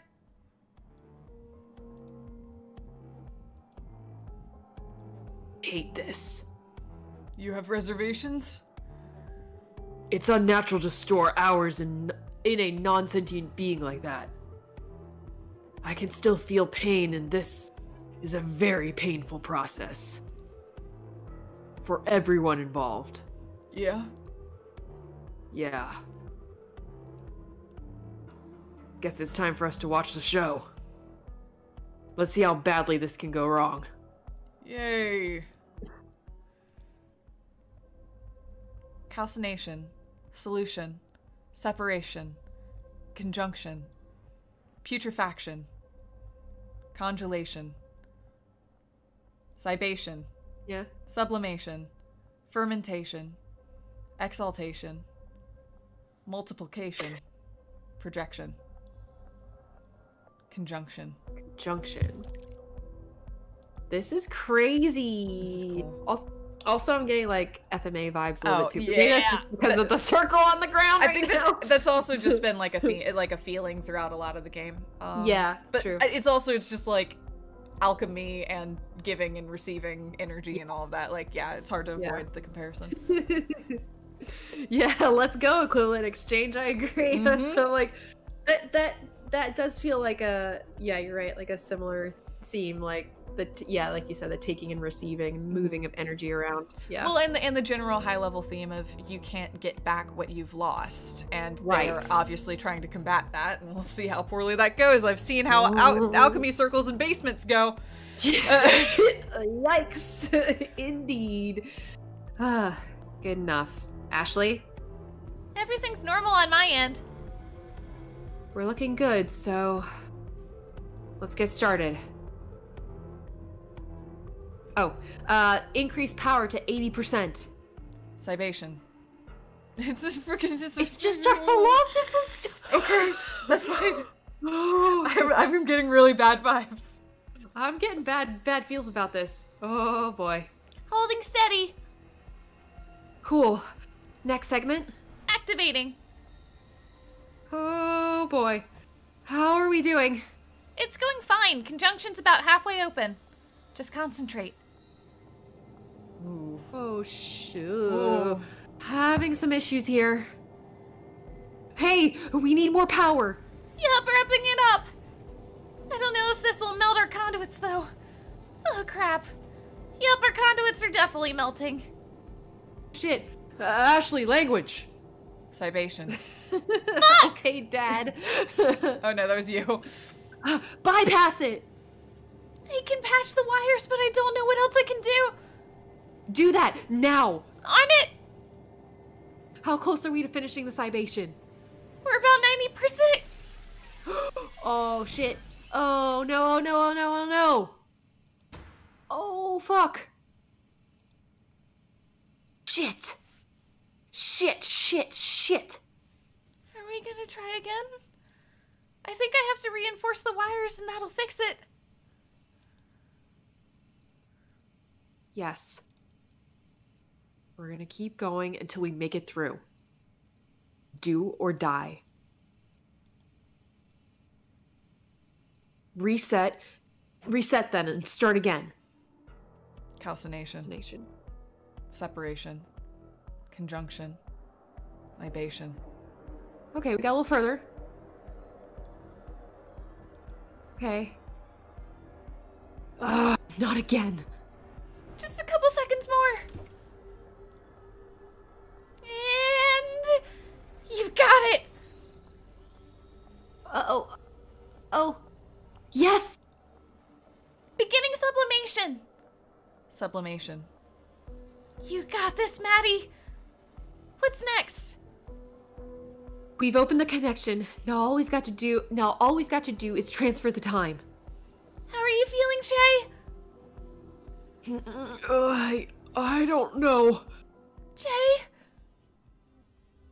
Uh-oh. Oh, shit, that's that not don't look good. That doesn't look good at all. Oh, Sublimation. boy. Oh, no! Fuck. Okay, we won't stop. We've gotten this far. I'm not giving up now, damn it! Maddie? Whoa. I can't hold on to it. It's slipping out of my fingers.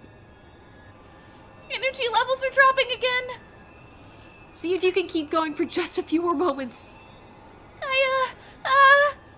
Rerouting. Oh my god, the animation here is crazy!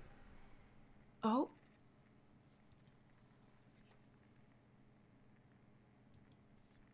How far did we get? Oh, we failed, I guess. Try it again. I don't plan on stopping. You're torturing the poor guy. Yeah. I think the conduit's only gonna last one more go. Then it's kaput. And maybe you're kaput too. I don't know. Shit. All right, Ashley, take your position again. We'll get it this time. Huh. Stop. Just stop. No, I nearly got it, I swear. You are not going to bring me back. No. I've humored this enough. You've done your best, but this task is beyond you. I need to move on. And it's time to make your peace with this instead of trying to pervert the natural course of things. You've never asked me if I wanted to stay. You just made the choice for me and hurt yourself and everyone around you in the process.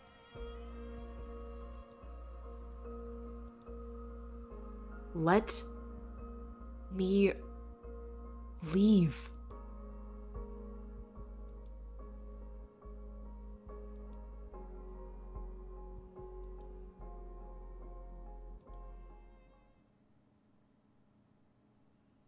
Ouch. Indeed. Oh god, robots. Maybe now's not the time. Oh, right. One's from the Jacoby, right? Jacoby, you're a goddamn bin chicken is what you are. What? You are a seagull Or a pigeon, or something. No way. Crabs don't eat sushi or garbage. You don't know that. Yeah, well, you know what does eat sushi and garbage? Trichursus maluka, Otherwise known as the Australian bin chicken. Oh, it's an ibis. Yeah. Yeah.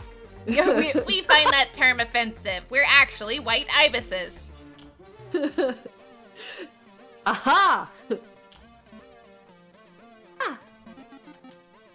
incriminated yourself there. I'd expect nothing less from a bin chicken. Damn it. A very smart bin chicken. Okay, so moving on. I have big thoughts about the universe, and it's okay if I'm a white ibis. Classic misdirection. No, seriously, did you two see what happened back there? Yeah, that was rough. And yes, that thing with the ritual was also tough to watch. You weren't here when Che died, but... I remember. They just behaved like nothing had happened. Oh, that's rough. Oh, that's bad. That's really bad. Oh, guys. Oh? My impression was that neither of them had ever remotely considered the possibility of failure. Idiots. Yes, but we're only here because of them, so we should be respectful. It seems to me like nobody in this cafe really seems to think things through. Yep. This place has a weird effect on people. Too much magic in the air, maybe. Who knows? Will they be okay? I don't know how I'd forgive something like that. Being kept here against my will while my very essence breaks down. That is what I believe kids these days call a party foul. I love this. I love this ibis. I love this ibis. Honestly, I don't know. I think Maddie probably has some self-reflection to do.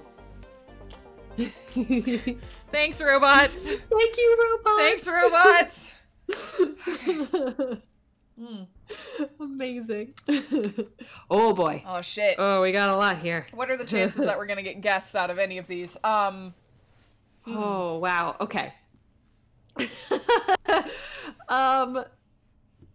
Oh, there are so many. Part of me, it's really hard because part of me instantly wants to like just pick the ones that are calling to me, but then on the other side of things, I'm like, oh, but we have to be strategic, because otherwise I'd just be like, gremlin, old guy, sticks, ritual, millennial, and I mean, they're not always what we think they're gonna be. That's true. That is true. What do we need? We need Ashley and guests again, right? Yeah, we need Ashley, we need guests, and we need Maddie. Okay. Generally. I mean, like, all of them are useful, but, like, specifically to unlock things, we need those. Yes. Yes. So, that's an easy one for Ashley. Gremlin. Yes. This might be Maddie, or this might be Magic, or this might be Guess. or wait, Sticks? Mm-hmm. Or Death. Or Death, that too. Could be Death. But, I mean, all of those could be really useful, so I would say pick Sticks. I'm seeing people mention, Kanika is mentioning, licensing. Okay, yeah. Did you want Millennial? I did want Millennial. Millennial. Old man is probably Che. Do we need a Che? Not really. Not really? Okay. If we could get two yeah, I don't know which of these are going to be guess. Practice, preparation, band, maybe?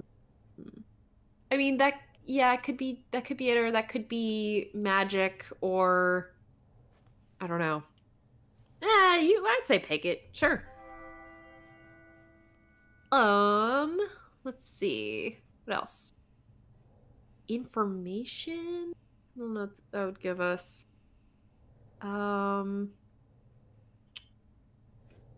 Practice might give us guests, because it came from guests that were interacting. I don't know. Nope. Look, at this point, I really don't have a good feeling about a lot of these. I mean, like, some of them I feel are fairly obvious, but, maybe Eloquent? That gets us. Alright. Let's go. Okay. Alright. Let's see. Practice. Guess! Yes! Well done. Yes. Alright, that's one. Melbourne. Okay. That's Eloquent. fair. We got 2 guests. Yeah, that's yes. all we needed. Gremlin. Ashley. Yep. Band. Lore. Lore. Okay. Yeah. Millennial. Nullburn again. Death. Death. Okay. Okay, I think that gets us both the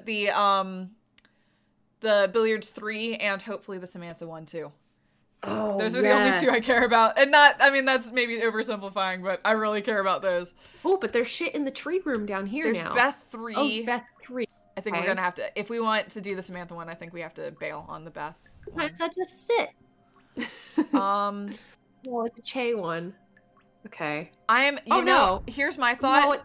No, that looks like it was a Keyshawn one. It was a Keyshawn maybe. one. My thought is let's go ahead and unlock the way to leave this place. Oh, can we just go? I think you just... Oh, wait. Where's turn the... around? Oh, there it is. Yeah, let's Oh, go okay. ahead and see all of our available ones, unlock the ones we want, and then we can come back down here and see what else we have Okay. to spend. Okay, that sounds good. Yeah, let's do that. Who wants to live I'm up, right? Because you I think did Billiards too. Oh, shit, I did. Yes. Okay. Yeah. Okay. Here we go. You got this. Who wants to live Oh, forever? I guess I'll voice Maddie, right? Since that's what we were doing with these Yeah, little is vignettes. this Maddie? Yeah, yes, I think so. yes, there we go. Espresso machine's acting up again. Maddie side. Why does it have to be like this? Oh, I Maybe you fuck. should just take this one and I'll take Billiards 3. Yeah, that sounds good. Yep. Doesn't have to be like this, said Che. You're right, said Maddie. It wasn't always like this. If you travel back in time far enough, you'll find an era where we had a working espresso machine. And if you travel even further back, you'll get to a time when espresso machines didn't exist, said Che. Maddie reached below the counter for the bottle of Chardonnay she had opened that morning. It was half empty. Is this the prelude to one of those moments where an old man tells me about how lucky we are to have things so easy? Nah, said Che. Things aren't easier. In fact, they're harder. That's why you need all the modern technology to help deal with them. Che nodded to the wine bottle in Maddie's hand. So, are you gonna offer me some of that, or just keep squeezing its neck like you're trying to choke it? Maddie began pouring a drink for Che. So, what were you thinking? What were things like back in the old days? Well, for one thing, we didn't need glasses back then. Glasses are not a new invention, old man. I've seen pictures of Benjamin Franklin. Well, yeah, we had glasses back then. We didn't use them. We drank straight from the bottle. Ha, har har. No, really, said Che. Glasses are just one more thing to keep track of. One more thing to clean. It's much easier just to pass a bottle back and forth. That may be the case, said Maddie, but I'm sure our patrons appreciate the extra effort that goes into making sure they're always drinking from clean glasses. I'm sure they do, said Che. That's another thing that's changed. Everyone's a connoisseur of whatever they're drinking. Is that your finger wagging about... Is that your... Let's start over. Is that you finger wagging about how young people all have particular tastes? No, said Che. At least, I don't think it is. I guess people are all enjoying the present moment more. Back when we drank sock juice, you were just doing whatever it took to get that stimulant into your bloodstream. Sorry. Ditto for the depressants. I was just thinking about sock juice. Yeah, we're about to... Do I want to know what sock juice is? Said Maddie. Because I'm fairly certain I don't. We didn't have coffee filters back then, said Che. So you used a sock instead. Don't worry, we always used clean socks whenever they were available. Maddie closed her eyes, looking physically ill. You were saying something about people enjoying the present moment before that thoroughly awful digression about how you made coffee. In a coffee shop here, to a barista, he says this. I mean, it's his coffee shop. Clearly, That's true. he came a long way himself. That is true. Yeah, said Che. I know there's a stereotype about how in modern society no one ever really is present, but if anything, I feel like it's the other way around. Nowadays, people are all about enjoying the present moment. Sorry, I'm readjusting. I realized I've been putting pressure on my elbow in like maybe not the best way for a little while there. Okay. People used to be way more obsessed with where they were going. As in, where they were migrating to? In a manner of speaking, said Che. Let's just say that I'm amazed how few people these days come in here asking for questions about heaven and hell. 100 years ago, if you caught someone on their way out of this world, the first thing they wanted to know was, what place is this? And after they found out they were on a temporary stop to the next place, they wanted to know where it was they were going. There's still plenty of that, said Maddie. Yeah, but a lot less of it, said Che. And I don't think it was the case of people's priorities suddenly changing once they found themselves standing on the precipice. There were more people who used to describe themselves as God-fearing. It was just part of life. And now it's not. He shrugged. I guess people found more important things to worry about. There wasn't a lot going on back then. He took a sip of Chardonnay. Good thing I'm going to live forever. Worried you'd go to hell? Hell yes, said Che. I've done way too much sinning to ever make it into heaven. You've done more good than ill for the world, said Maddie. I'm pretty sure that balances it out. Probably have a positive balance? Nah, said Che. I don't think it works like that. I'm pretty sure I'm just a bad person who happens to do good things most of the time. Well, it might not be good enough for heaven, but it's good enough for me, said Maddie. So I guess it is a good thing that you're going to live forever. Aw. I can't get over, my mind keeps revisiting that line that the robot said, when Che died, nobody even acknowledged it. They kept on just doing their own thing. I don't know. I don't know. That's what a bizarre limbo space for them all to be in. I know. Yeah, especially if you're alive and then in the limbo space and then you're dead. Mm-hmm. It's like, oh. Okay, Gina, I have a question. Yes. We're approaching 11:30 our time. Yes. Do we want to save Billiards 3 for our next stream? I think the answer is yes. Mostly because I just unlocked my elbow for the first time in hours, and I'm like, maybe. I should move my body. Yeah. No, I'm hoping that we can wrap this up soon, because I'm really in it right now, and I really want to see where it goes. I'm loving this so much. Yeah. I want to see where this goes, and I really like this mechanic as well. It's a very interesting kind of choose your own adventure style mechanic through this space. Yeah. And I like that you have to kind of you have to guess and pick and choose how you're going to I'm a little ambivalent on that part of it, I'll be honest. Because, really? because left to my own devices, I just want to read all of them. And I'm not sure why it doesn't want me to read all of them. On the other hand, from a narrative perspective, the build up to the ritual, and frankly just all of the moments between the characters, the way they establish Che as somebody who just is good and brings out the best in the people around him, it makes you feel why it is that the people around him care so much they're kind of ignoring how things should be. I think it's beautiful, and I think it's sad. Really sad. And then to have him just whip out that line in that little vignette right there where he's like, I'm pretty sure I'm a bad person that just does good things most of the time. And it's maybe, but I gotta say, I've been watching your actions for a while, and that doesn't seem to align. You seem to be a really good person, but we'll see. Yeah. I mean, we don't know a lot about him. I mean, we learned that freaking Ned was a murderer, and he's been working off his sins, or he worked off his sins from his perspective. Right, exactly. So we don't know. It's just it's really interesting characterizations here. I've been enjoying it a lot. Mm-hmm. Yeah. But yeah, I think we'll probably next week, whenever we pop on the stream, we'll see. I'm so intrigued that so it looks like there's still time in this tree here. Like, they Well- weren't able to fully extract it out and do the ritual. Yeah, we're also in the So- future, because I don't think we're Maddie. I mean, we might be, but this is Maddie's journal. Right, that's so, true. like, yeah. we're reading recollections of something that's already happened in True. a consistently, shockingly empty terminal. So, I don't know what that means. But yeah, you're right. The tree definitely still does have the glow to it, at the minimum. Yeah, it's still glowing around. Okay, well then, next time we will do Billiards 3. But, you know, in order of importance, we'll do Billiards 3. We'll see if we can do Samantha's thing. And then we'll finish the story of Necrobarista, and we'll see through. how it all ends. Yeah, that sounds great.